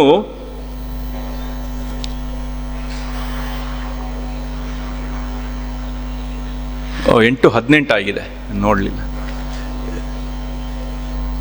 ಈ ಯಾವುದೇ ಒಂದು ಶಾಸ್ತ್ರವನ್ನು ಓದೋದಕ್ಕೆ ನಮಗೆ ಒಂದು ಅಗತ್ಯ ಸಿದ್ಧತೆ ಬೇಕು ಅಂತ. ಅದನ್ನು ಹೇಳಿ ಇವತ್ತು ಮುಗಿಸ್ಬಿಡ್ತೀನಿ. ನಾಳೆ ಗೀತೆಯ ಕೆಲವೊಂದು ಶ್ಲೋಕಗಳನ್ನೇ ತಗೊಂಡು ಆಮೇಲೆ ನೋಡೋದಾಗತ್ತೆ. ಇವತ್ತು ಮಾತಿಗೆ ಕೇಳಿದ ಮೇಲೆ ನಿಮಗೆ ಏನಾದರೂ ಅನಿಸಿ, ಇಲ್ಲ ನಾಳೆ ಈ ಥರ ಇದ್ದರೆ ಚೆನ್ನಾಗಿರ್ಬೋದು ಅಂತ ನೀವೇನಾದರೂ ಹೇಳಿದ್ರೆ ಅದನ್ನ ಆ ರೀತಿ ನಾವು ಹೇಳೋದಕ್ಕೆ ಪ್ರಯತ್ನ ಪಡ್ಬೋದು. ಹಾಗೆ ಹೇಳ್ತೀನಿ ನನಗೆಲ್ಲ ರೀತಿ ಸಾಮರ್ಥ್ಯ ಇದೆ ಅಂತಲ್ಲ, ಪ್ರಯತ್ನ ಪಡ್ಬೋದು ಅಂತ. ನಾನು ಒಂದು ಪೀಠಿಕೆ ಇರಲಿ ಅನ್ನೋ ದೃಷ್ಟಿಯಿಂದನೇ ಇವತ್ತು ಹೆಚ್ಚು ಮಾತಾಡಿದೆ. ಸಾಧನ ಚತುಷ್ಟಯ ಅನ್ನುವಂಥ ಒಂದು ಕಲ್ಪನೆ ಇದೆ ನಮ್ಮಲ್ಲಿ. ಸಾಧನ ಚತುಷ್ಟಯ ಅಂಥೇಳಿ ಅಂದರೆ 4 ರೀತಿ ಅನುಬಂಧ ಚತುಷ್ಟಯ. ಅಂದರೆ ಅದು ಯಾರಿಗೆ ಒಂದು ವಸ್ತು, ಒಂದು ಪುಸ್ತಕ ಅಂತ ಹೇಳೋ ರೀತಿಯಲ್ಲೇ ಸಾಧನ ಚತುಷ್ಟಯ, ನಾನು ಸಿದ್ಧ ಆಗಿರಬೇಕು ಅಂತ. ಅದು ಬಹಳ ಮುಖ್ಯ. ನಿನಗೆ ಆ ಅಧಿಕಾರಿ ಅನ್ನುವಂಥ ಒಂದು ಅರ್ಹತೆ ಬರುವಂಥದ್ದು ಯಾವಾಗ ಅಂತ ಹೇಳಿದ್ರೆ ನೀನು ಇಷ್ಟು ಮಾಡಬೇಕು ಅಂತ. ಈಗ ನಮ್ಮಲ್ಲಿ ಯಾವುದೋ ಒಂದು ಕೆಲಸಕ್ಕೂ ನಮಗೊಂದು ಅರ್ಹತೆ ಬೇಕು ಅಂತ ನಾವು ಕೇಳ್ತೀವಲ್ವಾ, ಹಾಗೆ ಈ ಗೀತೆ ಅನ್ನುವಂಥ ಒಂದು ಗ್ರಂಥವನ್ನು ಓದೋದಕ್ಕೆ ನಮಗೆ ಈ ಥರದ್ದು ಕೆಲವೊಂದು ಅಂಶಗಳು ಬೇಕು ಅನ್ನೋದನ್ನು ಕೂಡ DVG ಅವರು ಪಟ್ಟಿ ಮಾಡ್ತಾರೆ. ಅದು ನಮ್ಮ ಶಾಸ್ತ್ರ ಪರಂಪರೆಯಲ್ಲೇ ಇರುವಂಥದ್ದು, ಅದನ್ನು ಸಾಧನ ಚತುಷ್ಟಯ ಅಂತ ಕರೀತಾರೆ ಅಂತ. ಇಲ್ಲಿ ನನಗೆ ನಮ್ಮ ಗುರುಗಳು ಒಂದು ಮಾತು ತುಂಬ ನೆನಪು ಬರುತ್ತೆ, ಭಾಳ ಮುಖ್ಯ ಅಂತ ಅನ್ಸುತ್ತೆ ನನಗೆ. ನಮ್ಮ ಗುರುಗಳು ನಮಗೆ ಪಾಠ ಮಾಡಬೇಕಾದ್ರೆ SK ರಾಮಚಂದ್ರಾಯರು ಹೇಳ್ತಿದ್ರು ನೋಡಿ, ಈಗ ಭಗವದ್ಗೀತೆಗೆ ಬೇರೆ ಬೇರೆ ಆಚಾರ್ಯರು ತಮ್ಮ ಒಂದು ದರ್ಶನದ ಪಂಥಕ್ಕೆ ಅನುಗುಣವಾಗಿ ಬರೆದಿದ್ದಾರೆ. ಆಚಾರ್ಯ ಶಂಕರರು ಅವರು ಅದ್ವೈತ ತತ್ವಕ್ಕೆ ಅನುಗುಣವಾಗಿ ಗೀತಾ ಭಾಷ್ಯ ಬರೆದಿದ್ದಾರೆ. ಮತ್ತು ರಾಮಾನುಜರು ಅವರ ಸಿದ್ಧಾಂತ ಪ್ರತಿಪಾದನೆ ಮಾಡೋದಕ್ಕೋಸ್ಕರ ಬರೆದಿದ್ದಾರೆ. ಮಧ್ವಾಚಾರ್ಯರು ಅವರು ದ್ವೈತ ಸಿದ್ಧಾಂತವನ್ನು ಪ್ರತಿಪಾದನೆ ಮಾಡಲಿಕ್ಕೆ ಬರೆದಿದ್ದಾರೆ. ಈ ಥರದ್ದೇ ತುಂಬ ಜನ ಅವರವರ ಸಿದ್ಧಾಂತಕ್ಕೆ ಅನುಗುಣವಾಗಿ ಬರೆದಿದ್ದಾರೆ ಅಂತ. ಅದು ಎಲ್ಲ ಬ್ರಹ್ಮಸೂತ್ರಗಳಿಗೂ ಹಾಗೆ ಬರೆದಿದ್ದಾರೆ, ಉಪನಿಷತ್ತುಗಳಿಗೂ ಹಾಗೆ ಬರೆದಿದ್ದಾರೆ. ಇದೆಲ್ಲ ನಿಜ. ಯಾಕೆಂದರೆ ನನಗೆ ಭಗವದ್ಗೀತೆ ಹೀಗೆ ಕಾಣ್ತಾ ಇದೆ, ಉಪನಿಷತ್ನಲ್ಲಿ ನನಗೆ ಅದ್ವೈತವೇ ಕಾಣ್ತಿದೆ ಅಂತ ಅದ್ವೈತದ ಆಚಾರ್ಯರು ಪ್ರತಿಪಾದನೆ ಮಾಡಿದ್ರೆ, ಇಲ್ಲ ನಮಗೆ ದ್ವೈತವೇ ಕಾಣ್ತಿದೆ ಅಂತ ದ್ವೈತದ ಆಚಾರ್ಯರು ಪ್ರತಿಪಾದನೆ ಮಾಡ್ತಾರೆ. ಅದು ನಮಗೆ ಹಿಮಾಲಯ ನೋಡಿದಾಗೆ, ಹಿಮಾಲಯವನ್ನು ನಾವು ಈ ಕಡೆಯಿಂದ ನೋಡಿದ್ರೆ ಒಂಥರ ಕಾಣುತ್ತೆ, ಆ ಕಡೆಯಿಂದ ನೋಡಿದ್ರೆ ಆ ಥರ ಕಾಣುತ್ತೆ. ನಾವು ಯಾವುದು ಸರಿ ಯಾವುದು ತಪ್ಪು ಅನ್ನುವಂಥದ್ದು ಅಲ್ಲಿ ಅಬ್ಸಲ್ಯೂಟ್ ಅಂತ ಹೇಳುವಂಥದ್ದು ಇರೋದಿಲ್ಲ. ಅವ್ರವ್ರ ಪರ್ಸ್ಪೆಕ್ಟಿವ್ ಅಲ್ಲಿ ಅವ್ರು ಎಲ್ಲಿ ನಿಂತಿದ್ದಾರೆ ಅನ್ನೋ ಕಾರಣಕ್ಕೆ ಅದು ಒಂದೊಂದು ರೀತಿ ಕಾಣುತ್ತೆ ಅಲ್ವಾ. ಆದರೆ ಈ ಆಚಾರ್ಯರಲ್ಲಿ ತಮ್ಮ ಸಿದ್ಧಾಂತದ ನಿಲುವುಗಳಲ್ಲಿ ವ್ಯತ್ಯಾಸ ಇರಬಹುದು, ಆದರೆ ಎಲ್ಲ ಆಚಾರ್ಯರಲ್ಲೂ ಒಂದು ಸಾಮಾನ್ಯ ಅಂಶ ಒಂದಿದೆ ಅಂತ, ಎಲ್ಲರೂ ಒಪ್ಕೊಂಡಿರುವಂಥ ಒಂದು ಅಂಶ ಸಮಾನವಾಗಿದೆ ಅಂಥೇಳಿ. ಎಲ್ಲರೂ ಕೂಡ ನನಗೆ ಹಿಮಾಲಯ ಏನು ಶಿವನ ವಾಸಸ್ಥಾನ ಥರ ಕಾಣ್ತಿದೆ ಅಂತ ಹೇಳ್ಬೋದು, ಇನ್ನೊಬ್ಬನಿಗೆ ಅದು ವೃಷಭದ ಥರ ಕಾಣ್ತಿದೆ ಅಂತ ಹೇಳ್ಬೋದು, ಇನ್ನೊಬ್ಬನಿಗೆ ಇನ್ನೊಂದು ರೀತಿ ಕಾಣ್ತಾ ಇದೆ, ಹೀಗೆಲ್ಲ ಹೇಳ್ಬೋದು. ಆದರೆ ಆ ಹಿಮಾಲಯ ಅನ್ನುವಂಥದ್ದು ಒಂದು ಎತ್ತರದ ಒಂದು ಶಿಖರ, ಅದು ಹಿಮಾಲಯ ಅಂದ್ರೆ ವ್ಯಾಪ್ತಿ ದೊಡ್ಡದು, ಈ ರೀತಿ ಯಾವುದೋ ಒಂದು ಅಂಶದಲ್ಲಿ ಎಲ್ರಿಗೂ ಒಂದು ಸಮಾನವಾದಂಥದ್ದು ಒಂದು ತತ್ವ ಇರುತ್ತಲ್ವಾ. ಹಾಗೆ ಈ ದಾರ್ಶನಿಕ ಸಂದರ್ಭದಲ್ಲೂ ಕೂಡ ಎಲ್ಲರಲ್ಲೂ ಕೂಡ ಒಂದು ಸಮಾನವಾದಂಥ ಒಂದು ಅಂಶ ಇದೆ. ಅದನ್ನೇ ಸಾಧನ ಚತುಷ್ಟಯ ಅಂತ. ಎಲ್ಲ ಆಚಾರ್ಯರೂ ಕೂಡ ನೀವು ಫಿಲಾಸಫಿ ಆ ತತ್ವಶಾಸ್ತ್ರಕ್ಕೆ ಪ್ರವೇಶ ಬರಬೇಕು ಅಂತಿದ್ರೆ ನಿಮಗೆ ಮೊದಲು ಬೇಕಾದಂಥ ಅರ್ಹತೆ ಏನು ಅಂತ ಹೇಳಿದ್ರೆ ಅದು ಸಾಧನ ಚತುಷ್ಟಯ ಅನ್ನೋದ್ರ ಬಗ್ಗೆ ಅದು ರಾಮಾನುಜರಿಗೂ ಮಧ್ವರಿಗೂ ಶಂಕರರಿಗೂ ಯಾರಿಗೂ ಕೂಡ ಈ ವಿಷಯದಲ್ಲೇನು ತಕರಾರಿಲ್ಲ. ಏನು ಅಂತ ಹೇಳಿದ್ರೆ, ನೋಡಪ್ಪ ನೀನು ಕಾಂಗ್ರೆಸ್ಗಾದರೂ ವೋಟ್ ಮಾಡ್ಕೊ, BJPಗಾದರೂ ವೋಟ್ ಮಾಡ್ಕೊ, JDSಗಾದರೂ ವೋಟ್ ಮಾಡ್ಕೊ, ಹೋಗ್ಲಿ ಕಮ್ಯುನಿಸ್ಟ್ರಿಗಾದರೂ ವೋಟ್ ಮಾಡ್ಕೊ, ನಾವು ಇದ್ರ ಬಗ್ಗೆ ಏನು ಮಾತಾಡೋದಿಲ್ಲ. ಆದರೆ ನೀನು ವೋಟ್ ಮಾಡೋದಕ್ಕಿಂತ ಮೊದಲು ಈ ದೇಶದ ನಾಗರಿಕ ಆಗಿರಬೇಕು, ಈ ದೇಶದ ಬಗ್ಗೆ ನಿನಗೆ ಪ್ರೀತಿ ಇರಬೇಕು, ದೇಶಕ್ಕೆ ನಿಷ್ಠೆ ಇರಬೇಕು ಅಂತ ಹೇಳೋದೇನು ತಪ್ಪಿಲ್ವಲ್ಲ. ಆ ರೀತಿ ಇದು. ನೀನು ಯಾರಿಗಾದ್ರೂ ವೋಟ್ ಮಾಡ್ಕೊಳ್ಳಯ್ಯ, ನಿನಗೆ ಇವತ್ತು ನೀನು BJPಗೆ ಮಾಡಿರೋ ನಾಳೆ ಕಾಂಗ್ರೆಸ್ಗೆ ಮಾಡ್ಬೋದು, ಕಾಂಗ್ರೆಸ್ಗೆ ಮಾಡಿರೋ ನಾಳೆ JDSಗೆ ಏನೋ ಒಂದು ಆಗ್ಬೋದು, ಬೇರೆ ಪ್ರಶ್ನೆ ಅದು. ಆದರೆ ಈ ದೇಶದ ಬಗ್ಗೆ ಒಂದು ಪ್ರೀತಿ, ದೇಶಕ್ಕೆ ನಿಷ್ಠೆ, ರಾಷ್ಟ್ರ ಪ್ರೇಮ ಅನ್ನುವಂಥದ್ದು ನಿನಗೆ ಕಾಮನ್ ಆಗಿರಬೇಕು. ಇದ್ರ ಬಗ್ಗೆ ರಾಜಿ ಆದರೆ ಪ್ರಯೋಜನ ಇಲ್ಲ ಅಂತ.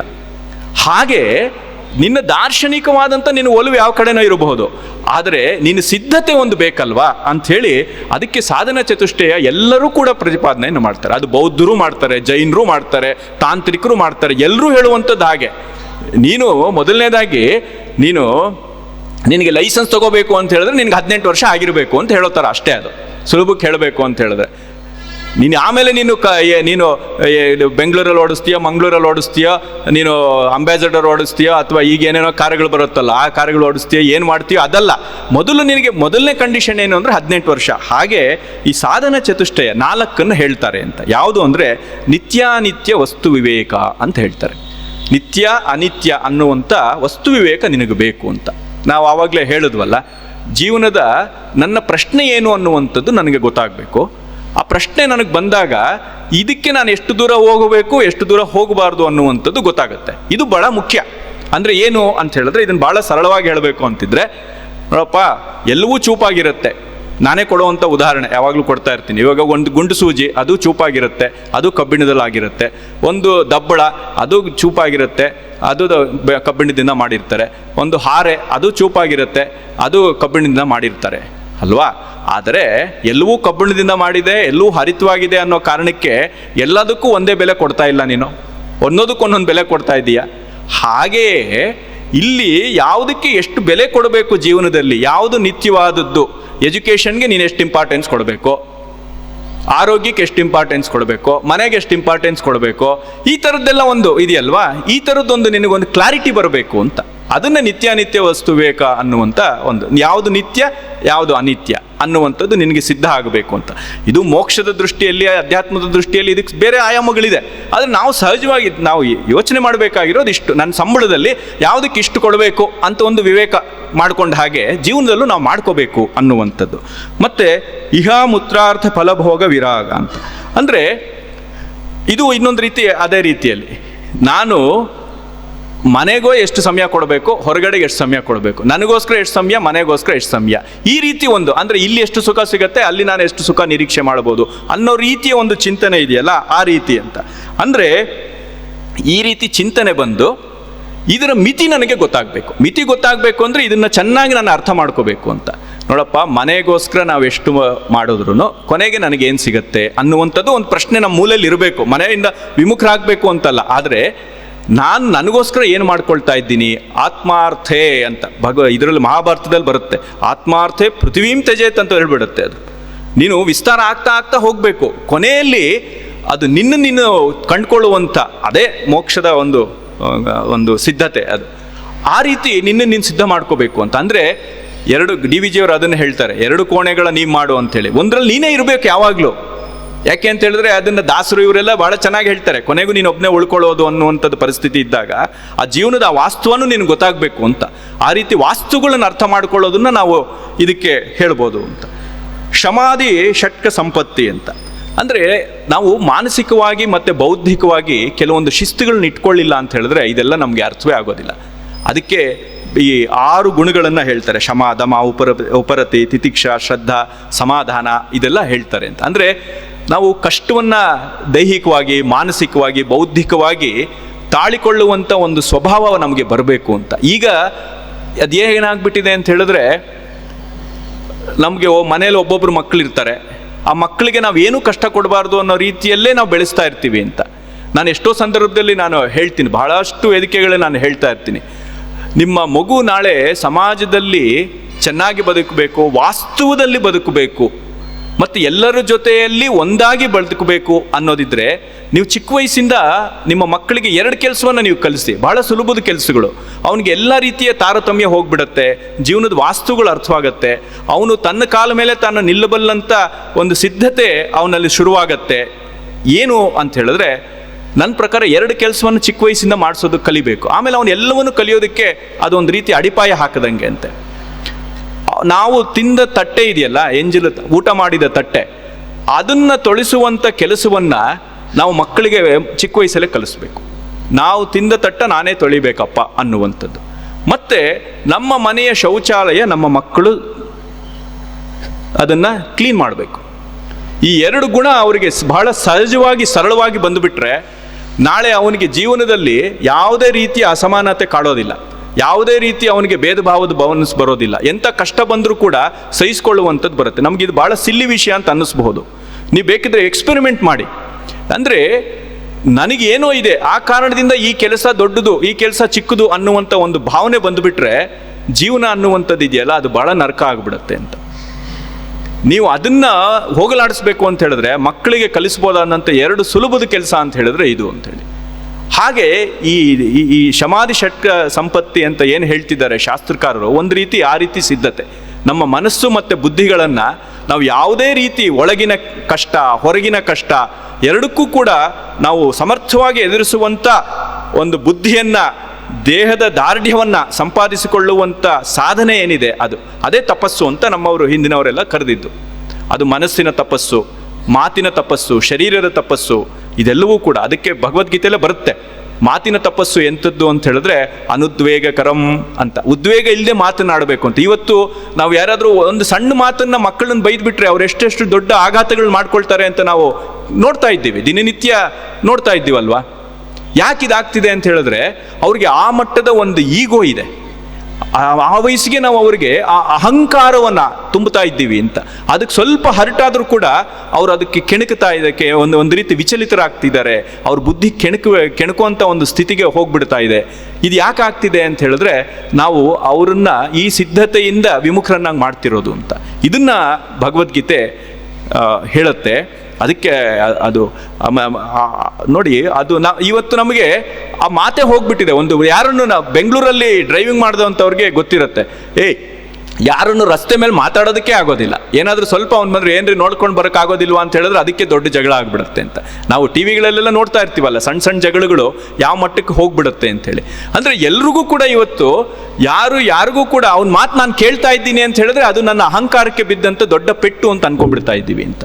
ಮೇಷ್ಟ್ರುಗಳು ಹೇಳೋಕ್ಕಾಗೋದಿಲ್ಲ, ಶಾಲೆಯಲ್ಲಿ ಮನೆಯಲ್ಲಿ ತಂದೆ ತಾಯಿಗಳು ಹೇಳೋಕ್ಕಾಗೋದಿಲ್ಲ, ಈ ರೀತಿ ಪರಿಸ್ಥಿತಿಗಳನ್ನು ಯಾಕೆ ನಾವು ನಿರ್ಮಾಣ ಮಾಡ್ತಾ ಇದ್ದೀವಿ, ಇದನ್ನು ನಾವು ಅರ್ಥ ಮಾಡ್ಕೋಬೇಕು. ಅದು ಈ ರೀತಿ ಸಿದ್ಧತೆ ಬೇಕಾಗಿರುವುದರಿಂದ ಸಾಧನ ಚತುಷ್ಟಯದಲ್ಲಿ ಮೂರನೇದಾಗಿ ಈ ಶಮದಮ ಉಪರತೆ ಇದೆಲ್ಲ ಕೂಡ ಆ ರೀತಿ ಸಿದ್ಧತೆಯನ್ನು ಹೇಳುತ್ತೆ ಅಂತ. ಅದಕ್ಕೆ ಒಂದೊಂದಕ್ಕೂ ಬಹಳ ವಿಶಿಷ್ಟವಾದಂಥ ಒಂದು ವ್ಯಾಖ್ಯಾನಗಳೇ ಇದೆ. ನಾವು ಅದನ್ನು ಸದ್ಯಕ್ಕಿಷ್ಟು ನೋಡ್ತಾ, ನಾಲ್ಕನೇದು ಮುಮುಕ್ಷತ್ವ ಅಂತ. ಮುಮುಕ್ಷತ್ವ ಅಂದರೆ ಏನು ಅಂತ ಹೇಳಿದ್ರೆ ಮೋಕ್ಷದಲ್ಲಿ ಅಭಿಲಾಷೆ ಅಂತ. ಮೋಕ್ಷ ಅಂದರೆ ಏನು ಅಂತ ಹೇಳಿದ್ರೆ ನಾನು ಶರೀರದ ಸಮೇತ ಸ್ವರ್ಗಕ್ಕೆ ಹೋಗಬೇಕು ಅನ್ನುವಂಥದ್ದಲ್ಲ. ಮೋಕ್ಷ ಅಂತ ಹೇಳಿದ್ರೆ ಆನಂದ ಅಂತ ಅಷ್ಟೆ. ನಮ್ಮವ್ರು ಹೇಳಿರುವಂಥದ್ದು ಆನಂದ. ಆನಂದದಲ್ಲಿ ನನಗೆ ಒಂದು ಅಭಿಲಾಷೆ ಇರಬೇಕು, ಆಸೆ ಹುಟ್ಟಬೇಕು ಅಂತ. ಇವಾಗ ನಮಗೆಲ್ಲ ಆನಂದದಲ್ಲಿಲ್ವಾ, ನಾವೆಲ್ಲ ಇದಕ್ಕೋಸ್ಕರನೇ ಮಾಡ್ತಿಲ್ವಾ ಅಂತ ಹೇಳಿದ್ರೆ ನೀವೇ ಆತ್ಮಾವಲೋಕನ ಮಾಡ್ಕೊಳ್ಳಿ, ನಾವುಗಳೇ ಮಾಡ್ಕೊಳ್ಳೋಣ. ನಾವು ಆನಂದವನ್ನು ಬಯಸ್ತಾ ಇದ್ದೀವ, ಸುಖವನ್ನು ಬಯಸ್ತಾ ಇದ್ದೀವ ಅಂತ. ಆನಂದಕ್ಕೂ ಸುಖಕ್ಕೂ ಬಹಳ ವ್ಯತ್ಯಾಸ ಇದೆ. ಮಿಕ್ಸಿಯಲ್ಲಿ ಆಂಬೋಡೆಗೆ ಹಿಟ್ಟನ್ನು ಹಾಕುವಂಥದ್ದು ಸುಖ, ಆದರೆ ಒರಳುಕಲ್ಲಲ್ಲಿ ಅದನ್ನು ನಿಧಾನಕ್ಕೆ ತಿರುವಿ ಮಾಡಿದ್ರೆ ಅದು ಆನಂದ ಅಂತ. ಅದು ಹೇಗೆ ಅಂತ ಹೇಳಿದ್ರೆ ನಾವು ಆಂಬೋಡೆ ಮಾಡಿದ್ರೆ ಸಾಕು ಅನ್ನುವಂಥದ್ದು ಮಿಕ್ಸಿ ಸ್ಥಿತಿ ಆಗಿಬಿಟ್ಟಿದೆ. ಆದರೆ ಆ ಹೊರಳುಕಲ್ಲಲ್ಲಿ ಹಾಕಿ ರುಬ್ತಾ ಇದ್ದಿದ್ದು ದಿನ ಇದೆಯಲ್ವಾ, ಅಲ್ಲಿ ಆಂಬೋಡೆ ಹೇಗಿದ್ರೆ ಚೆನ್ನಾಗಿರುತ್ತೋ ಹಾಗೆ ಮಾಡೋದಕ್ಕೋಸ್ಕರ ಇರುವಂಥದ್ದು. ಇಲ್ಲಿ ಮಿಕ್ಸಿ ಒರಳಿನ ಕೆಲಸ ಮಾಡೋಲ್ಲ.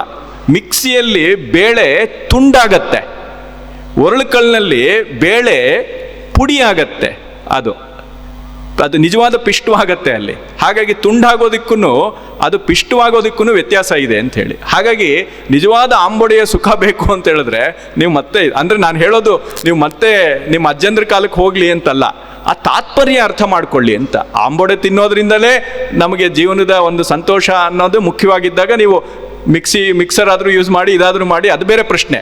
ಆದರೆ ಅದ್ರ ಹಿನ್ನೆಲೆ ಇರುವಂಥ ತಾತ್ವಿಕತೆ ಏನು ಅಂತ ಅರ್ಥ ಮಾಡ್ಕೋಬೇಕು ಅಂತ. ಈ ಜೀವನಕ್ಕೆ ನಿಜವಾಗ್ಲೂ ಕೂಡ ಏನು ಉದ್ದೇಶ ಅನ್ನೋದು ಅರ್ಥ ಮಾಡ್ಕೋಬೇಕು ಅಂತ. ಅದಕ್ಕೆ ಕೈಲಾಸಮ್ನ ಒಂದ್ಸಲಿ ಪ್ರಶ್ನೆ ಕೇಳಿದ್ರಂತೆ, what is your concept of life ಅಂತೇಳಿ. ನಾನು ನನ್ನ ಪುಸ್ತಕ ಬರೆಯೋದಕ್ಕೆ ಒಂದು ರೀತಿ ನನ್ನನ್ನು ಟ್ರಿಗರ್ ಮಾಡಿದಂಥ ಒಂದು ಸಂದರ್ಭ ಅದು. What's your concept of life ಅಂಥೇಳಿ. ಅದಕ್ಕೆ ಕೈಲಾಸಮ್ ಹೇಳಿದ್ರಂತೆ, life is A product of conception ಅಂಥೇಳಿ. ಈ ಜೀವನ ಅನ್ನುವಂಥದ್ದು ಅಲ್ಲಿ ಕನ್ಸೆಪ್ಷನ್ ಅನ್ನೋದಕ್ಕೆ ಎರಡು ಅರ್ಥಗಳಿದೆ. ಒಂದು ಕಲ್ಪನೆ ಅನ್ನುವಂಥದ್ದಿದೆ, ಇನ್ನೊಂದು ಅದು ಗರ್ಭ ಧರಿಸುವುದು ಅಂತ. ಅಂದರೆ ಜೀವನ ಅಂದರೆ ಏನು ಅಂತ ಹೇಳಿದ್ರೆ ನಮ್ಮ ಭಾವಬುದ್ಧಿಗಳಲ್ಲಿ ಯಾವ ರೀತಿ ಗರ್ಭಧಾರಣೆ ಮಾಡುತ್ತೆ ಒಂದು ಐಡಿಯಾ, ಅದ್ರ ಪ್ರಕಾರವೇ ನಮ್ಮ ಜೀವನ ಅಂತ. ಅದು ಫಿಲಾಸಫಿ ಹೇಳುವಂಥದ್ದು ಕೂಡ ಹಾಗೆ. ಕೊನೆಗೆ ನಾವು ಜೀವನ ಅಂತ ನಾವೇನು ಅಂದ್ಕೊಳ್ತೀವಿ ಅದು ನಮ್ಮ ಜೀವನವಾಗತ್ತೆ ಅಂತ. ಇದೆಲ್ಲ ತಾತ್ವಿಕವಾಗಿ ಇದನ್ನು ತತ್ವಜ್ಞರೆಲ್ಲ ಬಹಳ ಇದ್ರ ಬಗ್ಗೆ ಜಿಜ್ಞಾಸೆಯನ್ನು ಮಾಡಿದ್ದಾರೆ. ಹಾಗೆ ನಾವು ಮೊದಲಿಗೆ ನನ್ನ ಜೀವನದ ಉದ್ದೇಶ ಏನು ಅನ್ನೋದನ್ನು ಅರ್ಥ ಮಾಡ್ಕೋಬೇಕು. ಆ ಉದ್ದೇಶವನ್ನು ಈಡೇರಿಸ್ಕೊಳ್ಳೋದಕ್ಕೆ ಸಫಲ ಮಾಡೋದು ಹೇಗೆ ಅನ್ನೋದ್ರ ಕಡೆಗೆ ನಮ್ಮ ಮನಸ್ಸು ಹೋದಾಗ ಆಗ ನಮಗೆ ಗೀತೆ ಕೈ ಹಿಡಿಯುತ್ತೆ ಅಂತ. ನಾವು ಎಲ್ಲ ಸಂದರ್ಭದಲ್ಲೂ ಸೀರಿಯಲ್ ಓದ್ಕೊಂಡು ಗೀತೆ ಓದಿದ್ರೆ ನಮಗೆ ಕೈ ಹಿಡಿಯೋಲ್ಲ. ನಮಗೆ ನಿಜವಾಗಲೂ ಕೂಡ ಆ ರೀತಿಯ ಒಂದು ಹಸಿವಿರಬೇಕು. ಆ ಹಸಿವು ಬಂದಾಗ ಆವಾಗಷ್ಟೇ ಗೀತೆ ಅನ್ನುವಂಥದ್ದು ನಮಗೆ ನಿಜವಾಗಲೂ ಕೂಡ ಅದು ಮನಸ್ಸು ಒಳಗಡೆ ಪ್ರವೇಶ ಮಾಡುತ್ತೆ. ಮಗು ಹೇಗೆ ಪ್ರಾಮಾಣಿಕವಾಗಿ ಅಳುತ್ತೋ ಅದಕ್ಕೆ ಗೊತ್ತಿರೋದು ಅದೊಂದೇ. ಆ ಪ್ರಾಮಾಣಿಕವಾಗಿ ಅತ್ತಾಗ ತಾಯಿಯ ಜೋಗಳ ಅದಕ್ಕೆ ಒಂದು ಸಾಂತ್ವನವನ್ನು ಕೊಡುತ್ತೆ. ಹಾಗೆ ಜೀವನದ ಬಗ್ಗೆ ನಮಗೂ ಒಂದು ಪ್ರಾಮಾಣಿಕವಾದ ಪ್ರಶ್ನೆ ಬರಬೇಕು. ಆ ಪ್ರಶ್ನೆಗೆ ಉತ್ತರ ಕಂಡುಕೊಳ್ಳುವಂಥ ಅಳು, ಒಂದು ಕಣ್ಣೀರು ನಮ್ಮ ಜೀವನದಲ್ಲಿ ಜಿನುಗಿದ್ರೆ ಆಗ ಗೀತೆ ಅನ್ನುವಂಥ ತಾಯಿ ನಮಗೆ ಜೋಗುಳವಾಗಿ ಹಾಡಾಗಿ ಒದಗಿ ನೆಮ್ಮದಿ ಅನ್ನುವಂಥ ನಿದ್ರೆಯನ್ನು ಖಂಡಿತವಾಗಲೂ, ಸಮಾಧಾನ ಅನ್ನುವಂಥ ಒಂದು ನೆಮ್ಮದಿಯನ್ನು ಖಂಡಿತವಾಗಲೂ ಕೊಟ್ಟೇ ಕೊಡ್ತಾಳೆ ಆ ತಾಯಿ ಗೀತಾ ಮಾತೆ ಅಂತ ಹೇಳ್ತಾ ಇವತ್ತಿನ ಮಾತನ್ನು ಮುಗಿಸೋಣ. ಎಲ್ಲರಿಗೂ ನಮಸ್ಕಾರ.